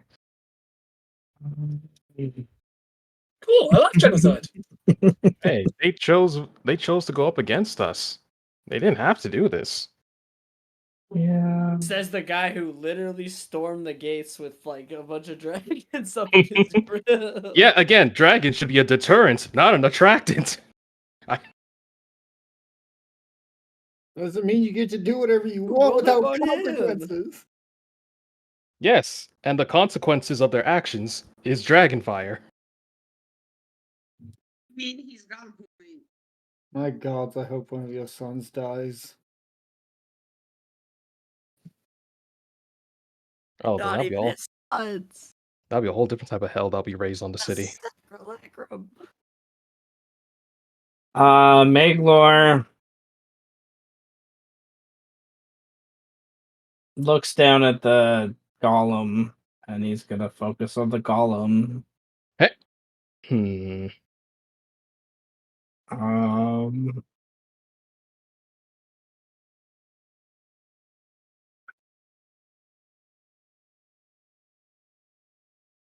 Okay.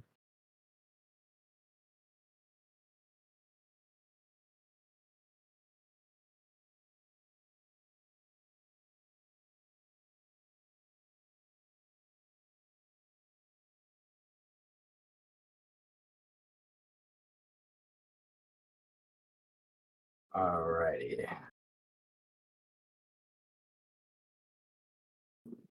Maglor, in your mind's eye, almost cheers. It worked! Hmm. He flies away just in case. I don't know if it's passive, but the golem, is it any way indicative of the drawings that Faurwiin has seen or notes of Orcafor's notations, or is this just his own one-off thing? This is too small. Too small. Hmm. Excellent work, my son. That golem, however, is a distraction at best. You shall keep it restrained, but focus on these rebellious butchers.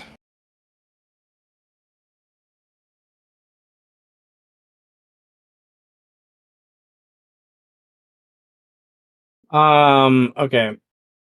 I forgot to do that, but that's okay. They wouldn't really have the greatest view anyways.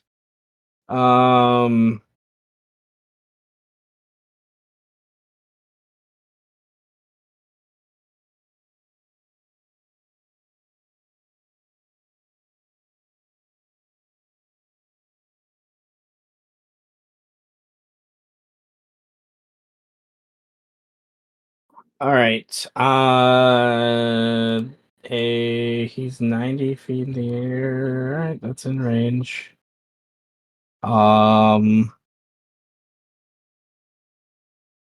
They're going to. They gotta shoot past basically the 3/4 cover. So let's see.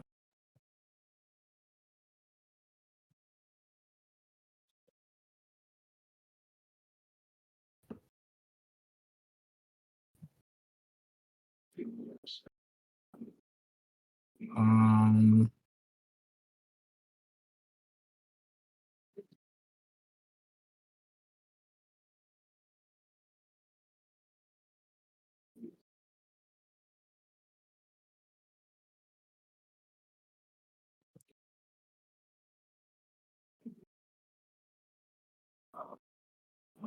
right.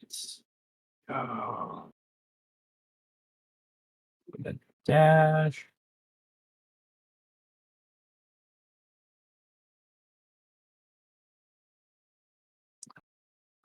All right.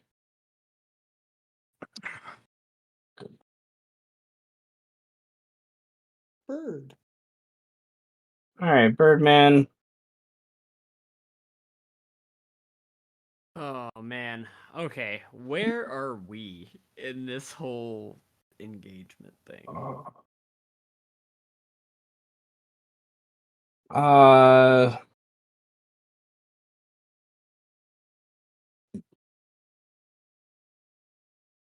You are running from the west down the street, which is more or less what this black space represents. And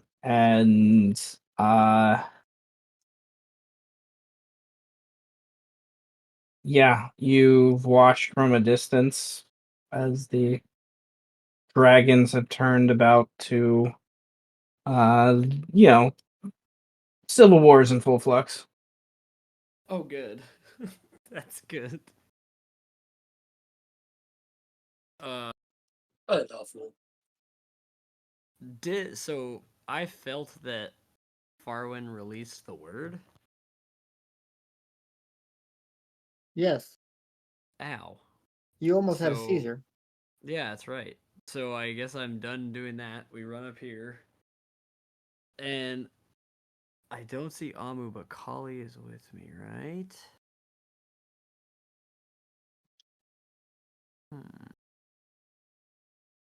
Well, fuck. Guess I just run towards the 5th house, man. Like, I run to where I see this going on. I don't know how long it's gonna take me to get there. Is Birdman even gonna be faced with the side of a giant iron golem at this point? No, at this point, I will be avoiding all golems, I mean, he's- doing everything to get to you Binderlord nerds. Fucking nerds. I mean, he's seen bigger. Yeah. And he's touched bigger as well. So, Yeah. what's that to be surprised by? Oh, very true.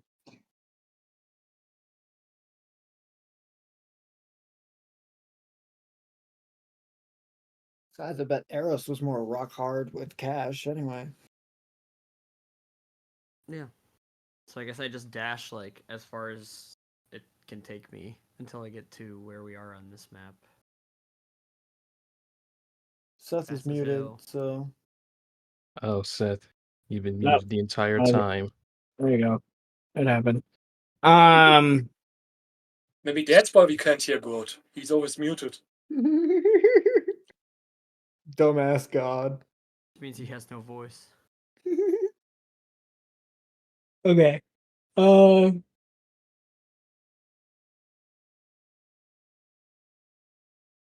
You can move as much as you want on the map. I'm indifferent to that idea if that's what you want to do.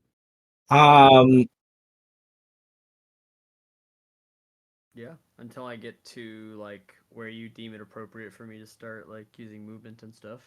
I guess like I don't know if I would ever see Faurwiin at any point.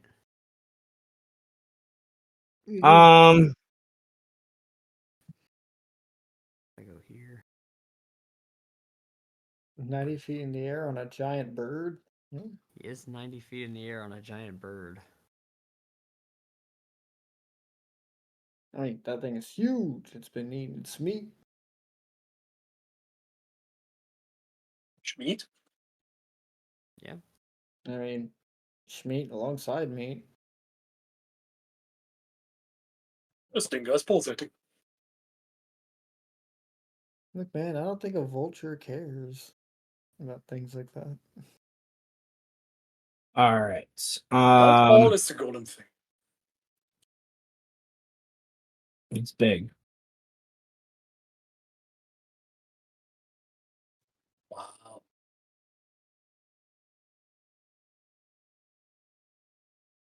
I want to bonk its head.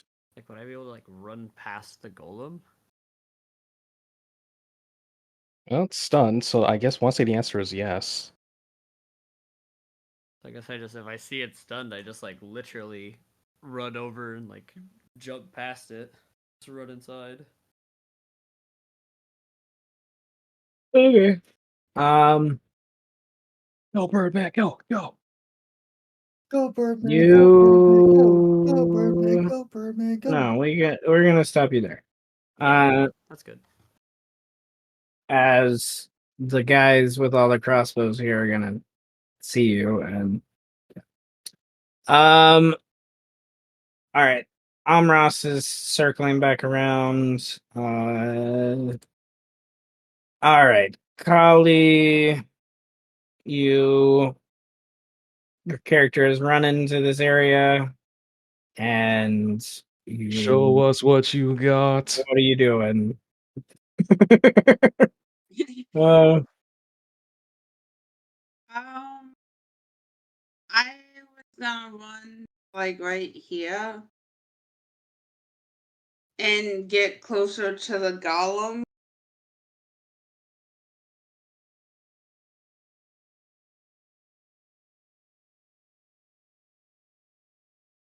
Okay.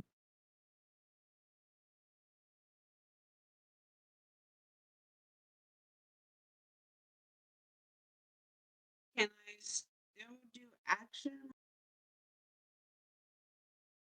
I heard ask if she can still do actions. I believe she just moved, so I want to say yes.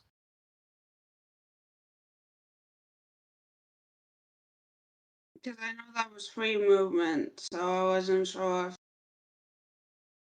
if I could still. Sorry, I'm really tired. Same. So you wanted to move like here or something? Give me 1 second. Yes, like right there.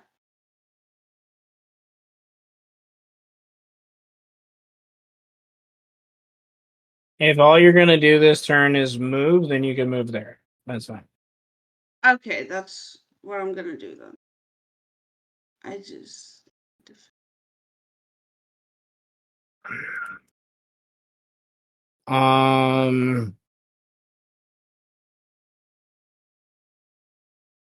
Considering.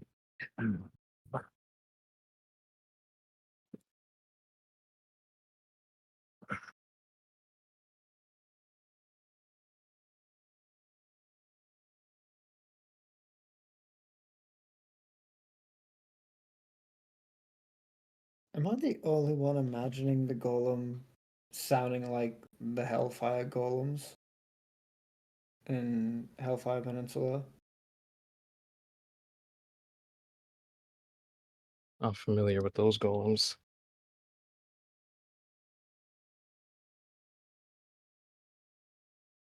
Fuck it. Is that the correct name? I don't remember. I just remember the location.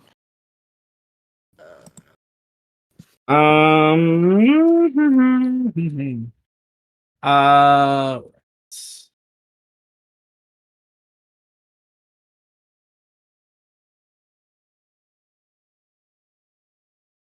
I guess that works. And I want you. There you are. All right.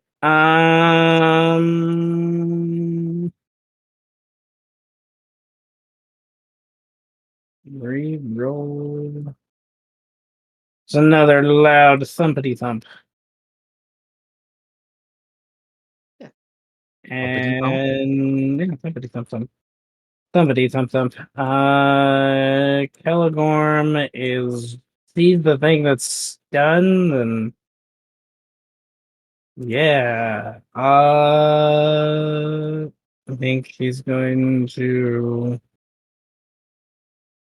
He can do the most damage in melee, so he's going to have the dragon land, Land. Bold. and the dragon, and he. Hey, man can teleport. Ooh. And he can fly too. Slashy slashy. Nice. Mm.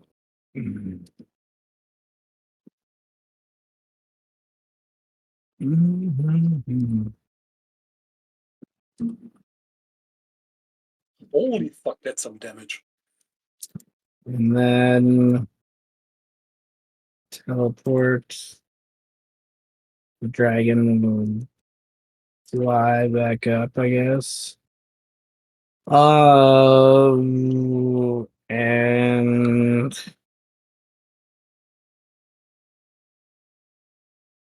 yeah. All right. Oh, Faurwiin. What do you want to do? He was focused on these god butchers. Oh, well, I yeah. see Birdman and this unknown tiefling woman encroaching the golem, but seem to make their way towards this array of Anton soldiers. I'll flip a coin to where Farwin's wrath shall be focused. One south, two north. Okay, north. All right. Birdman, I'm going to help you out a bit. Oh man. Oh, great. Let's do the range on this. Fell Reavers. I forgot the name. Fell Reavers from Hellfire Peninsula in World of Warcraft. That's what I was thinking of. That's the clan I'm thinking of. Yeah, why not? Because I haven't had a chance to do it.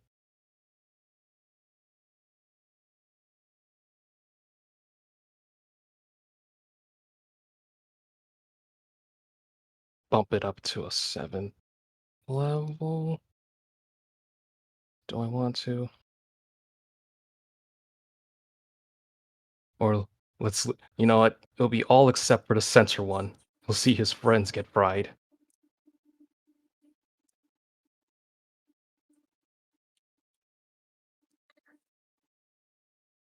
Well, damn. It'll add to the intimidation as Birdman menacingly walks up. Menacingly walks. Well, you're right. Menacingly crawls with his skin quilt of a cape.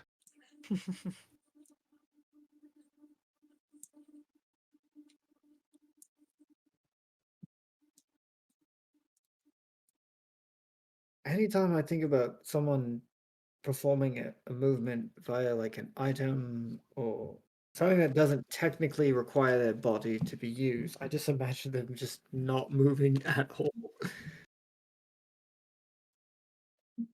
It's like every time Birdman climbs on a wall, he's just like standing upright the whole time in my mind. So if he's crawling on the ground, he's just basically planking parallel to the ground. Oh god.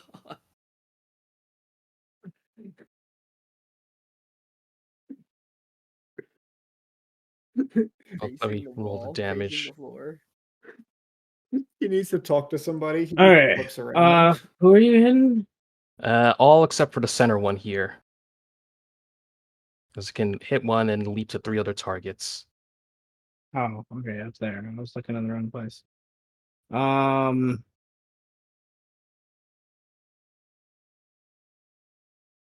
Oh, by the way, how are our dragons doing taking care of more of Anton's goons? More of his goon squad.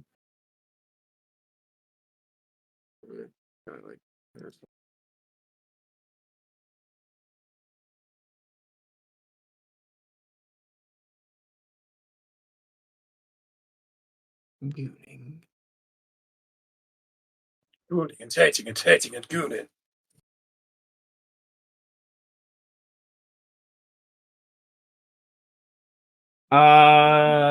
They're gonna be circling back to the dragons. Oh no.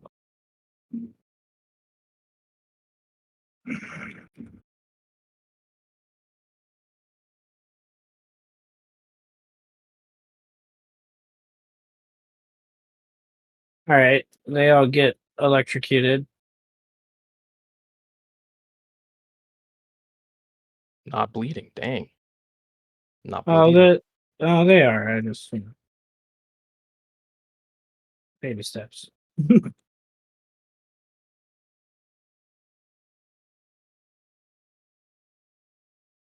All right.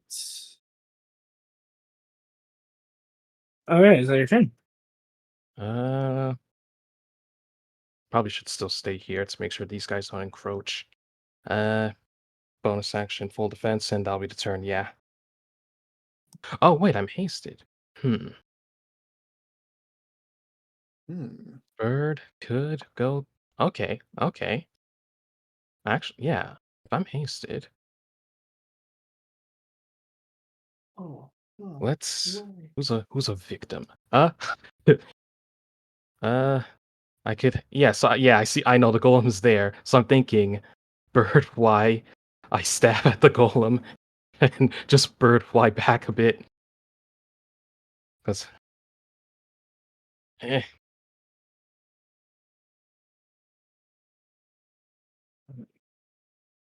Or, Are you still 90 feet in the air?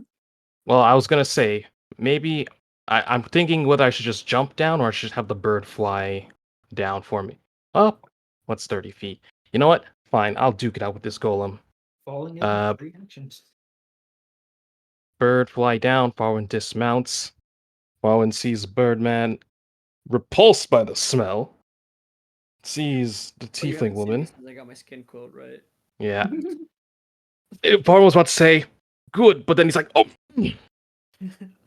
I will ensure you're not interrupting. My goodness. Carry Must on. have think of your knees. Superhero landings. Yeah, when this golem wakes up, Farwin's gonna fight it. The monkey D. Luffy slingshot. Thanks, man. But I yeah, would that's just imagine it's kind of pulling me by like the collar, like the cuff. I'm like, bye. Goodbye, Birdman. Yeah. And I think Farwin will turn to Kaly, who says, does this odor not bother you? My goodness. No, not at all. You're fine. I smelled worse things in hell. Indeed. Farwin raises eyebrow, huh? What? Who the hell are you? Yeah.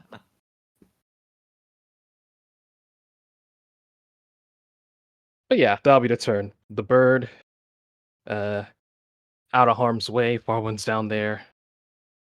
Yeah. All right. Tenebris, we'll do your turn, and then I gotta go help my sister with something real quick. So Tenebris, what do you want to do? You know what? I'm a supercharged wizard with way over 300 HP. I'm doing the same. I'm duking it off with the golem. The dragon's gonna drop me off.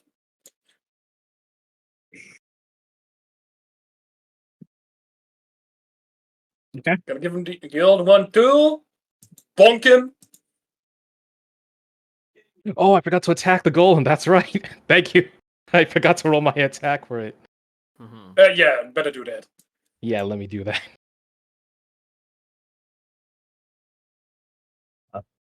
Okay. They hit. Golem takes 13 from Farwin, all radiant. Unless it's an undead golem of some sorts. Nope, not yet. Yeah. I mean, What? we're talking about the 5th house here. Jesus, motherfucker. He's taking all of this, and where is my boom, boom, boom, boom, boom? As you see, especially allergic to lightning or thunder. Especially allergic to lightning or thunder. No. Ah, too bad. Oh, I'm gonna hit him 2 more times.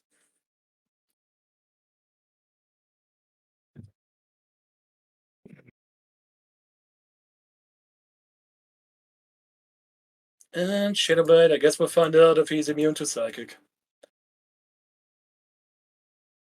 So you know how he just got stunned? No, but the 19 misses. Yeah, well, it's still a shit ton of damage. I'll take it. We check those. Okay. All right. I need to go help my sister real quick or something. Give me 1 couple minutes. Sorry.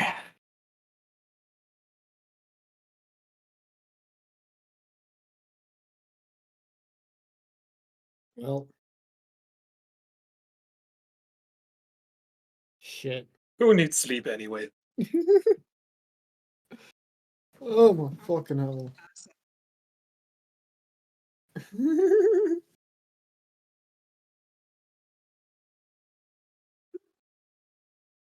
I mean, this isn't even the main event. I know. I'm That's just the I entree. know. I swear, 'Cause we all know this fucking big ass mechanical monstrosity is gonna pop out. And I'm just thinking in my head, as soon as it does, at the exact same time, everyone hears "Doodle! Doodle!" Any other day, I'd be good, but like, You're fine, you're fucking moving. That shit's that's bullshit. It's just I'm ingrained in our daydreaming about dreaming at this point. It's a dream. I, for one, am happy that we're here playing Dungeons and Dragons today. I did not think I would be doing this. I'm also Well, happy playing Dungeons and Dragons with you guys. Hey, yeah. I'm happy to be playing. I'm just tired. I can't wait to commit the greatest war crime I can possibly commit. What's Beating that? up my family? Well,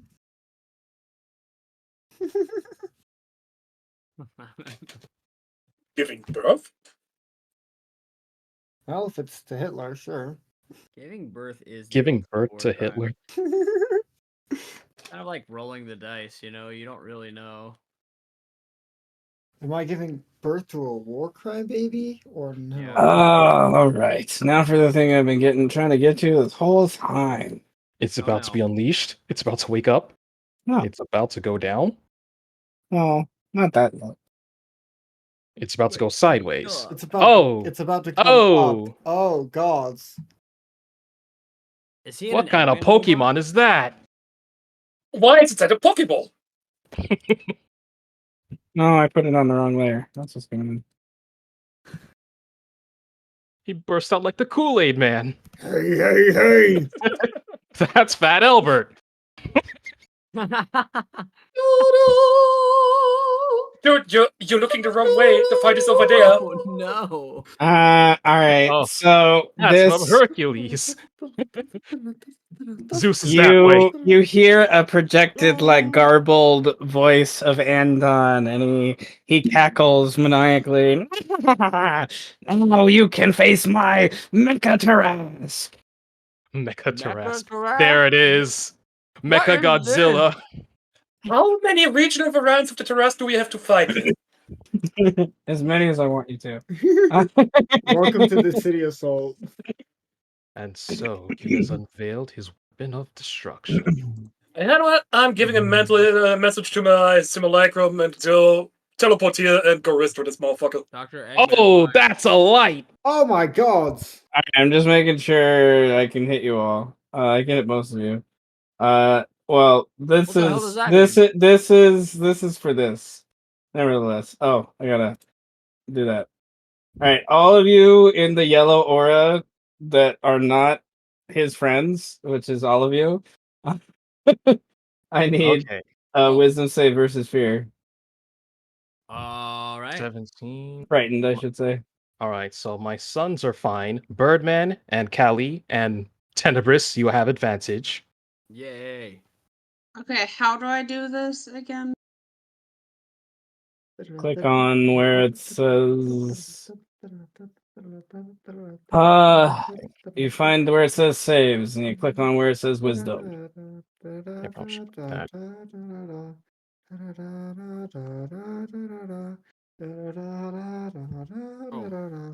Do you want an inspiration to try again? No, I will spend. Hold on. Is it 3 to get a plus 20? Not Is that on saves? Only on Not checks. save. That's right. You're so true. I Only can on reroll it. checks. I will spend 1 to reroll this.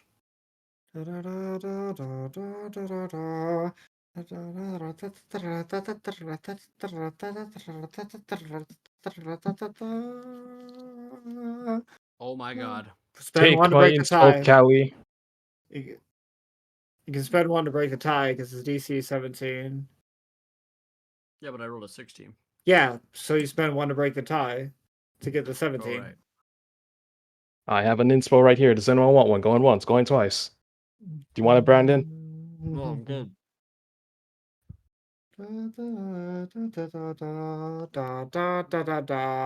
And Kaly, if you want to re-roll that, I have an inspiration for you. I have mine.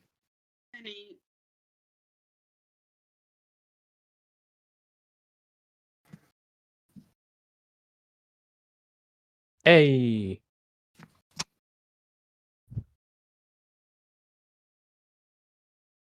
Okay.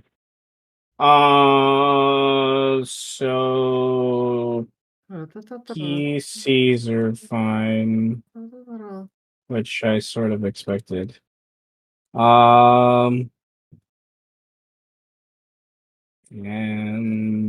all right. It's going to.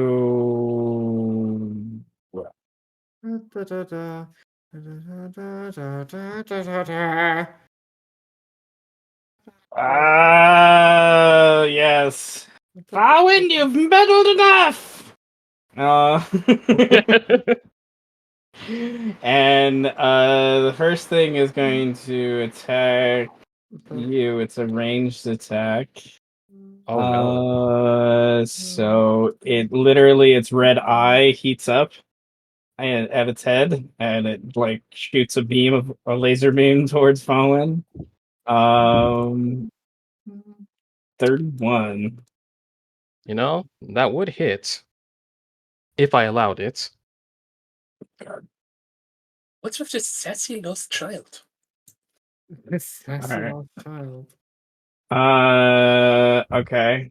So I guess you can mimic Force Awakens, Kylo freezing the beam in place and letting it deflect to hit maybe the ground. I don't know. That's sad. That makes sense. All right. So it's now going to move and kind of climb down, kind of sideways on the wall towards you, and then it starts to like its arms start to spin really quickly, and two blade attacks from its arms go towards you. I also forgot it technically had disadvantage, but again, they miss, so there you go. And then it's going to readjust its its feeding, and then oh, it's gonna step on me. it's No. gonna try to step on you. It has disadvantage.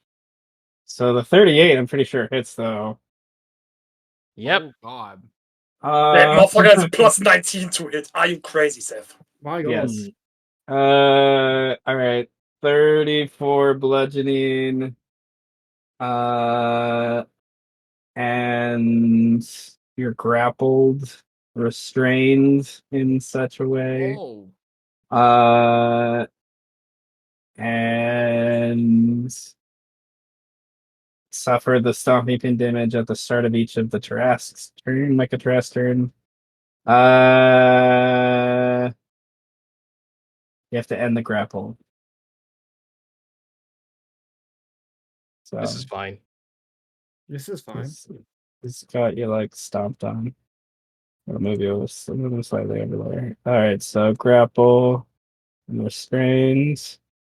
I'm going to got one person grappled with his stomp. All right. Bonus action.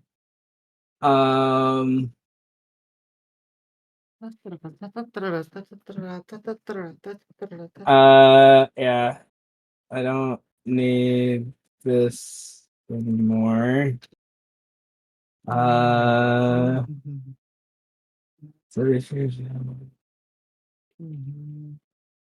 Okay. On his own, create a wall. Okay. Okay. Need to draw a thing. 5,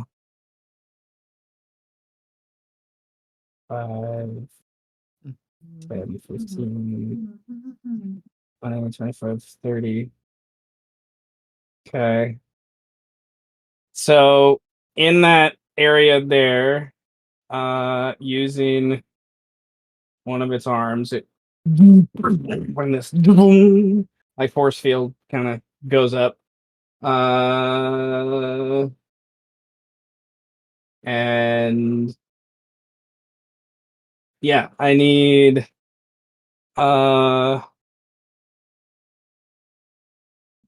he would have made that right there. Left arm. No. Okay. That would have been right there. So he's kind of trying to block off the area. With this wall, basically. And that's his bonus action. And that's his turn.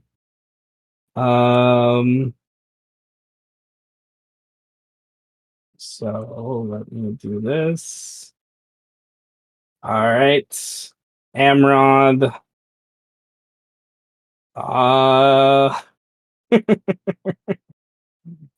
Where are you? There you are. Okay. There's that going on, and then there's this going on. He's going to. No, he doesn't have the dragon breath back yet.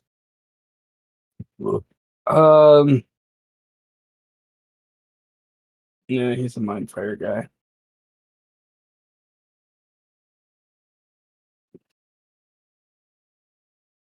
It's many things.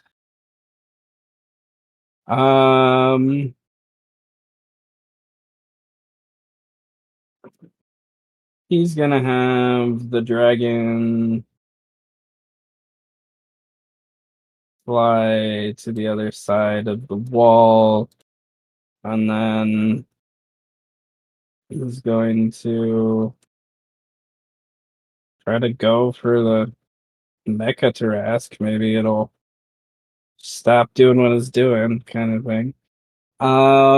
So let me see.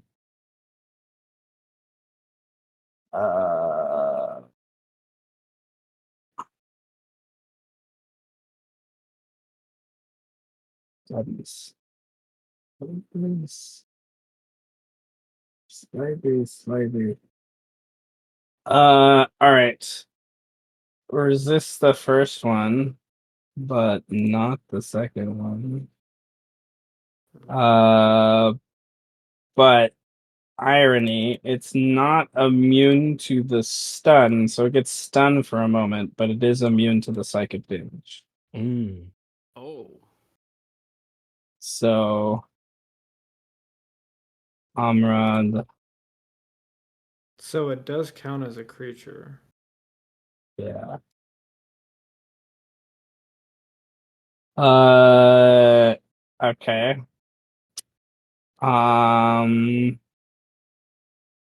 Well, that takes away its legendary action I was gonna use, so sadness. You little one is going to fly out to here, and you're 90. So they're gonna, as they come out, they're gonna curve up 40 feet into the air, so they're 50 feet away.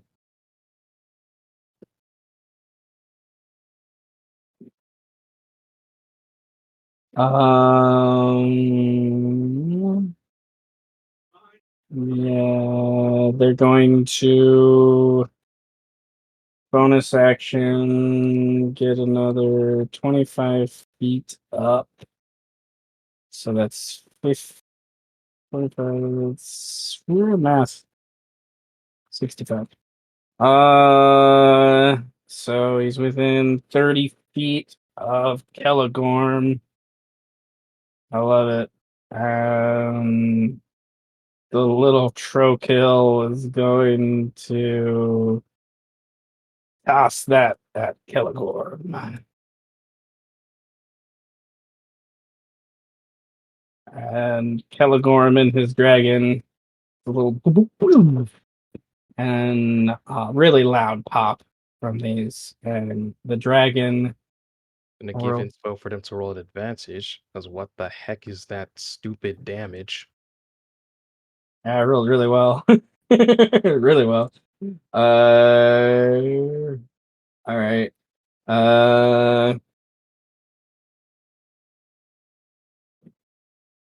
Telegorm.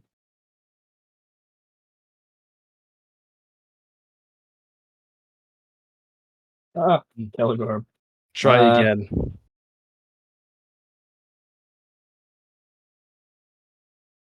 All right. Hey. It hits it. Hits the DC at least. Okay. So they both pass, so they don't have to worry about the extended damage, but they get thwopped both for 35 acid and thunder damage. The dragon takes that as well. And then Corofin is going to. Where are you? There you are.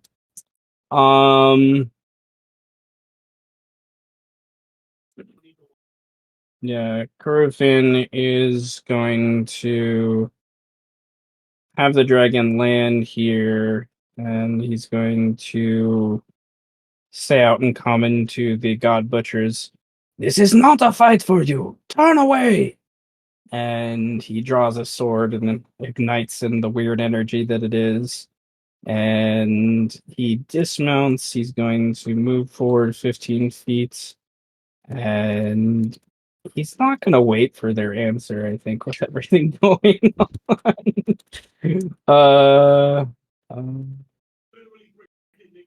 So he moves forward. He's going to cut into this alligator man and chop his head off. He teleports over to this guy. That guy narrowly dodges out of the way.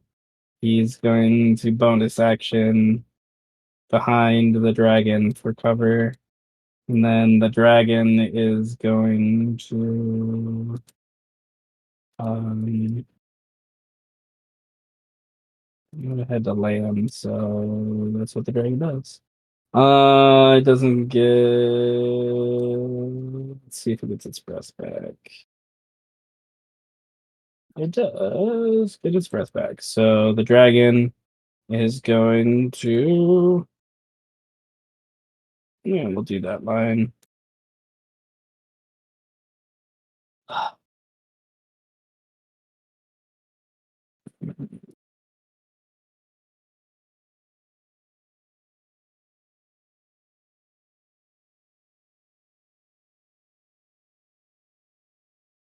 Also, a subtle ploy of how Seth can kill off NPCs. Nevertheless,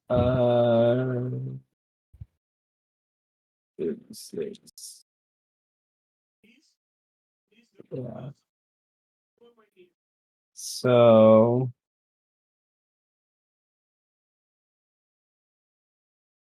these two badgerkin wrathfully running towards you all.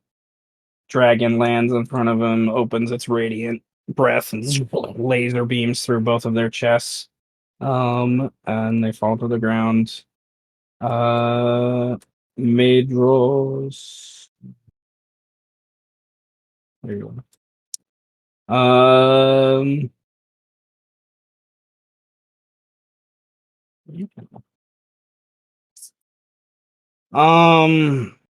Madros.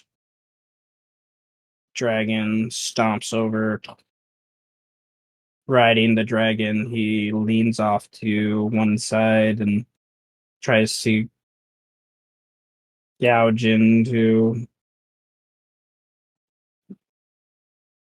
them as they pass by. And dragon will return the favor.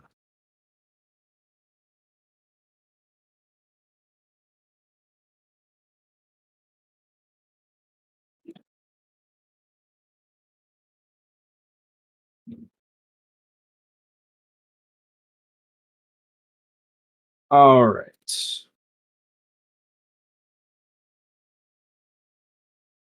These two dragons are flying around, jumping from platform to platform. You hear cannons missing as they distract most of them, destroying those along the way. The Iron Golem is no longer stunned. So it needs to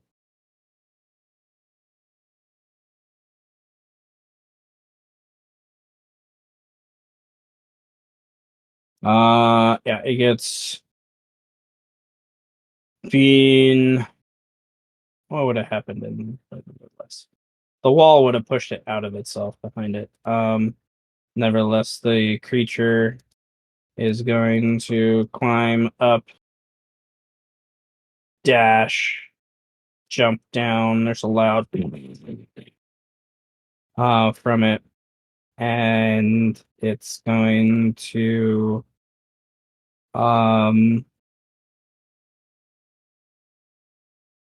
stand there menacing. Aaron there. It's just standing there menacingly.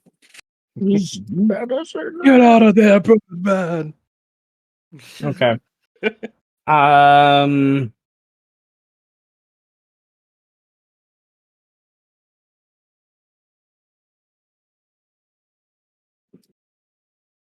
Yeah. You just aim at the two guys behind him and take care of them. I'll take care of one of them.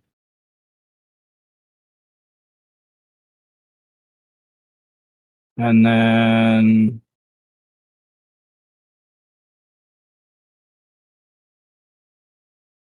yeah, that was that one. Okay. Dragon will, if it gets its breath back, I'll do the dragon. Dragon does. So he has the dragon land here. Does a. Oh, he doesn't want to hit his brother. Oops. And the dragon's just going to do the thing.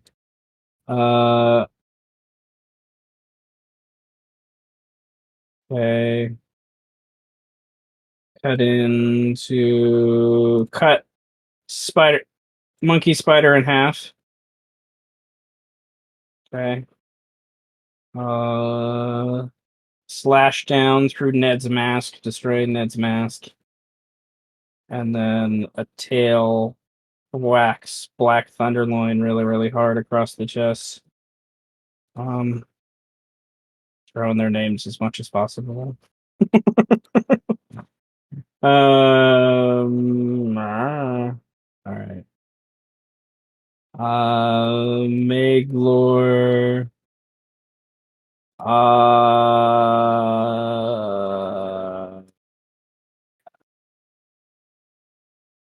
got.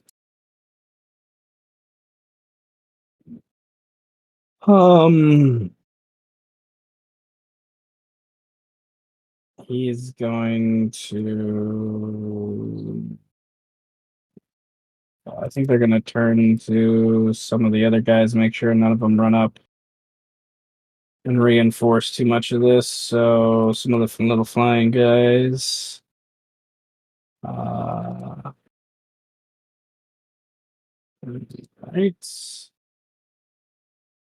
And then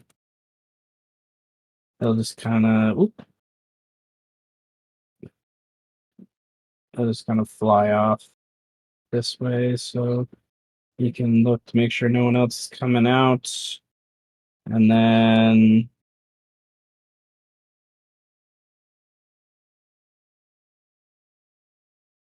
Where are you?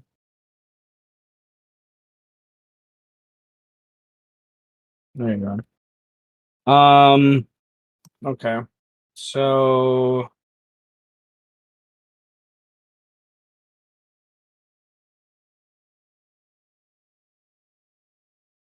um engine 3. Yep. And that'll give an extra 4. 2, 3. Oh.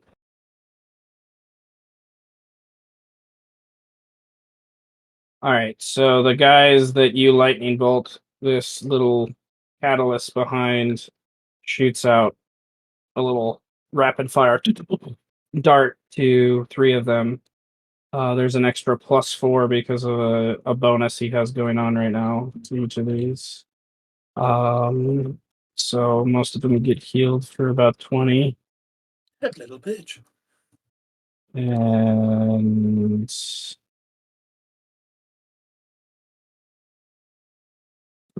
bring a couple of them away from the bloody. That's action, bonus action.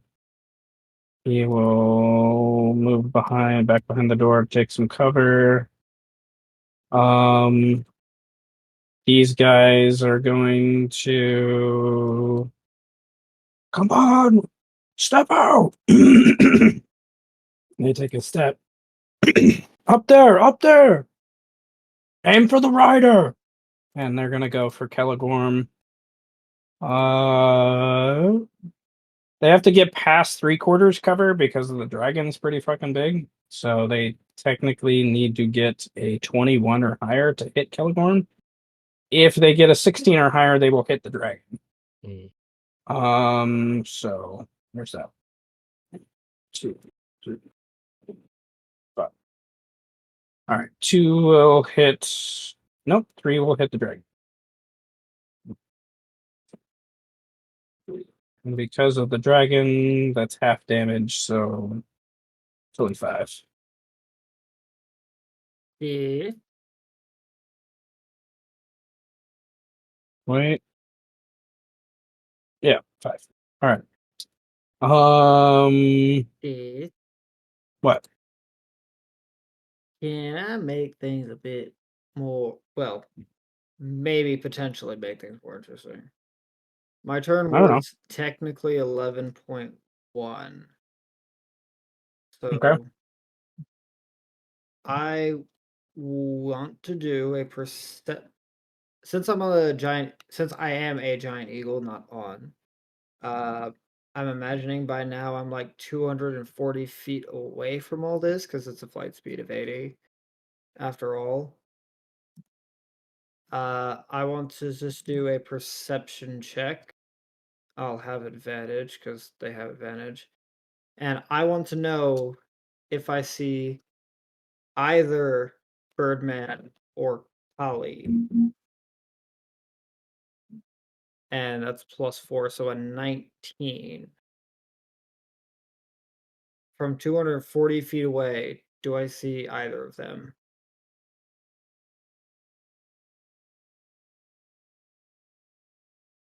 I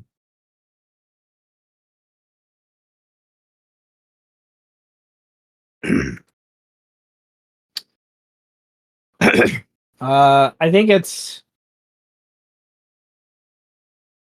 how do I word it? I think you see a blob that you can assume is Birdman. Hmm. And then you see white hair that you can assume is Kaly, but there's a lot of movement going on right there. See, there's a lot of white hair too. There's Yeah. a lot of white hair around, so That is true. That is true. So Kaly, no, but there's a blob you're pretty sure is Birdman. You recognize that flesh? I recognize That color, you know. I Okay. can see your skin crawl. Okay. Then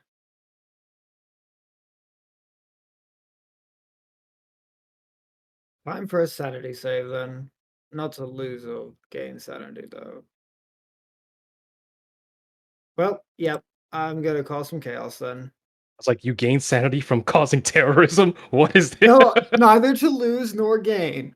This is just to see how you know pissed off Amu is right now because of this Sith and their actions.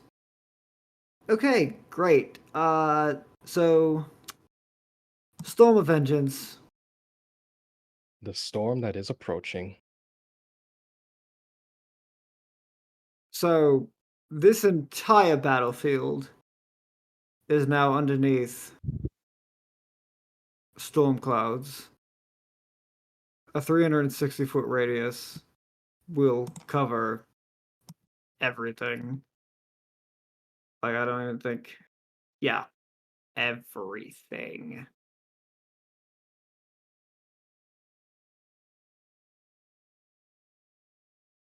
So technically, 360 radius, which is insane. Yes.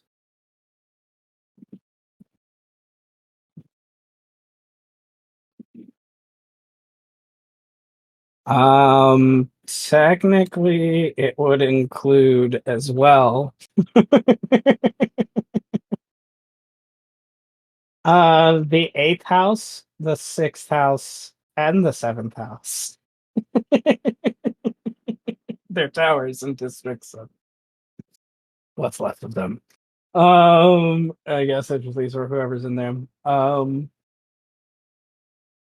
fuck everybody at this point, you know?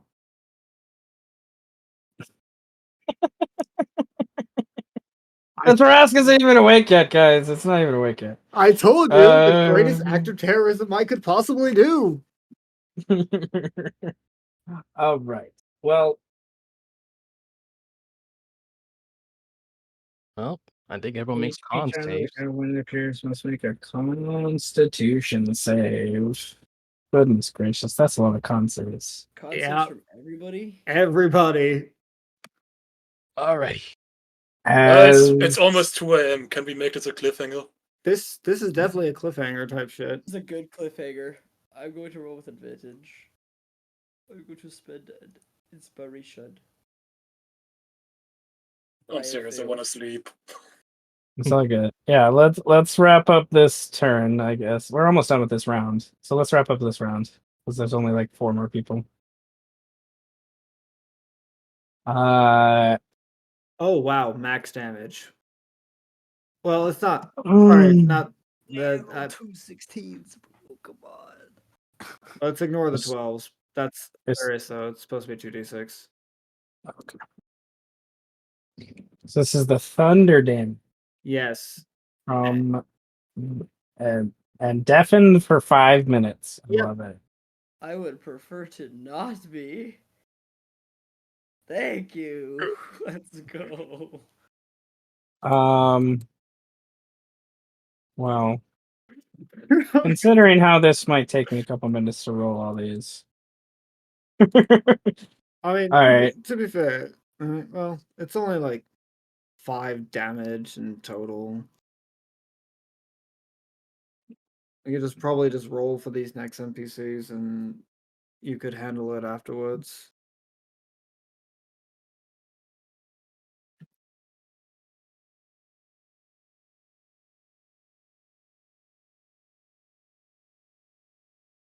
Okay. Yeah, that's not a bad idea. Okay, so I'll roll more in a minute. As that happens. Okay. So they did a volley, then like literally a thunder. At the same time, everyone. Oh! And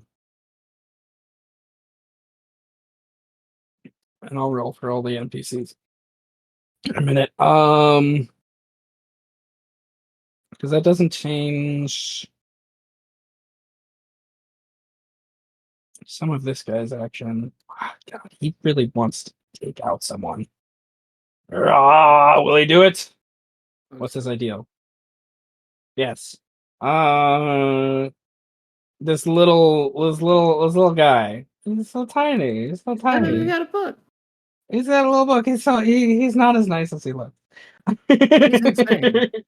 He's crazy. His brother. All birds inherit a slight insanity from a previous ancestor. He's wanted in every country. Your gods? All right. So he's going to take his little like catalyst launcher and he cranks it up to like high volume. Oh, God. And he loads it. Take the little like egg thing pops out, like a little timer goes off, ding, and then he puts it in this little like slingshot and he aims it slightly up towards Kelagorm, and he's going to shoot. Now, how much inspiration will it be so he blows himself up with his own device? Well, it's not an attack roll, so That wasn't a question.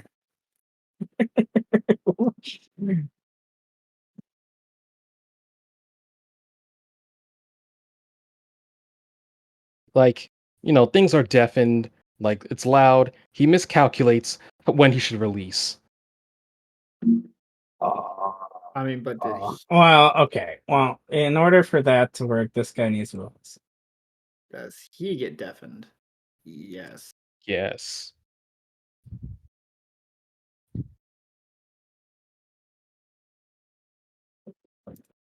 All right. 1, 2, 3.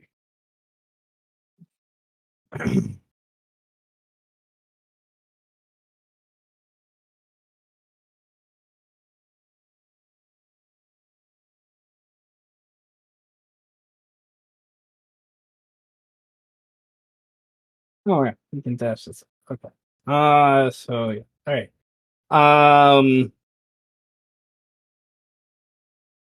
Mhm.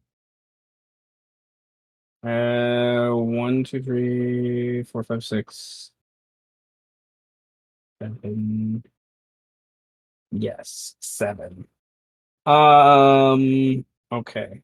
And then we're gonna go throws this up, and then we're gonna go 1, 2, 3, 4, 6. All right. So, if you want to spend 4 inspiration to have the wind blow it back on him, you can do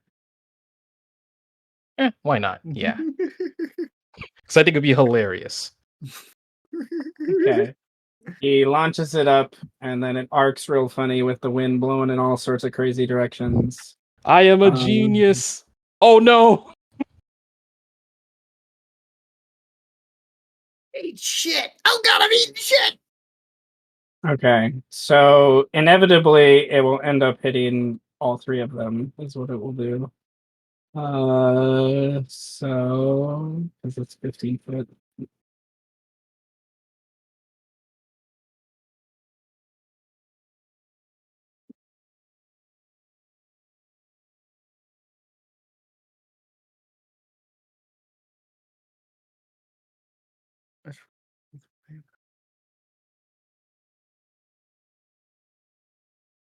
What?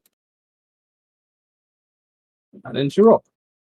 There you go. And then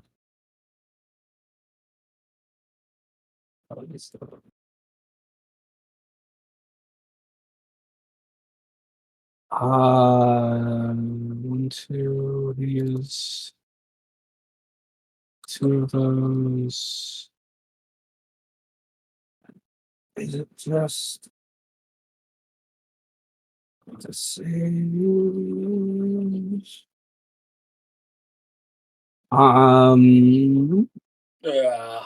Maybe passes. Okay. All right. Well, 12, 19, 22, 24, 25, 26, 27, 28, 35 damage. 17. All right.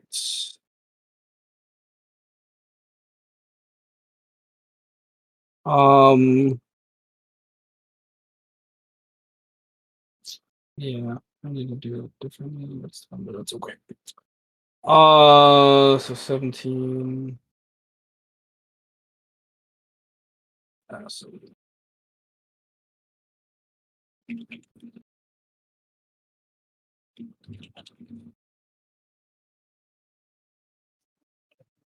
okay. Birdman and Kaly. What do you want to do? Birdman first. I do have a question.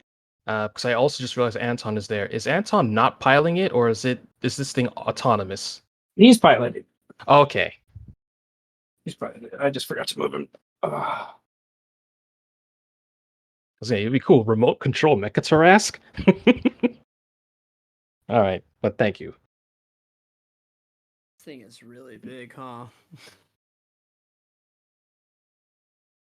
Like, I'm wondering if I could climb up there on top of it. Well, you gotta get Just past climb. the wall first.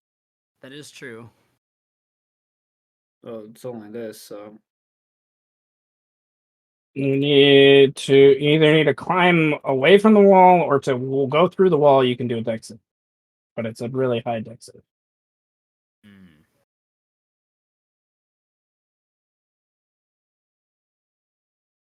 Okay. yo, bitch. I think I can. I'm not engaged with this golem, right? He's just chilling, minding his own business, or will he try to hit me if I try to walk away from him? He will. God damn it! Okay. Can I disengage from the golem? Yep. And climb up the wall.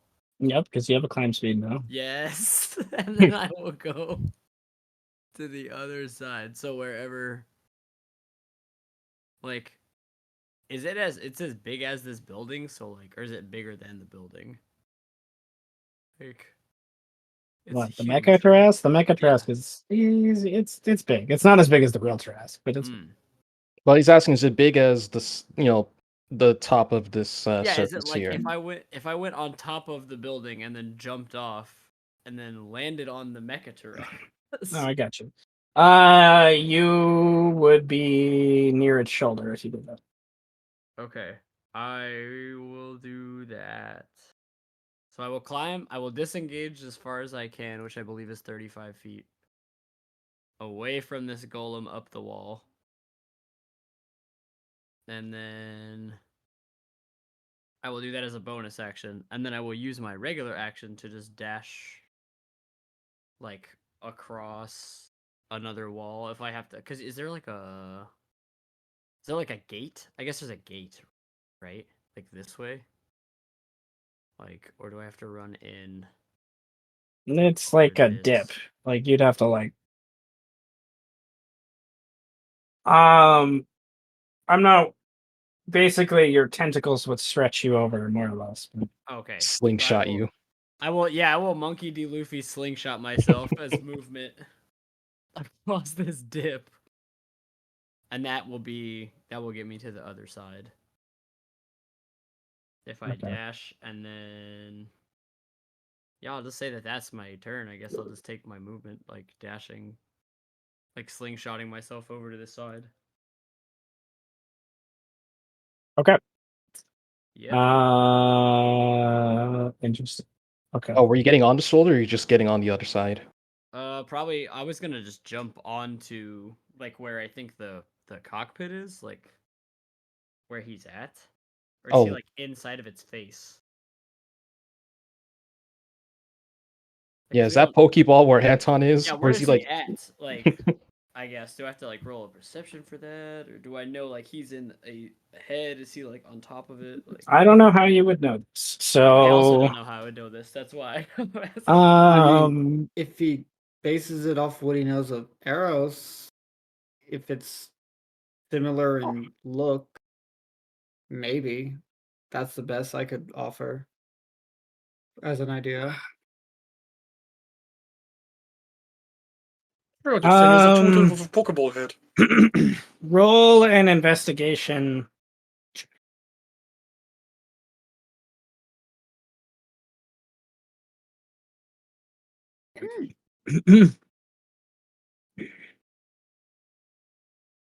They're the ones He's above. either in the head or there's a little seam on its butt area that maybe that opens into a door. Damn. Always the Okay, butt. so Birdman will assume it's the head first, and if it's not the head, well then. Oh, Why is it always the butt? why is it always the butt? Yeah. Yeah, you know what I'm saying, yeah. Title of this session: Why is it always the butt? Always the butthole, huh? It's just... I'm gonna see Birdman like ravaging, climbing down the Mechatureth. Why is it always the butthole with you people? It always has to be a butthole. He's so upset. Okay. But I will check the. So I will like. I guess my next turn will be me jumping onto it. Okay, yeah. Yeah. All right. Kaly, what do you want to do? When we start.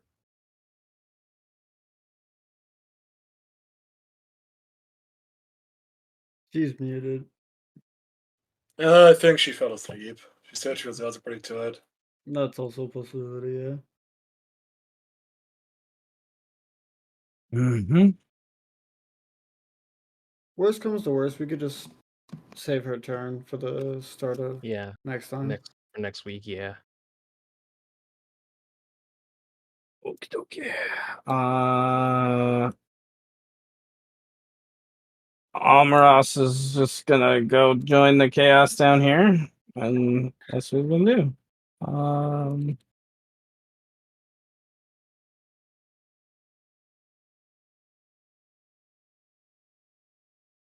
Did he do a save? For the Storm of Vengeance, I mean? Oh yeah. We need to give them names, Seth. I see so many named sword. Inquisitors. Yeah, they need their names. Eventually. Oh, he's deafened. And 5 points of damage. He can barely hear himself think. Dragon.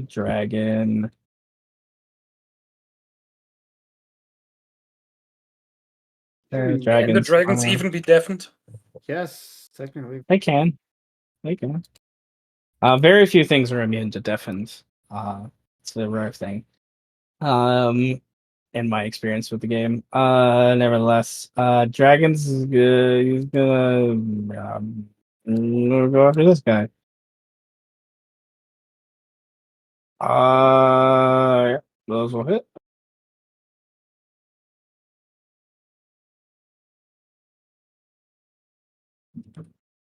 You can't deafen me. I can't hear anything anyway. All right. Mordekaiser is dead. Way. You've killed 4 of the named god butchers. Yeah, they maybe had it coming to him. Maybe. The only surprising thing is they didn't have a suit. Okay. Where's Caligorm? Get out of there, boy. Yeah, Caligorm is going to dash. He's like, dragon, let's get the fuck out of here. The dragon, however, is Caligorm is gonna have the dragon dash. The dragon will take 17 acid, and Caligorm will use his action to roll a medicine check to try to remove the acid. What the fuck?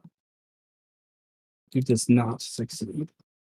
From the dragon. So the dragon this dragon might die. Does Caligorm tell No, Faurwiin my that? baby. Yeah, our mind's eye. This dragon is, yes, he would say this. My mount is very, very wounded. Very, very damaged, I should say. It doesn't really have wounds. Hmm. All right.